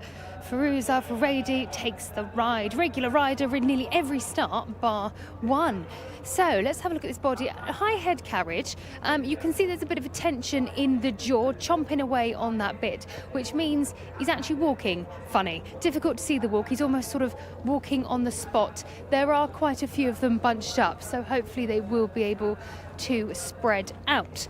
But that is the 5 horse looking well. I can see the muscles underneath the tummy, a nice shine as well on the coat behind. Not as muscly as a hind end. I can see its fitness lines though behind, so that is a very good sign, considering I thought, hang on a minute, could this do with a bit more work? But I'm pleased with the look of that horse. That is horse number 5, Hafetka Ala Al-Kaladir. He's behaving really well because the one behind is being very naughty. Next, we're going to go to horse number 14, Turkey Al-Kaladir. They've started to spread out now a bit more, so we're just going to head towards the back of the string. Another grey horse, so if you do like grey horses, you are in for a treat. Of course, this beautiful looking horse is by Laith Al-Kaladir, consistent in the places. Disappointed last time, but a drop in trip should help. Again, looks nice and muscly underneath. I do like to look at the abdominal muscles because some horses, particularly ones with high head carriages, which we know we see a lot in the purebred Arabians, they can tend to not use their abdominal muscles. And of course, when they're engaging their abdominal muscles, they're then using their top line and they're building that. Nice looking horse, walking quite well. They're all starting to spread out now. Good news. Dropping all the way back now to the back of the string. Horse number 18, Tragruda Abdul Al-Hussein takes the ride for this one. Looking very, very shiny, this chestnut. It's more of a liver chestnut, that darker looking chestnut. Nice hind end here. The shine is really standing off the back of those muscles. It's walking quite well. I would like to see it walk out a little bit more. Even though it is one of the purebred Arabians, it doesn't have that typical high head carriage and tail, but I bet as I say that it might start to lift itself. It's just having a look actually, because the crowds have started to gather around now. But yes, this is looking very nice, this horse. The neck muscle's got a very big crest on it. I noticed it's got the earplugs in as well, just to keep it calm, because there's a lot of noise happening today. Breaking into a bit of a jig jog, but all in all this horse looks very nice. That's the last horse we are going to look at. Tagruda, over to you guys in the studio. Thank you, Hannah. So we've seen the runners, and we were halfway through. Tommy was working down from number 4 to number 3 in terms of favourite choices. So here are the all-important top 2 in reverse order. Yes, horse number 2, the last off my shortlist was Hafedak Ala Al Khaladia, 7-2 in the market. We've talked about him briefly, both you and Hannah have. Farhad Al Faradion, just got a string of seconds. He's got second-itis, and when you get Arabians like this, they tend to just continue running in that similar fashion. He's rated 112 because of the horses he's been finishing second to, not necessarily because of who he's been beating. He's only got 1 victory to his name from 10 outings. He did finish ahead of Al Hareth last time, which is why I've got him ahead of Al Hareth again. This trip is better for Hafedak Ala Al Khaladia than it is Al Hareth, and that's why I've got them that way around. But I didn't like him from win purposes. The horse I did like for win purposes was the favourite. Turkey Al Khaladia, horse number 14, ridden by Abdullah Al-Alfi, who does tend to get the first string for the Al Khaladia stables. Jaws still 7, top rated in the race, rated 114, 6-time winner, so we know that Turkey Al Khaladia likes winning. Holds the majority of these on form as well. Was disappointing last time, but I feel like this is the time where Al Khaladia stables want Turkey Al Khaladia to go and get the job done. So I'll take the 14 in here, Daryl. I think there are races where I'm more confident, including the next, actually, where my best selection of the day runs. But I do think Turkey Al Khaladia is the logical favourite in here. Which, on one side of the coin, is great news for me. On the other, it's not, because I want to be with the same horse, so I'm not going to make any progress in the local tipping competition, as we call it. Yes. But I do like the fact this horse has won 3 from 3 over the course and distance. Perhaps just a shade below par last time. Yeah, agreed. I agree with that. Be the one concern, but yeah, but this is a weaker group, really, and I know it's a big field today, but how many of these actually have a chance of winning? I mean, 5 maybe. Not too many in all reality. Although, of course, as we always say, if you're in there, if you're not in there, you can't win. Yeah, so. I mean, it would have to be a major shock. Yeah. Especially in an Arabian race, because there is a big difference between a good and a bad Arabian, and there are a mixture of them in here. I will briefly touch on, as we've got plenty of time, they're just going down to stalls. Yeah. I will touch on some of the outsiders now, just to provide everyone with some insight of every horse in the race. Horse number 2, Angad Al Khaladia, was off the mark at the 8th attempt for this top team. Adel Al Faradi's on, which is a tick, but looks the second string or third string for connections, and has it all to do on official figures. So that one's a write-off. For me, definitely a write-off is the 3, ES Tara, 66-1, and rightly so. 10 race maiden, just completely outclassed. Horse number 4, Good de Violette, 16-1, finished 3rd in an open on the penultimate start actually, but was found out in handicap company last time and has previously been beaten a long way by Al Hareth. So again, one to overlook. We've talked about horse number 5. Horse number 6, Hibab Al Rawasi, has been unsighted in 2 maidens. They came back in 2022. We can see the 6 in shot right now. Hasn't run since 2022. Will not be winning today, and I can say that with confidence. Horse number 7, Jalad El Zamila, another big price, but failed to muster a challenge on the debut in 2023. Again, not seen since. Could be 333-1 in the international market. It still wouldn't be a good play. We talked about the 9. The 10, Mayuf, is 25-1. Was held on both local outings, as you can see in the form figures, 7-7. But previously had some okay efforts and can't be fully discounted, though doesn't look likely to win this race. The 11's a scratch. The 12, Mutahed Al Khaladia, 16-1. Won last time up and actually brings recent winning form to the table, which is unheard of kind of in this field. That being said, it was in a handicap, a 60-75 handicap, and faces much better opposition. The same can kind of be said for Jalmod, who just isn't good enough to win, mark of 59. The 14 is the horse I like, and we've already spoke about Turkey Al Khaladia. And then we come to the 3 real rags. Germana Al Diramya, horse number 15, unplaced in maiden company. I've literally got written down in my comments, needs 4 new legs to actually win today. Horse number 16, Lamart, just no show in 2 outings, trailed home, likely to finish last, maybe. 17, Nabras Alamal, 66 to 1, 0 from 35. That's all I need to say on that one. And finally, Tagruda, who does have a chance for the 18. He's a 4-time winner, but she does tend to run her best races in Taif.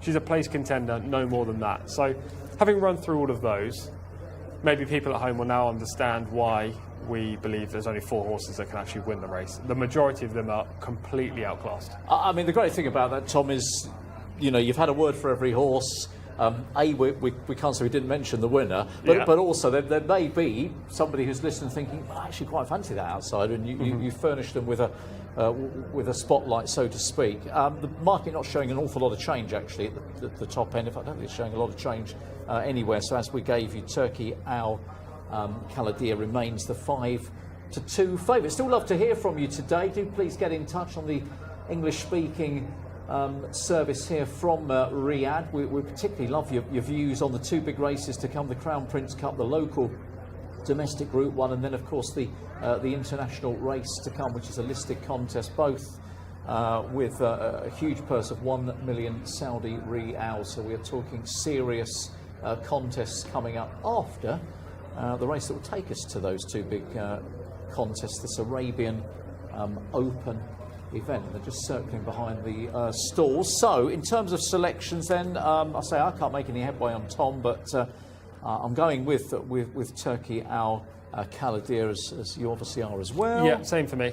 And we're going to find out whether Hannah has the same thoughts. Well, I will give you my selection in just a moment. I just wanted to make a quick note. Number 4 horse, Good de Valet. What a high head carriage and high tail carriage. I think if you were to draw a purebred Arabian, that's exactly what you draw. I was watching that horse go up to post and blimey.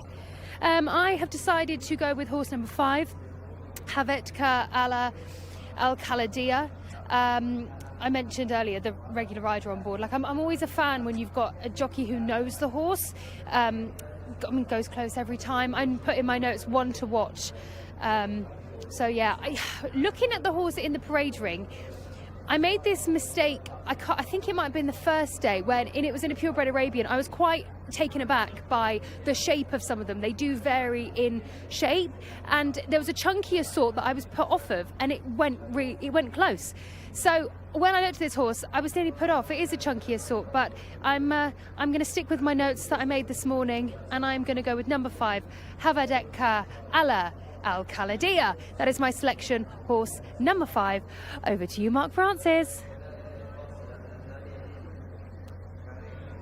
Thank you very much indeed, Hannah. Yes, the horses have made their way down to the 1600 metre start. Numbers 5, 6 and 17, all just receiving tack adjustments. I take aboard everything the guys have said in the studio, and Hannah in the parade ring. Turkey Al Kaladir probably is the right favourite. Al Harith, I would go against them with. I think has been a tremendous servant to connections and never really runs a bad race. And I think this is an excellent opportunity for Al Harith to score here. I respect Hafadek Ala Al Kaladir, the selection of Hannah Baycroft, who is a 130 chance, 3rd pick in the market. Madrasa is 9-2. I could not have Angad Al Kaladir with stolen money whatsoever. I saw him twice in my previous stint here in Riyadh. He did win one of those, but he threw the race away in the start before at very, very short odds. I don't really like his attitude or his way of running. That is to Angad Al Kaladir. I'm not saying rip up your slip, ladies and gentlemen, but yeah, you've got to be brave to be back in the 2 here. But I like the 1, Al Harith. I know the guys in the studio like Turkey Al Kaladir, and Hannah Baycroft has gone with Hafadek Ala Al Kaladir. So they are just circling down at the start. They are about to start loading. And Nibras Al Amal for Tariq Al Mansour is the first one to go in. So stepping into the line is Mutahed Al Kaladir, who won well last time. Mohammed Al Hubayl gets the call up here. Agree with what Tom was highlighting, that this really could develop into 2 races here. Some of these have got absolutely no chance, including that horse, sadly, Jalmot. Might as well start now, because he really has not got a chance on official figures. Going into stall 5, there's Al Harith, my selection in the background, green sleeves and stars. White cap of Turkey Al Kaladir, which I should highlight, second colours for the Al Kaladir stables. Angad Al Kaladir has the black cap, but the inverted V for Prince Khalid bin Sultan. It is number 5, Hafadek Al Kaladir, who has the first colours of the Al Kaladir stables. That is the black cap on Fahid Al Faradi's head. Final 2 going into the line then. Madrasa for Alex Moreno and Al Harith for Fawaz Wanas, going into stalls 12 and 10. It's really his last chance to get on board this 10th race today. Still a domestic Group 1 and a listed prize to come. Do not go anywhere. Just waiting on Al Harith to complete the lineup here. Flags up, and they're off. Al Harith a little bit awkward on stall's exit. So too was Lamat Bar from stall 15. Is right towards the back end of the field with Jalad El Zamila. But up ahead on the inside, it was a really good beginning for Jalmod, who leads them early on. Shows up by a length and a half to Mutahed Al Kaladir in second position. White cap there of Turkey Al Kaladir is also well to the fore. And the lime green silks of Madrasa is posted 4 wide as they complete the first couple of furlongs. Back towards the inside, Angad Al Kaladir races in 5th position with a scrubbed along Al Harith. Then comes Hibab Al Rawasi, who races in company with Jomana Al Dahamya, and wider out to find Tagruda, who's been stalked there by Good de Violette. Right towards the back end of the field, struggling to go this early speed, is Lamat Bark. Also towards the back is Jalad El Zamila, and going backwards as well is Jomana Al Dahamya as they reach the crown of the bend. Nearest to us, it is Turkey Al Kaladir, who has gone on by 3 parts of a length. Madrasa right there for Alex Moreno. Back in 3rd position, Mutahed Al Kaladir. Hafadek Ala Al Kaladir is now trying to close as they join up with the home straight. Angad Al Kaladir in 5th position. Then comes Good de Violette, who's preceded there by Tagruda. But with 300 metres left to travel, it is Turkey Al Kaladir, the market leader, who shows up by 3 lengths now. Nearest to us, Hafadek Ala Al Kaladir is trying to get on terms. Then comes Madrasa. Keep an eye on Tagruda, who is running towards the far side, now takes 3rd, with Angad Al Kaladir beaten in 5th place. Half a furlong to go. Far side, Turkey Al Kaladir, Tagruda between rivals. Hafadek Ala Al Kaladir has not gone away, but Turkey Al Kaladir has done enough. Tagruda 2nd, Hafadek Ala Al Kaladir back in 3rd place. They were followed home by Madrasa, Angad Al Kaladir, and Good de Violette. Lots of Al Kaladirs at the finish. Turkey Al Kaladir has come out on top for Darrell Williams, Tom Collins, and Abdullah Alorfi.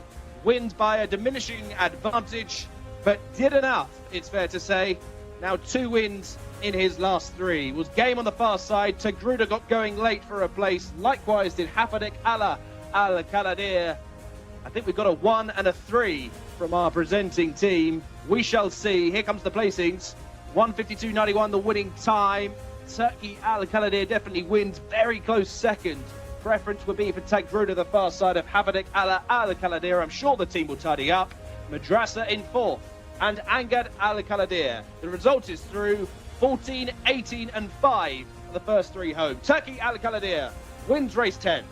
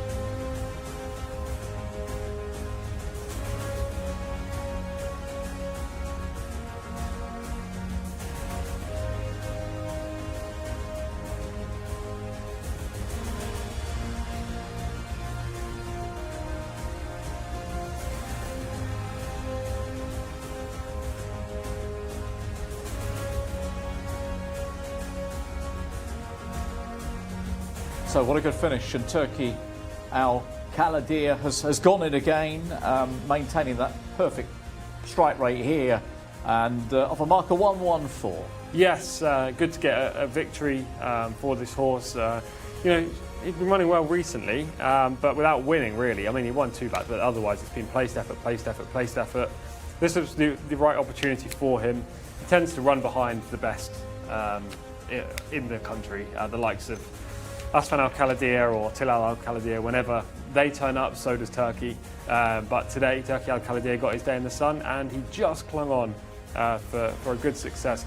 They were racing hard early, the first 3. The other 2 faded back, and then the 2 closers came through, but Turkey Al Kaladir maintained his stride and managed to give us a winner as well in the studio. Yeah, so we had slight concerns with the below par run last time, but overall this horse is, well, especially effective over this particular 1600. Yeah, this is the right trip for Turkey Al Kaladir.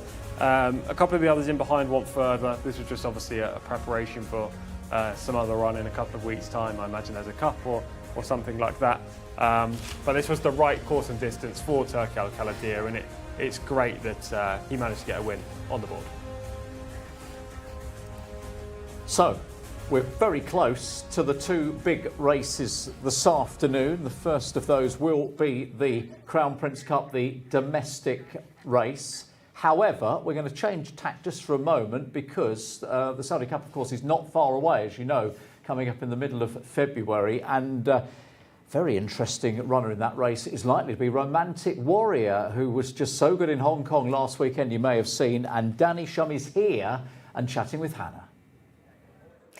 Yep, Danny Shum joins me now. Flew in from Dubai today. Great to meet you, and I hope your journey was safe. Now, you've had a good look around today, haven't you? This is your first time in the Kingdom of Saudi Arabia and here at the racecourse. What's your initial thoughts? I feel everything new to me.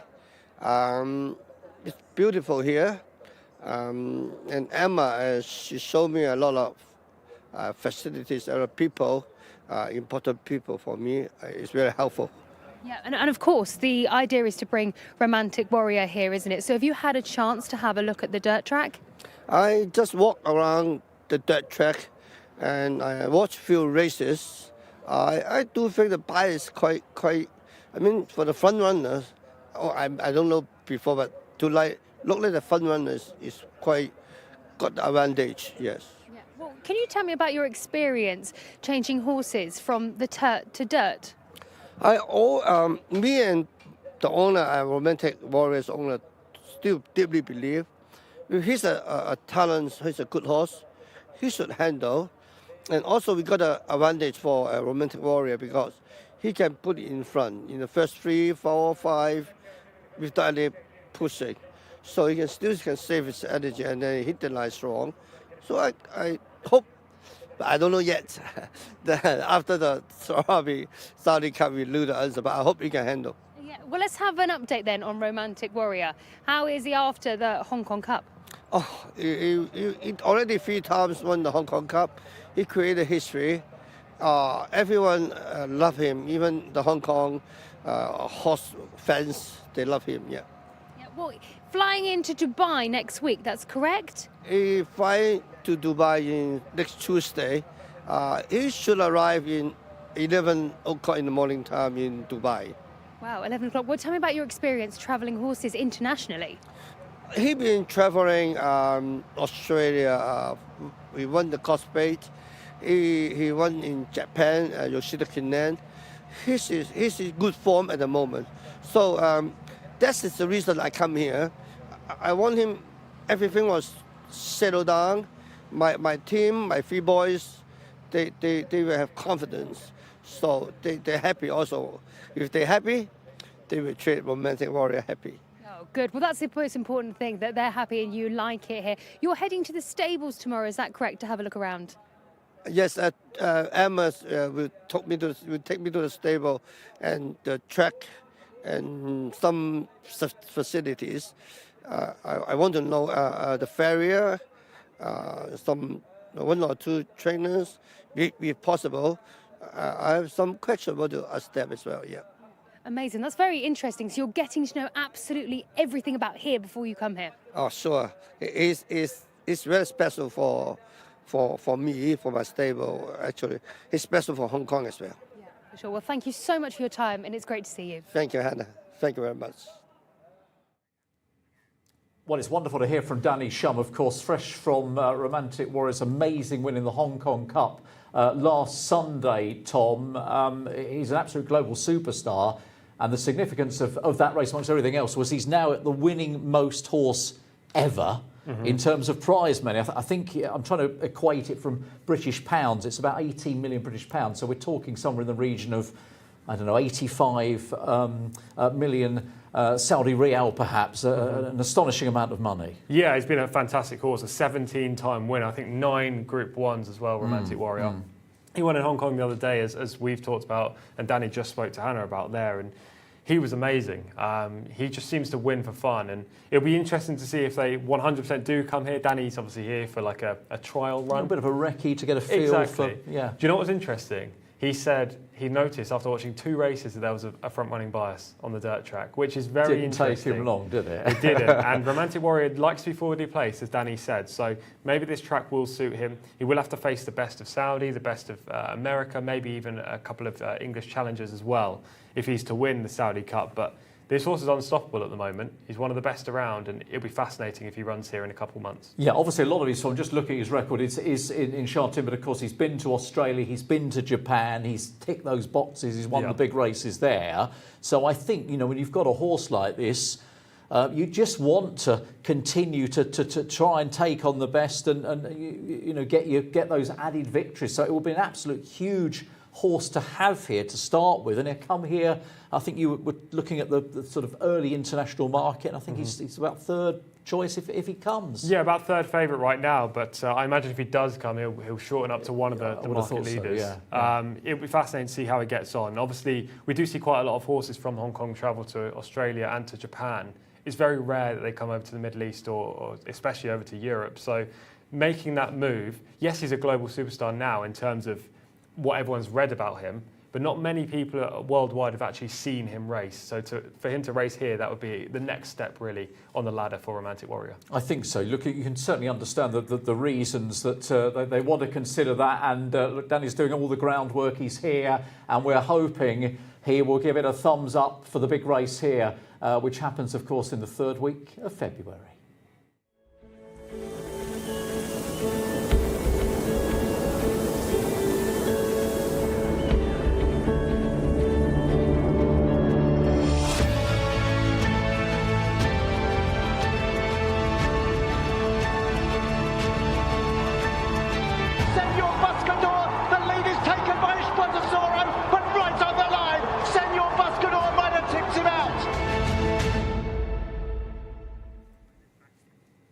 Yeah, put a ring on your calendar if you've got a 2025 one. That is, of course, which maybe you have, or maybe you haven't. 21st, 22nd of February, 2 of the most significant dates in next year's calendar. Now, before we focus on the 2 final races, the 2 big races, let's just review this contest once again, the Arabian Open, because Turki Al Khalidar has put in another big performance, as we're saying. This is his trip, this is his track, and he is now 4 out of 4. He is at this venue. You know, he's an admirable sort, isn't he? You can see they're strung out like the washing in behind. There's a big disparity in terms of ability in this race. I thought the runner-up ran a phenomenal contest today to Gruda. That was a clear career best from her. But unfortunately for her connections, she was just a little bit inferior to Turki Al Khalidar. We watched the drone footage of this race. Plenty of them were slowly away. It was an orthodox start, let's say, but there was instant speed from the outset from one of the outsiders. That was Jalmod, and the eventual winner is the big white horse. There are plenty of those. In 3rd right now in the white silks, always in a prominent spot under Abdullah Alafi, who rides Arabian horses better than everyone else. Yeah, in a really, really good position very early on, as you say, which is important, of course. Just tracking the pace there, just trying to look for the other principles as they go through the early stages of this race, because they'd sent the eventual...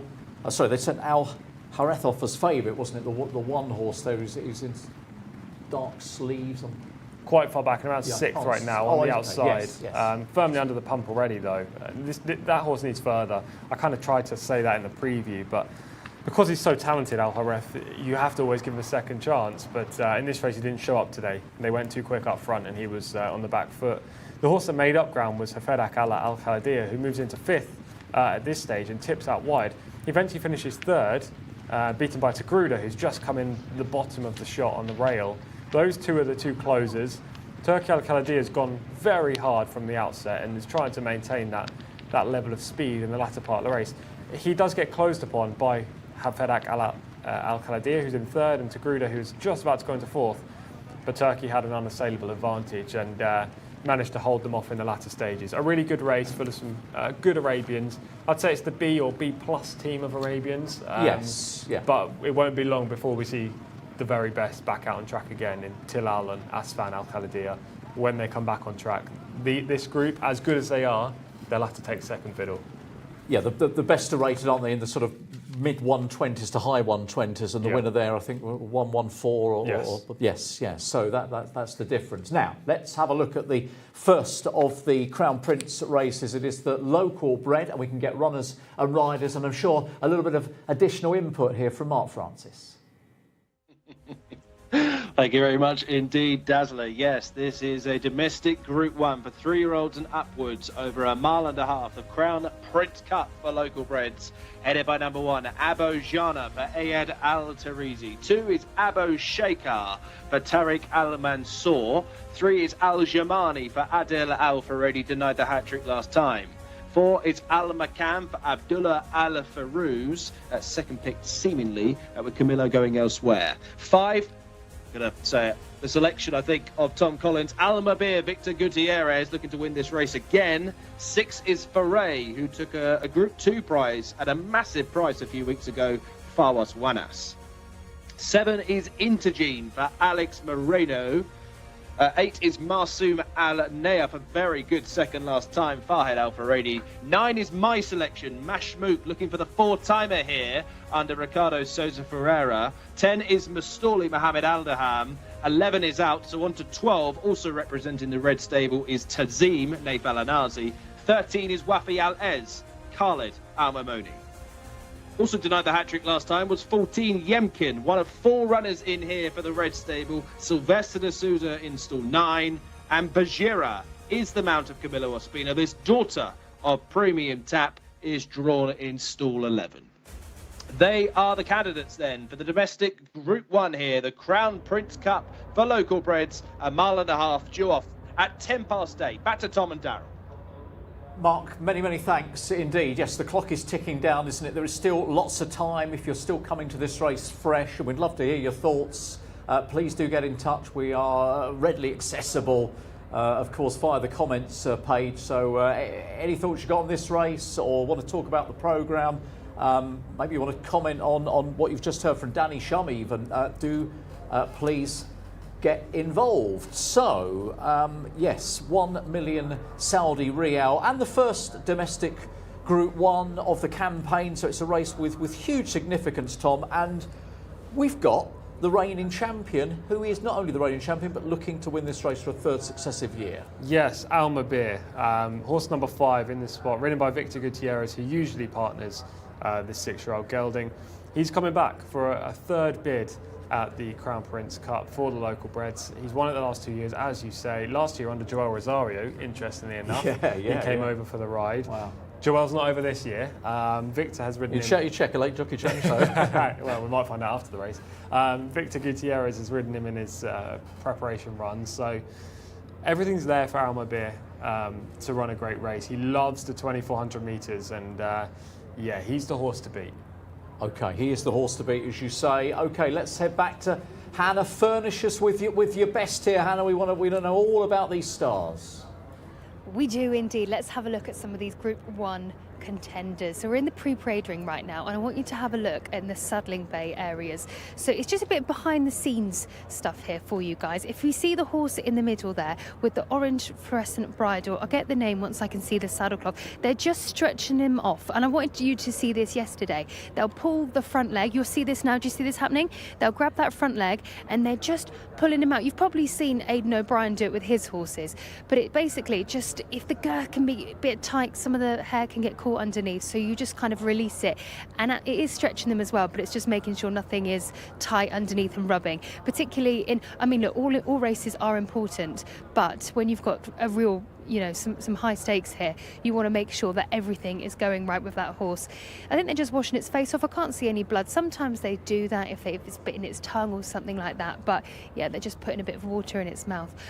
I love how gentle the pre-parade ring is. I mean, look, it's gentle everywhere, but it's very quiet. You can hear how quiet I'm talking, and they're very gentle with them, doing the last minute checks. So you see this man, he's just checking that saddle is on. They're just going to keep that horse nice and still. You'll hear the whistling just to keep it distracted. Is he going to pick up the other leg? No, they're just doing some last minute checks. So it's really good to see this behind the scenes stuff. His tongue's sticking out. Yeah, you might have something stuck. Some of these horses tend to do that. I don't know if you can see now from this angle. Hopefully you can. It's quite a girthy horse, this horse. I'm going to check the name of this horse. Let's have a look behind us, actually. We've got another horse here. This one's just having some last-minute checks, and it's face washed. A routine thing that they'll do in the stables will be sponging down their noses and their eyes, and then they'll also do their bums as well. It's so important to keep these horses nice and clean. So that was number 9, Mashmook, that one there. And the one we were looking at a moment ago in the saddling area is Wafi Al-Ez. We'll see if we can get a clip of that. That's number 9 going past now, Mashmook. Looking really nice and shiny, that horse. And coming up now, the one that's pulling his head a little bit, that's Mustauli, that horse just there. He looks very nice. But I'll see if I can get a little bit more action for you guys in a moment. We're going to move out the way because it's getting a bit busy. Back to you guys in the studio. Thank you very much. So you can almost feel the excitement as we get very, very close towards the first of our big races coming up here, and it's always great. I think whatever it is, whether it's a race, any event, and you've got the champion. Yes. I just love the fact that you've got the champion. Look here, come and beat me. Come and beat me. Exactly, and it's not just this race. I know we are going to talk about this race in depth as it's the next one up, but it's not just this race either. It's the last race. We've also got the reigning champion back. So there is expectation. When it comes to horses that have previously won a race before, you expect them to go well again, considering they tick a lot of boxes, course, distance, conditions, but at the same time, they're facing different groups of rivals, and Almabir is going to have to fend off several newcomers to this division today. I think he's going to. We are still 18 minutes out from the race, but I'm going early with my pick. Wow. purely on the basis that he's my strongest play today.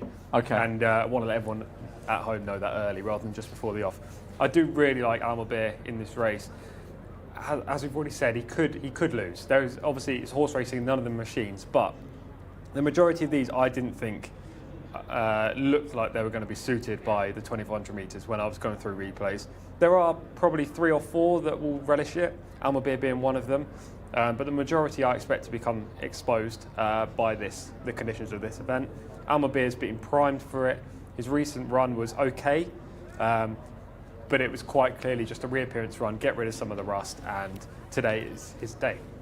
Now, obviously, we could just stop there, couldn't we? But it makes for a very boring programme if we just settled on the fact that the champion's going to win again. So let's have a look at a few of the others. We're going to start with Farrar 6 on the card and show you a win back in the middle of November. I thought this was a really good run, strong effort's going to get up and pounce here. Yeah, I have him down as an outside contender in this race. It was a strong staying effort. You're spot on here there. This was a Group 2, but it wasn't the best of Group 2s, in my opinion. I believe that's Al Kawakabi on the outside, who eventually finishes second. Al Kawakabi is a good horse. He's not an Almabir. So Farrar has to improve for that, and I don't think he'll improve enough to win today. OK, so let's take a look then at Almabir running fourth. This was on the comeback run, and we're calling it the comeback run. It was over a much shorter trip. Exactly, much shorter trip. That's the key here for Almabir. He looked done on the turn when we picked up this footage, purely because he was outsped by a horse with a lot more acceleration. Almabir is very much a plodder. He plugs on, but that's what you need over 2,400 metres. He was shaking the rust off this day. It was his first time back off a layoff. You're going to see a much better performance this evening, and hopefully Victor Gutierrez doesn't stick to the inside rail. I do like to be at least one horse off, and he didn't do that day.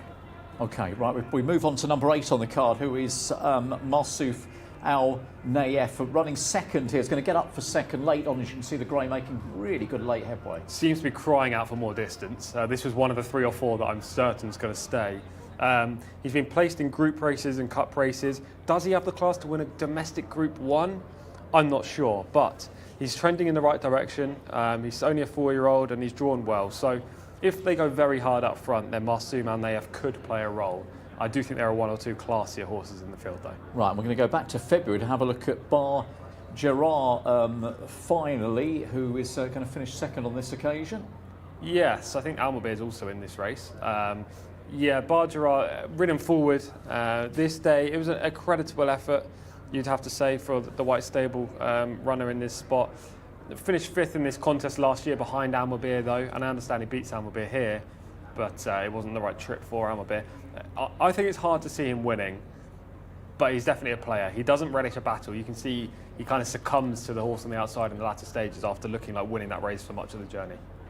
So there we are. There are 4 pieces of evidence, if you want, and we're waiting for the Prince to arrive, and then we move to the next stage, of course, because this is the Crown Prince Cup. So this is the Open Domestic Group 1, local Group 1. I'll give you the indication of the international market just while we wait. Almabir is heading the betting, probably not surprisingly, at 5-2 over number 9. This is Mashmouk at 7-2, who is I think a very, very interesting horse, stepping up in class, but it's got very, very good form over this distance in the past. Mostali, the 10, is on 5-1, and it is 7-1 both. Al Jamani, number 3, and also Bargerer, who we showed on that last piece of film, at 7-1 as well. Yeah, so let's talk about, well, I think I'm leaning towards horse number 9 in this race, accepting that it's probably going to be a little bit tougher today, but Mashmouk obviously likes this track.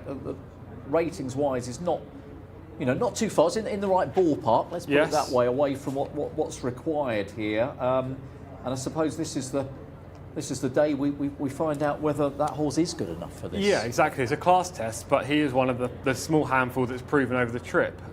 He's a very reliable horse. He's a 4-time winner over the 2,400 metres. 3 of those have come at this venue. As you've just said there, this is the toughest task that he has faced. I know that Mark Francis likes Mashmouk as well as you.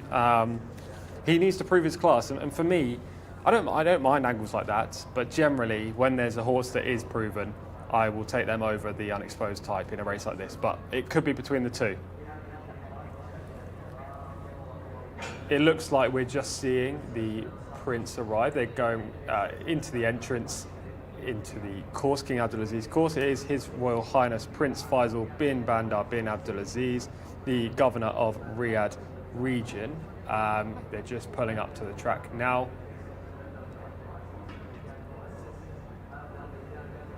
And there may be a slight delay to the race. Obviously, the off time is in 12 minutes, but maybe a little delay as we're seeing the Prince turn up to the track. Yeah, just arriving, and I mean, this is the just confirming the status, I guess, as much as anything of this race. The fact that we're seeing the royal presence here. Absolutely, yeah, it's great as we can see.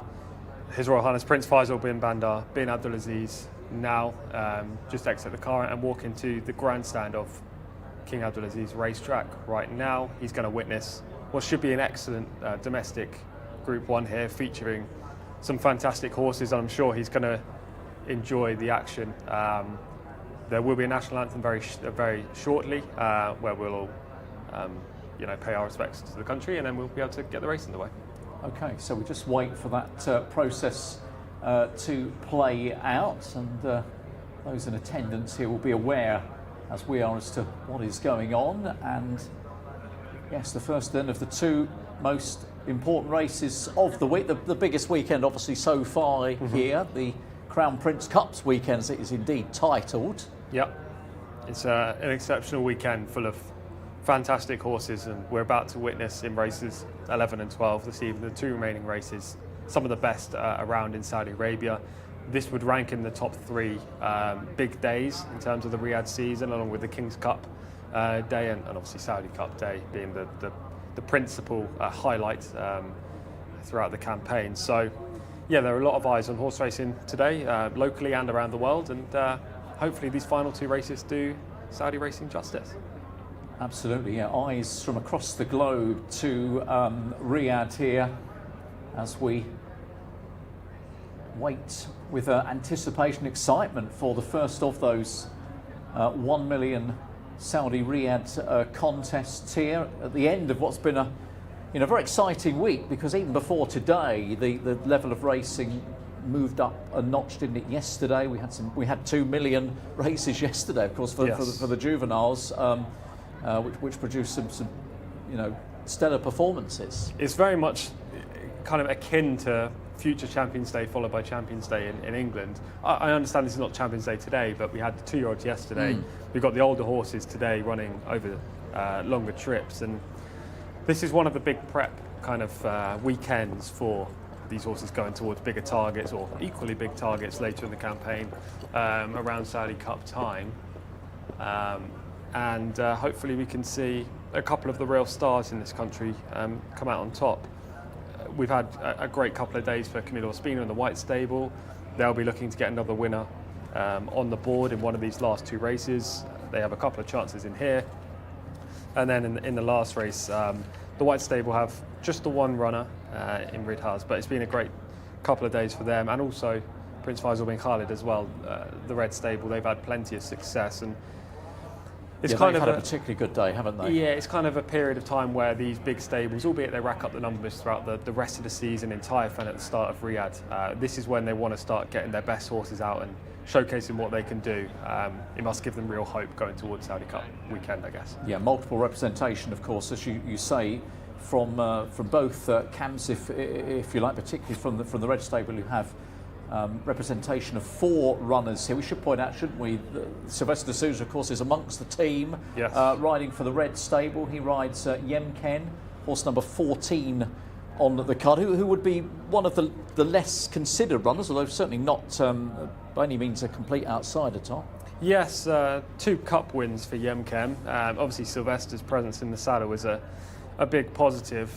Those cup wins came over the 2,000 metres though, and he's much better in Taif, seemingly, based on what we've seen this year. So the move to Riyadh and the step up in trip is the major concern, I suppose, for Yemken. But any horse with Sylvester de Sousa on has a good chance here. We've already seen him have a couple of winners just over 2 days. So he has to be feared. He's not my number 1 or number 2 selection even, but he has to come into consideration just due to his connections.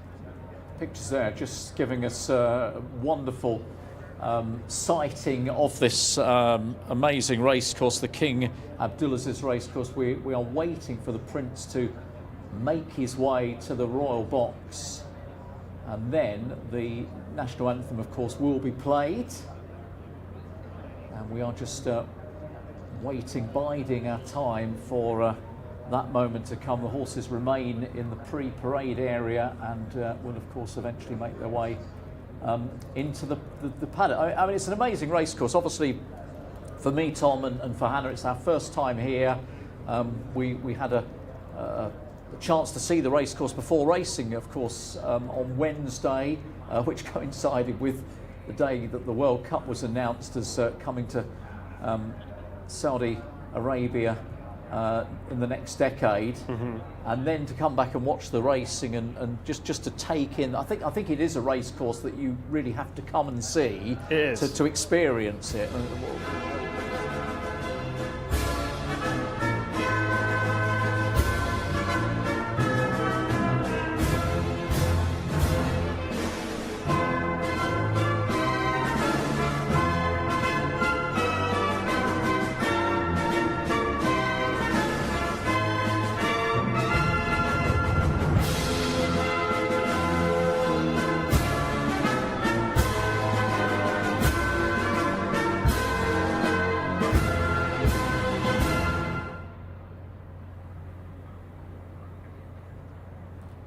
So the national anthem signalling the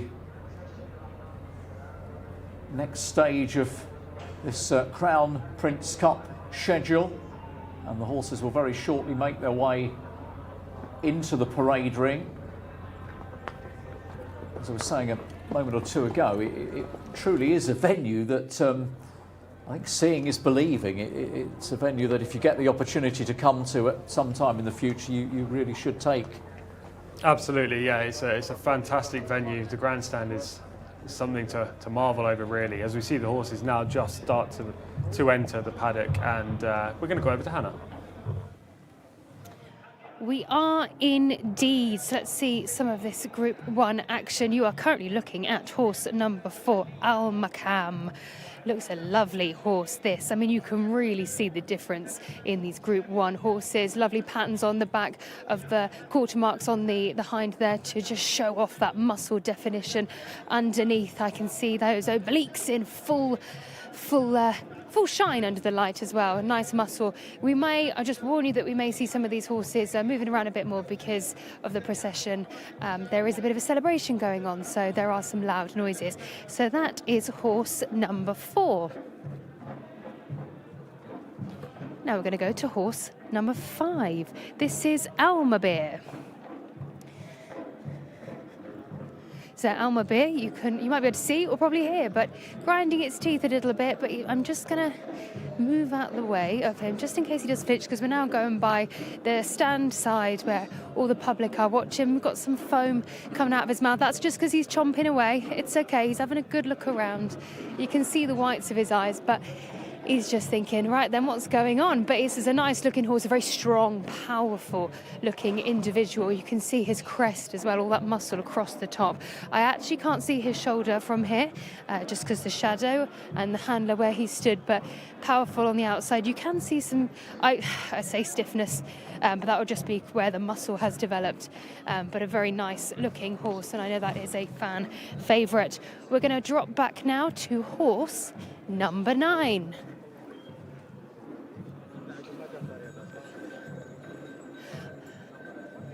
Right then, horse number 9, Mashmook. So the bell has just gone for the jockeys to hop on board. You can see the earplugs in this horse just as well. There's lots of noise happening. Yeah, this horse has got some nice muscle behind, but I'm not a fan of its movement. It's not walking very well, and I can see it's not tracking up. I don't know if that is just because it's jig-jogging, ready to go ahead, but the jockey has boarded. That is Ricardo Sousa Ferreira, who has just hopped on board there. Nevertheless, this horse is still looking rather powerful, but I think I'd like to see just a little bit more muscle. But he's a very sweet-looking horse. Again, chomping away. We've seen quite a few of them chomping on their bits because there's so much going on today. But that is horse number 9, Mashmook. Right then, we're going to have a look now at horse number 14. The second to last in our string here in the parade ring. This is Yemken. Sylvester de Souza, you can see on board, just taking some extra instructions there. This horse, again, chomping on the bit. They're all having a little look around because of the noise happening. Looking really nice in his coat. You can see that muscle underneath as well. Those obliques really coming through. Quite deep in the girth there as well. Nice room for the heart. I like it when they've got a deep girth. I like to get in front of them and have a look, but I won't for this one just because of everything that's going on in the parade ring. I can see those fitness muscles behind as well. Nicely developed and looking toned. He's walking quite well as well. We've actually got more room in here in this race so they can actually step out a bit more. But yeah, this horse is looking rather nice, and it's temperament-wise looking good too. So that's the final horse we're going to look at, Yemken. Back to you guys in the studio. What do you think, you know?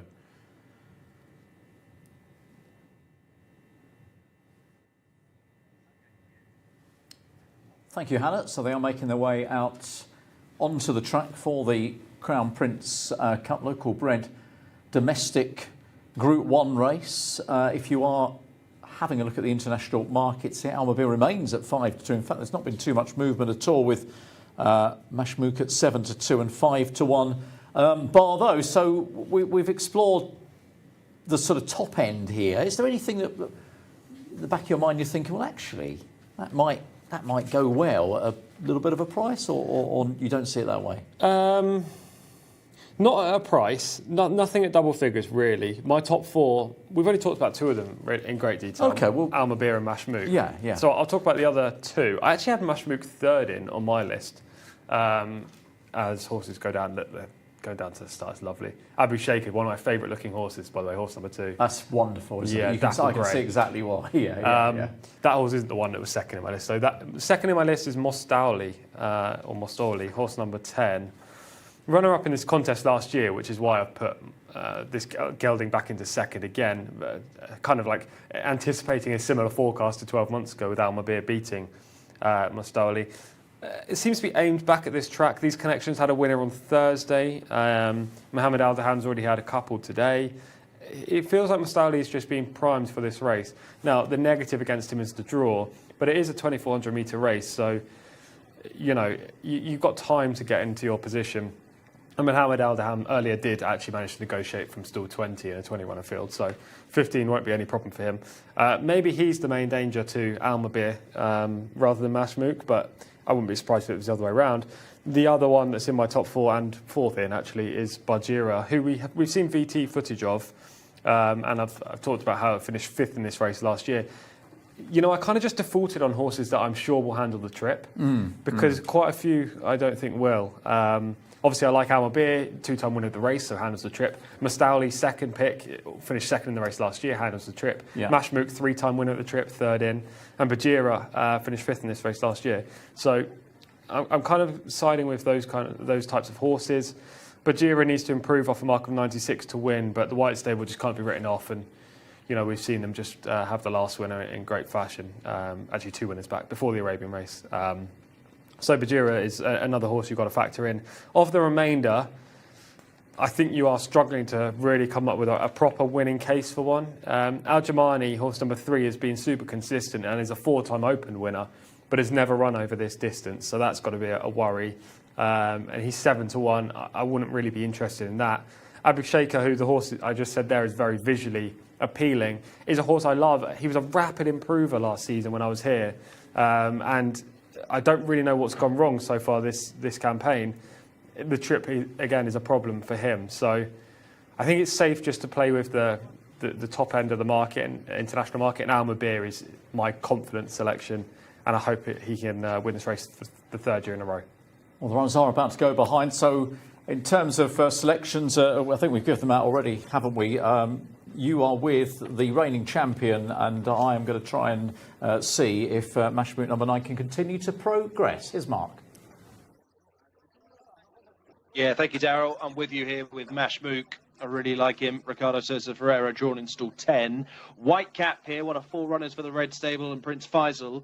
Abu Sheikah, the first colours with the red cap, Tariq Al-Mansour. White Cap, Mashmook. Blue Cap, Tazim.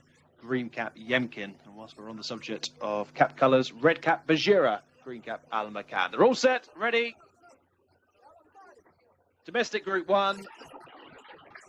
And they're off and racing, and Faray has missed the kick by about 5 or 6 lengths. Is rousted along by Fawas Wanas to try and close the gap as they go through the opening furlong of the Domestic Group 1 Crown Prince Cup for local breds. Decent beginning from Almabeer, and also up with the speed is Yemkin. Out wider, Abu Sheikah wants a piece of the early action as they pass the winning post for the first time. So it's Almabeer, keen to get on with things, leads by a fractional lead, I'd say, and knows perhaps Abu Sheikah on the near side might be about to take over. With Yemkin back on the inside of Al-Makan, they are racing in 3rd and 4th. Bastoli is rather wide, but has taken 5th position from Mashmook between rivals. Back against the inside is Tazim, and further out to find Al-Jamani under Adel Al-Faredi. Towards the back end of the field, the red and yellow colours of Wafi Al-Ez is towards the rear with Bajira. Right up against the inside is Intergene.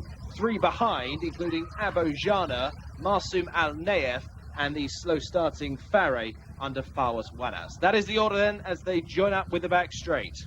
It is Al-Mabir, Victor Gutierrez hugging the inside rail and is going stride for stride with Abo Sheikar. Yemken on the inside of Al-Makam. Very few changes up ahead. Back in 5th position is Mustoli. Mashmouk has just lost a little bit of ground now, been passed by the likes of Tazim and also Intergene towards the inside. Wafi Al-Ez is being scrubbed along, so too is Bajira. Abojana under a rather vigorous ride is last but one, and Fareh has always been the back marker. Around the home turn they come with 3 furlongs left to travel. It is Al-Mabir still clinging on to the lead with Abo Sheikar right there in 2nd place.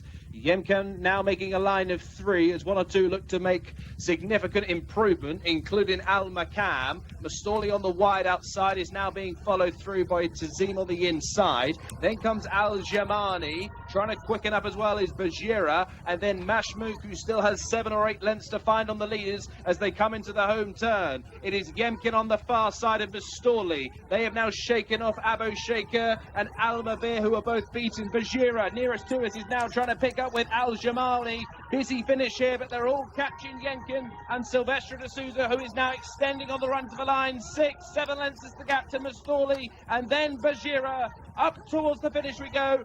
Yemken, another big race win for Silvestre de Souza, wins the Group 1 Crown Prince Cup for local breds in great style. Mustoli up for 2nd, then came Bajira, followed home by Abo Sheikar and Al-Jamani. Well, the Red Stable have taken it. They had 4 darts to throw. Yemken has come out on top with a green cap for Silvestre de Souza, winning connections, overjoyed in the winner's enclosure. Number 14, Yemken, has won, going away at the line. Silvestre de Souza with his 2nd winner of the day, 2:40.70, the winner's time. You can see Prince Mitev in the background. Red Stable connections overjoyed. Yemken has dotted up in the end. Mustoli, best of the rest in 2nd, beaten 7 lengths at the line. Mustoli under Mohamed Al-Daham. Bajira under Camilo Ospina home in 3rd. Abo Sheikar, Al-Jamani, and then Tazim. 1 or 2 big disappointments here. I'm sure the guys will review. The numbers 14, 10, 15 and 2. Delighted winning connections. Number 14, Yemken, has taken the domestic Group 1 Crown Prince Cup.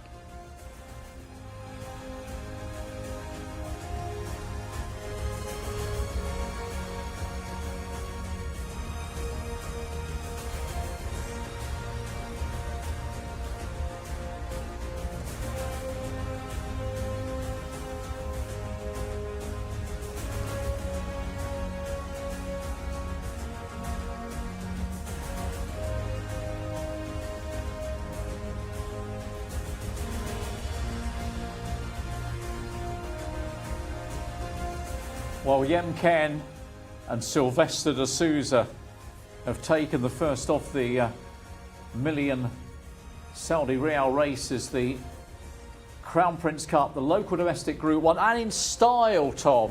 Oh, very, very impressive. So what does Silvestre de Souza do other than win big races? It seems like he travels around the globe and dominates. We thought we'd see joyous connections right now. We thought we'd seen the best of Silvestre when he won his 3rd champion jockey title. He then went to Hong Kong. He didn't write the headlines for the right reasons there. Came back to England, had an okay period of time, but has been called over, and it was a very good call-up, wasn't it? He could have been the difference on this horse.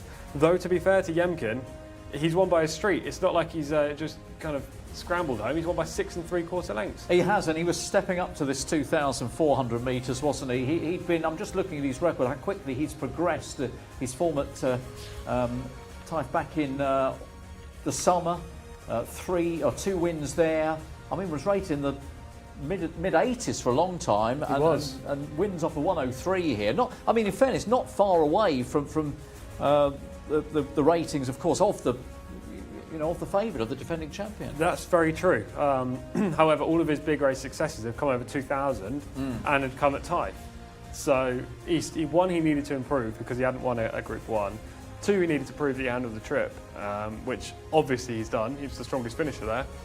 And 3, he needs to prove that he can repeat that top-level form in Riyadh. I mean, he's done all of that. I didn't necessarily think he would, which is why he wasn't on my shortlist. But he's beat the right horses. Moustawli was second for the 2nd year in a row. Bajira, the White Stable representative, ran a great 3rd and was one of the top end of our lists. And okay, yes, there were a couple of disappointments, Mashmook and more so Almabir, but the other horses with a good viable chance were right in the place money. So yeah, I mean, take nothing away from Jenkin. He's quite clearly the champion of this division, and it's a big day for connections. Yeah, and the champion, I think, in the jockeys division here certainly is Sylvester Sousa. He's absolutely been flying. He has, and he's got a great chance in the last as well to wrap up the 2 big prizes today. Already had 2 winners before this race, and I love in typical Sylvester fashion, he's not over smiley, not overzealous. There was a little flail of the whip coming to the line, but this is just the Sousa style, isn't it? Well, Hannah, guide us through this moment as Sylvester comes back in. Oh, it's absolutely fabulous. Honestly, the atmosphere down here is so energetic. It's so brilliant. All the connections surrounding the horse. Sylvester de Sousa, honestly, Jenkin has he doesn't know what has hit him, that horse, but honestly, it's just amazing to see. Everyone's gathered round taking photos. They're all celebrating. It's great to see. And, you know, we mentioned this earlier, how Sylvester de Sousa doesn't show much emotion. And it surprises me because the happiness around is absolutely infectious, and you can't help but smile. They're so pleased with this horse, and so they should be. This horse, Jenkin, really brought its TAFE form to the Riyadh track. So we just want to see a smile from Sylvester. There we go. We got a smile in the end. Oh, it's absolutely delightful. Look at that for cheers. It's wonderful. Well, hopefully when he jumps off and finishes with his congratulation, maybe we can grab a chat with him. But I had a little quick glance about quite an outsider on the international market, or a bigger price than the leading contenders that I also had on my shortlist. So that's good to see. But you know, you guys in the studio have said this before. The winner can really be anyone. At the end of the day, they're horses. Anything can happen. But what I can tell you happening right now is fantastic celebration. So I'm going to head over. We're going to follow Sylvester now. He's just about to hand his more hugs. We love to see it. He's just about to weigh in. So we're going to stay over. Let's have a look. All should be fine. I bet he's absolutely exhausted. And we're waiting for the all clear. He's got the saddle on there, taking the cloth. Good stuff. It's all happening. All happening. Yeah, that's it. They're all just sorting it out, and then we're going to grab a quick word with him. He just looks exhausted, but I don't blame him. It's been a very busy day for Sylvester de Sousa. Let's grab him now. We've got one more hug. Let's see if I can get there beforehand. Sylvester, congratulations. Just talk me through the race. Yeah, everything was nice, and he bounced him out well, and I was happy to halfway to see always behind the fancy horse and pressing him on to the leaders, and he got to the position I want to. I was getting a fresh air off him, and from the turn I made my way out, and he kept lengthening and got up out, you know, so everything went smooth. Yeah, well, that's your 3rd win in 2 days. Some jockeys struggle to come here and get a winner. I mean, look, you've got a ride in the last, so I'm sure you're very confident, even more so than earlier now. Yeah, the horse is in great shape, and we finished this race, we managed to win, so let's go get ready for the next one. Thank you so much. I'll let you go and continue your celebrations. Thank you. Thank you. Thanks. Thank you. Yeah, Sylvester de Sousa, he's got to now enjoy the celebrations, Tom, but equally he's got to get focused, because in a few moments' time he will bid to try and do the same on my Frankel. He will, yeah. It could be a huge half an hour for Sylvester de Sousa. Look, let's make no bones about it. He's had plenty of huge moments in his career. He knows what it's like to win these big races. He's not the most overzealous guy, as we've already talked about, but that doesn't stop him on the track. He's basically Ryan Moore, but in a different body in terms of his attitude to racing. You can see it does mean a lot, and obviously he's getting plenty of congratulations from all connected to the horse, everyone in the winner's circle right now. If he wins on my Frankel, it'll probably be up there with the best half an hours he's ever had, I would suggest, on a horse. Absolutely. On horses, yeah. But yeah, let's see what happens in the next half an hour. This ride was spectacular. To be honest, I think most jockeys potentially could have won on him in this race just because the horse was so dominant, but Sylvester didn't put a foot wrong. And in a Group 1, That's all you can ask for your jockey. Just make sure the horse has every chance, and he did. Yemkin proved him right and won by 6 3/4. And when we're assessing races, of course, we've said it, haven't we? This horse's form has been at the other track here at Taif, and he's had to prove himself. I suppose the test over 2004 was one thing. It was being able to show that same ability at Riyadh. Yeah, exactly. That was the big question mark coming in today, but he's proven that to be a complete myth. As you take it from the outset here, Mashmook jumped nicely on the outside in the red silks. Almabir was always up with the speed as well, and those two really set their stall out. I think they must have gone too hard. We don't have sectionals, but those two horses had clear form claims, and neither of them stuck on for any part of the prize money, which suggests they've gone too quick. Is that Yemkin back in third? I think it is, with the green cap on the rails. So he wasn't too far off the pace. No. Obviously a strong stayer. The eventual third place finisher, Bajira, is on the outside in third actually right now. We have to mention the slow start as well from horse number 6, Faray. Completely missed it at the kick, and that was game over. And also, unfortunately, horse number 8, Marsim Al Nayef, seemed to go wrong down the back straight. So hopefully everything's okay with him and Farhad Al Faradi. But at this point of the race, the 4 market protagonists, I suppose, apart from Mostali, are in the first 4 spots, and Mostali's back in 5th. So you did want to be prominent, but I don't know why the front 2 horses just haven't seemed to get home today. No, it's hard to try and quantify exactly what has happened there. Look, Almabir, the champion, in a great position at this stage. It hasn't worked out today. Are we able to put any reason behind that? Just looking back, he ran terribly. It wasn't like he was just beaten. He was well beaten. I think he beat 3 or 4 home. That was all. There was a bit of interference on the home turn, which I think we're on now. You can see Sylvester in third, just trying to get out, bumping Camilo out the way, which probably didn't go down well.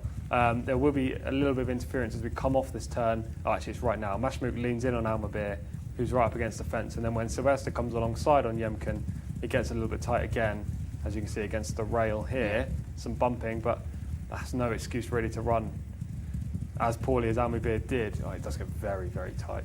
I mean, it's all okay. The stewards won't look at that for too long. But yeah, both Mashmook's just not proven that he handles the grade. I think that's fair. He ran okay. Almabir, I don't know what went wrong, to be honest with him. He was disappointing. Yeah, but ultimately this winner has powered away. I mean, look, he's ridden him as if he's not going to have any issue with the trip, the 2-400. I do feel in hindsight that probably we, and not just us, but as a collective, have probably undervalued this horse's chances, maybe relying too much on what he'd done elsewhere. Yeah, probably. As we see the trophy given now up in the grandstand here.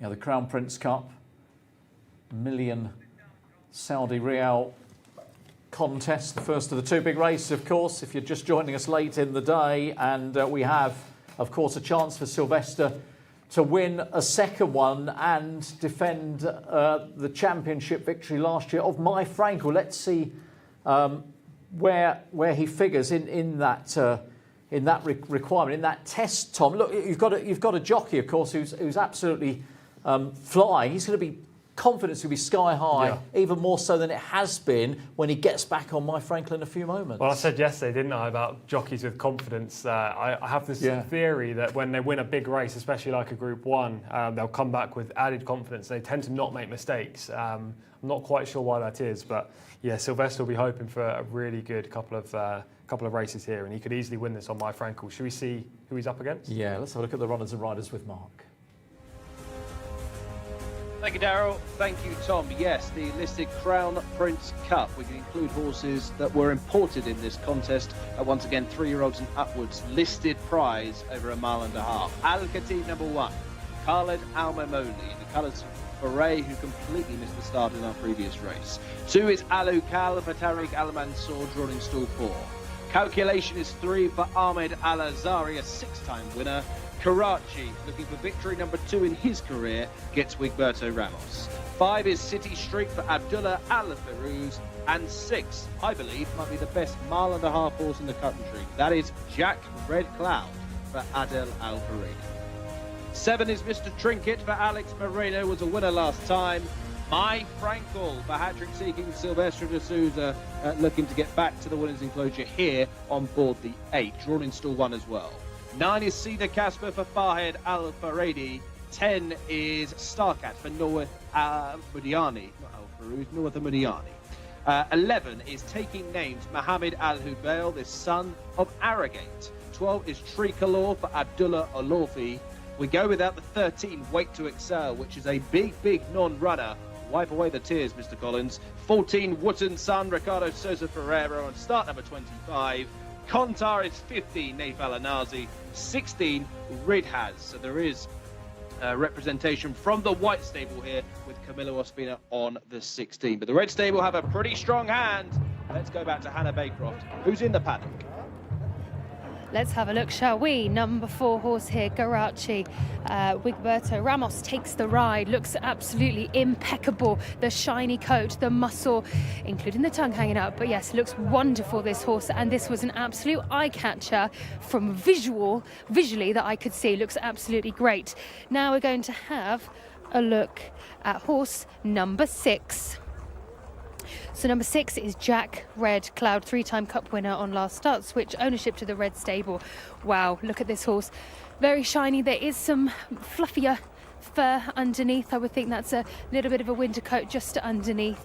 On its hind, I can see those fitness muscles looking fantastic, and the shine just makes this horse stand out. Also, it's chomping on the bit a little bit, just looking around. But again, as a reminder, there is lots happening in this parade ring still from the previous race. That is your horse number 6, Jack Red Cloud. Number 8 is next, the horse we've been talking about. Of course, we spoke to Jimmy Jerkins. Yep, it's My Frankel, and Silvestre de Souza takes the ride. This horse has been sweating up a little bit. You can see underneath where he has got a little bit warm, but he is walking quite nicely. Actually, I'm walking behind and I can see there is some sweat between his legs, so he's been working up a bit of a sweat, but it could be him, but it also could be what is happening at the moment. He's walking quite nicely as well. He's got the earplugs in and the grackle noseband on front just to stop him from crossing his jaw and getting his tongue over the bit. And I think that is a ring bit as well, but I can't quite see. But anyway, striking individual is My Frankel.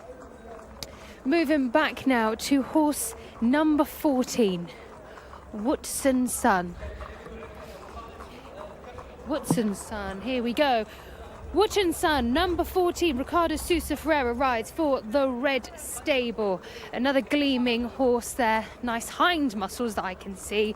Can't quite see those obliques, but I'm sure I can, because these are some top horses looking fantastic. Long legs, covers the ground nicely. He's having a little look around, playing with his tongue, but nothing to worry about. They're all behaving quite well considering what's going on. We've built up a bit of a crowd now on the outside of the parade ring. So these are some of the horses in the parade ring for this next contest. Back to you guys in the studio. Thank you, Hannah. So the excitement of going from one big race to another in a flash, that is what we are all about to experience here as we get set for the Crown Prince Cup. This, as Mark was telling us, of course, for the imported runners as well as the local runners as well. And if you're wondering where to start, I suppose the obvious place to start has to be with the defending champion, My Frankel, who is, of course, as you'd expect, the international market leader at around 2-1. That is Jack Red Cloud. That is Adel Al Faradi, who not had a winner today, is he? Not had a winner today. No, well, that would be a good way to cap a Saturday. Didn't have a winner yesterday. Oh, either. well, this is all building up to this moment then, isn't it? And here is Jack Red Cloud winning back in October. Different colours on this occasion, but finding plenty. Yeah, subsequently gifted to Prince Faisal bin Khalid, I would presume, for this contest today. I was here this day. I liked him. It was a race he should have won, though. Okay. It wasn't a shock by any means. He was favourite. He bolted clear. He stays the trip exceptionally well. And as you can see, they're all strung out, but Jack Red Cloud is in a league of his own. Now, he steps up against better horses today for the first real time. Can he win 4 in a row? It's plausible. It is plausible. It wouldn't surprise me at all. OK, would not surprise you. And here, of course, is My Frankel, as we turn back the clock to this very race from 12 months ago. If he reproduces this, I think he'll win the race.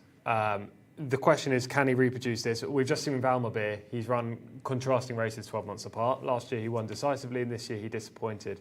My Frankel's prep has been solid. And Jimmy Jerkins, who we spoke to earlier via Hannah, said that his work has been nice and he actually thought he shaped well on his run because it looked like he was going to go nowhere when the jockey asked him for effort, but he plugged on. His preparation has led him to today. Yeah, Starcat, of course, was third in the race last year, and this is more recent form for Starcat earlier on in the month in the Golf Cup. In fact, it was just last weekend, wasn't it, this particular outing? Far from prolific, that's for sure, Starcat, but he's a solid horse.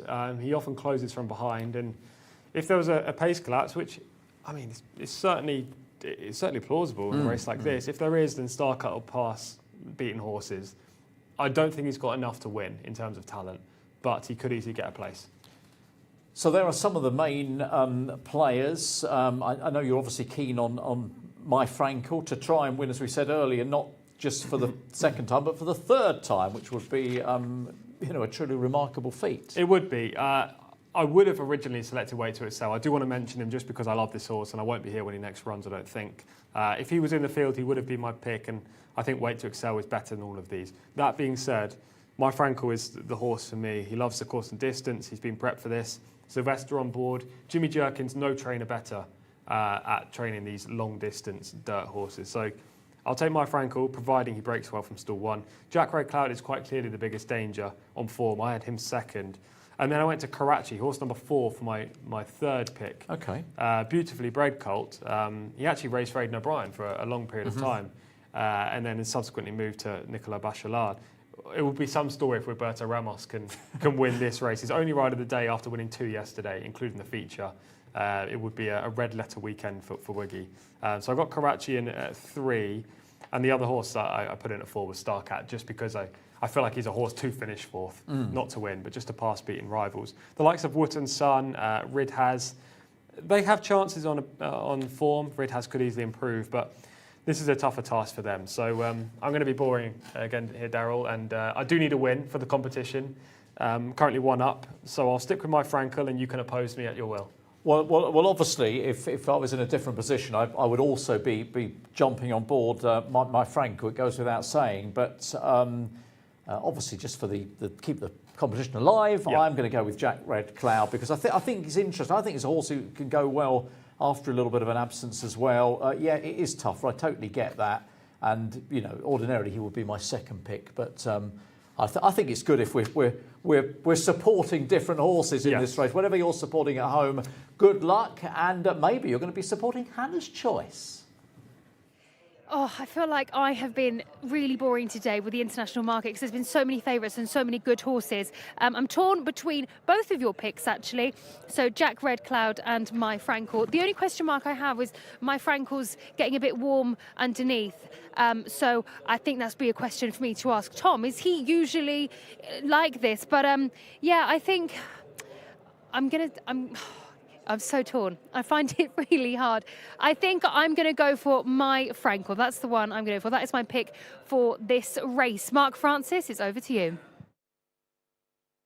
Thank you very much indeed, Hannah, and to Tom and Daryl for their hard work today. They'll be wrapping up the show on the back of this contest, the listed Crown Prince Cup, worth a whopping 1 million Saudi Riyal. 500,000 of that going to the winner. Let's look at the market. My Frankel, 15-8 at the top for Sylvester de Souza and Jimmy Jerkins. Jack Red Cloud at 130.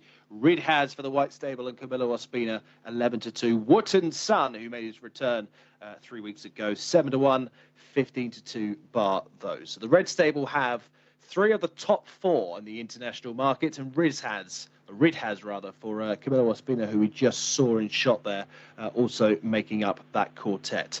My Frankel, we've heard the claims very, very boldly from Tom Collins, thinks that this horse will win this race. I really like Jack Red Cloud. I think he's an improving stayer. Beat Wait to Excel last time, of course, who is a non-runner here, but is certainly a talking point. Jack Red Cloud, now in the colours of the Red Stable. Adel Al-Faradi, green cap on Adel's head, drawn in stall 7. I think is no problem at all. I think he's the best stayer in the country. Which is quite a bold line, particularly this side of the race. But I think he's that good. He's rated 108. My Frankel rated 107. So there's not much to separate between them, according to the assessor. I just think Jack Red Cloud might be the better horse, and he might also be ready for this before My Frankel is. Perhaps My Frankel might take a Group 1, perhaps in January time. I think Jimmy Jerkins is just starting to rev him up to his best. Perhaps there might even be a turf race for My Frankel on the way. So they are the top two in the market. Ridhaz for the White Stable. 2 wins from 6. A winner on his second start and last time out. Ridhaz represents the 3-year-olds here, of which there are only a couple. The other one being a Kontar. Seems like he's been around for a long, long time. They are now loading for the finale. Final chance to have a play here on the listed Crown and Prince Cup. Big, big race of the night, 2,400 metres. They run for 2 furlongs up the straight before an entire lap of the King Abdulaziz racecourse. Calculation and Alu Cow, the final pair to go in. So stand by for a start here. Race 12 of 12. Everybody watching on, binoculars at the ready. Stand by. And they're off and racing for the listed Crown Prince Cup to complete the programme here. Very, very level beginning. Moving up is Taking Names on the wide outside under Mohammed Al Hubail. Wants a piece of the early action. The red jacket on the inside, My Frankel, away alertly. And back in third position is Jack Red Cloud. So favourite and second favourite currently settled in second and third positions. Karachi is buried away on the inside of the black cap of Wootton Sun, and further out to find Ridhaz halfway down the field. The striped colours of Tricolor is next, racing in company with Al Khatib. And then comes the yellow jacket of City Streak, who has a few behind, including C. the Casper. Also towards the back end of the field is Alu Kal. And struggling to go this speed is Starcat, with Kontar as the bat marker. And calculation also towards the rear of the field. So they've gone through the first third of their journey in this listed Crown Prince Cup, and a very strong pace being set here by Taking Names, Mohammed Al Hubail, who wanted to get to the front and is now leading. Showing up by 2 lengths, I'd say, to My Frankel under a tight rein under Sylvester de Souza in second place, not too far away. Towards the inside, Karachi is racing in third, or now fourth, just being passed by Jack Red Cloud. Then Wootton Sun with the black cap racing alongside Ridhaz. The one that's making stealthy ground is C. the Casper on the wide outside, being stalked there by City Streak, and further out is Calculation. 1 or 2 being scrubbed along, including Tricolor. Also in that cluster is Al Khatib. Passing 1 or 2 rivals is Starcat, relegating the back markers to be Mr. Trinket for a first mention. Also Alu Kal, and Kontar is towards the back end of the field.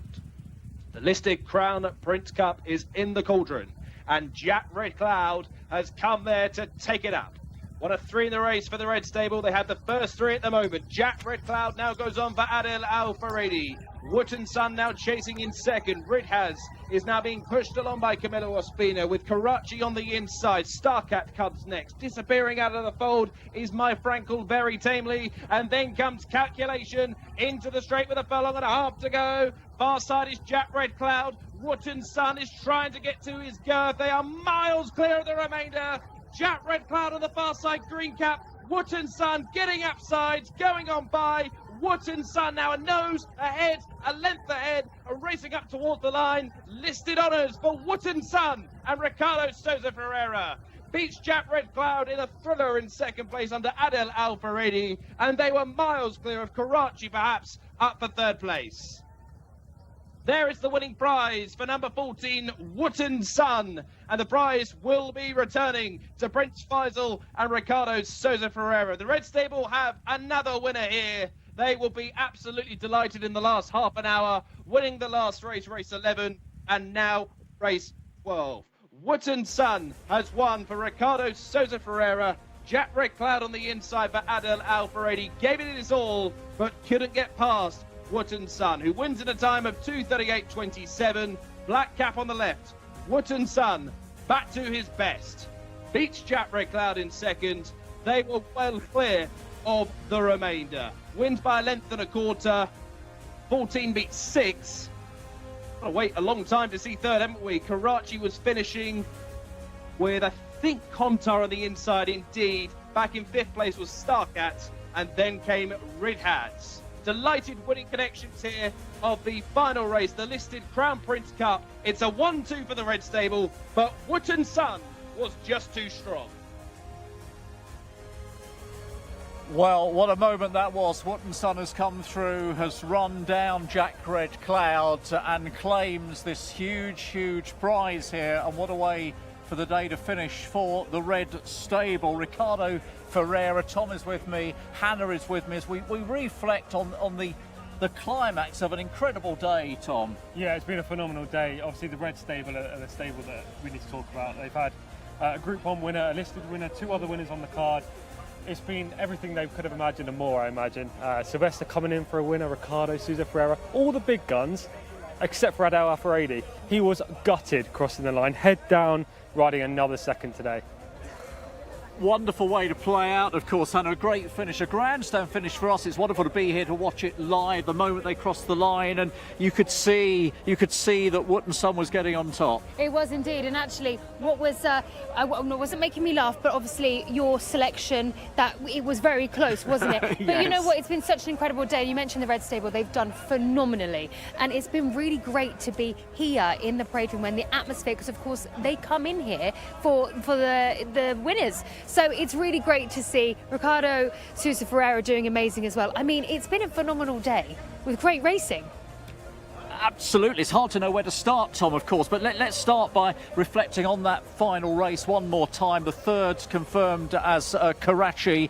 It wasn't to be for Mike Frankel. It was never going to be for Mike Frankel today. No, he made the pace under Sylvester. I quite like those tactics, but he was done on the top of the turn. It was game over. It was a day where we were talking about the defending champions coming back to win again, and both disappointed, Almabier and Mike Frankel. You said Karachi back in third. He was a major form player coming into the race, beaten 15 lengths into third. The first two were clear. Wootton Sun clearly improved from his days in England as well.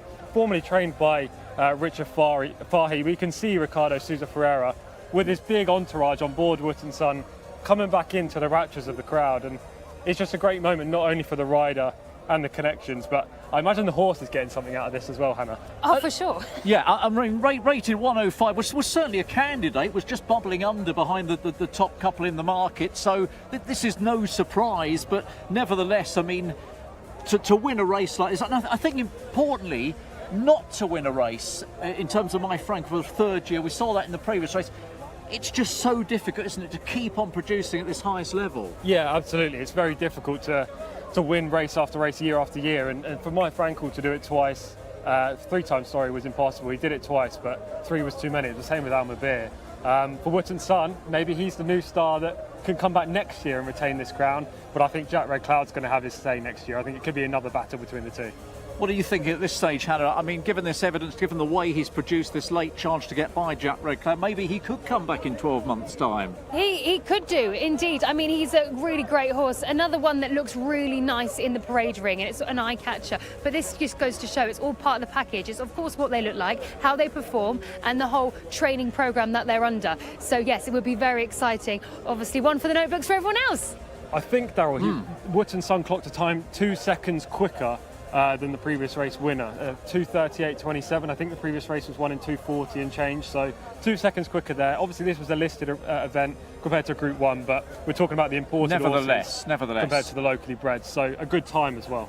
Let's stamp his authority on this. Now, we're going to go back just one race because the Crown Prince race for the local bred Sylvester de Sousa, and what a moment for him, what a week for him. We're watching him come back in from a few moments ago on Yemken. And of course, Hannah, you know, yesterday as we watched the race back, he was here, we weren't sure he was coming. The next thing we knew, he'd ridden a winner, and now he's won one of the big ones. I know, we were so surprised, and actually, you know, we didn't know he was there, and it was a bit and ah, is it him? But it's so great actually to see him here, to chat to him as well. I mean, look how well he's done, and you know, it's like he said, so many people will come overseas and they try and get winners, and he does. He just rocks up, and look what he's done. 3 wins this weekend, so it's fantastic. And Tom, in terms of the performance from Yemken, I mean, we can dissect it after the event. He's a progressive horse. He's now jumped aboard the big boy ship.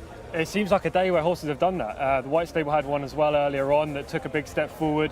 I suppose Wootton Sun took a big step forward as well, and obviously Yemken being the main leading light for those progressive runs. And you know, 2400 metres is a specialist distance. You need stamina to stay it. and obviously the Red Stable have got stamina and reserves, not only in their arsenal in terms of horse quality, but all their horses seem to want as much distance as they can possibly get. I mean, this has been a remarkable day, of course, and Sylvester Sousa, I mean, he doesn't show his emotions, as we've said, but boy, when it comes to getting the job done in the big race, Tom, he's the guy, isn't he? He's there. You can put your faith in him. Yeah, he's just the guy. He's the guy that comes to the big occasion and wins his races. You know, they could have called on James Doyle again. They did last year, and it worked to good effect. Sylvester was here 3 years ago. You can hear the reception there for the winner, of course. Wow. Just to our left here, absolutely incredible. It's all going on. Yes, we'll go back to Sylvester right now as the crowd are cheering. Yeah, Sylvester 3 years ago was successful here, 2 years off. They went for James Doyle instead to take these big mounts, and they've come back to Sylvester. I don't know whether James Doyle's busy over the course of the next 2 days, whether he's at Maiden or what, but Sylvester to come in, show no emotion, win 3 or 4 races and go home. It's amazing, Hannah, isn't it? Because he is so cool, calm and collected. And yet so talented. Well, you were more excited than he was, I think. Yeah, but you know, because I remembered what you said and I thought about it. I thought, he actually hasn't shown any emotion yet, but he did have a smile, you know, when I mean, I'm sure you guys saw the crowds that surrounded all of them. Or you couldn't even get to Yemken at all. So then he smiled and I thought, yes, he's happy. But you know what? They are professional athletes and they've got to keep it cool. And of course, he had another race to go. So, you know, he had to keep it together. Yeah. Look, we've had such an exciting day at the end of the most significant race meeting of the year so far here at Riyadh. Tom, what else are we going to take away from this week? Well, obviously the equine performance on the track are the number one. I think Montefabetta last night, yesterday, was the big highlight. It's now the pronunciation. I've said it too many times. Practiced. Yeah, I think that was the highlight for the whole week. She's a future star, and I think we were kind of in the presence of greatness or future greatness with her. I've enjoyed the week. I will take away how cold it is. I've forgotten how cold it can be. Thanks for telling us. Yeah, I was going to say, this is your first time here. What was your highlights respectively? We'll go to you, Hannah, first. Well, it's been, I'll be honest, it has been overwhelming because there's so much that goes on here. And, you know, like I said on the first day, I'd never been to the Kingdom of Saudi Arabia before, let alone to this race course. I think I've really enjoyed meeting the jockeys that I've been watching over the last few weeks. I think the prize money is phenomenal. Yeah. The talent in the riders as well, because even I mentioned it a few times, I know, but when they were going to post, they are some real good riders. But the atmosphere as well, it's lovely. And the style, the greatness of the horses and the purebred Arabians too. Look, for me, it's just the wow factor. You walk in for the first time, you look at the grandstand, and you're just absolutely amazed by what's in front of you. So the prize for the final race, the trophy is being given. The celebrations are obviously going to go on all night long. We will be back to bring you, of course, much more of the same next week. We can't quite promise you it will be at this level, Tom and Hannah. Thank you very much both for being with me over the past 3 days, and we will all be here to do it again next Thursday. So please join us again on the English-speaking service here for Jcsa.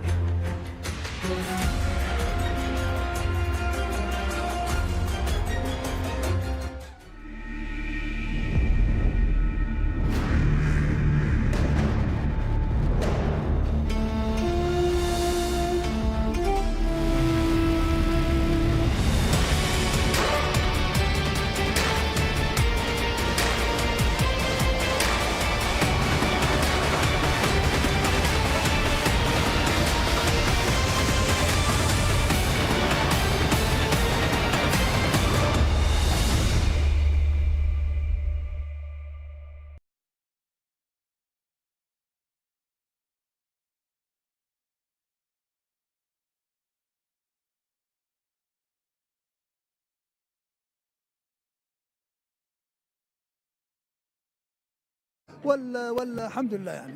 سمو الامير بالامس سمعتك مع الزميل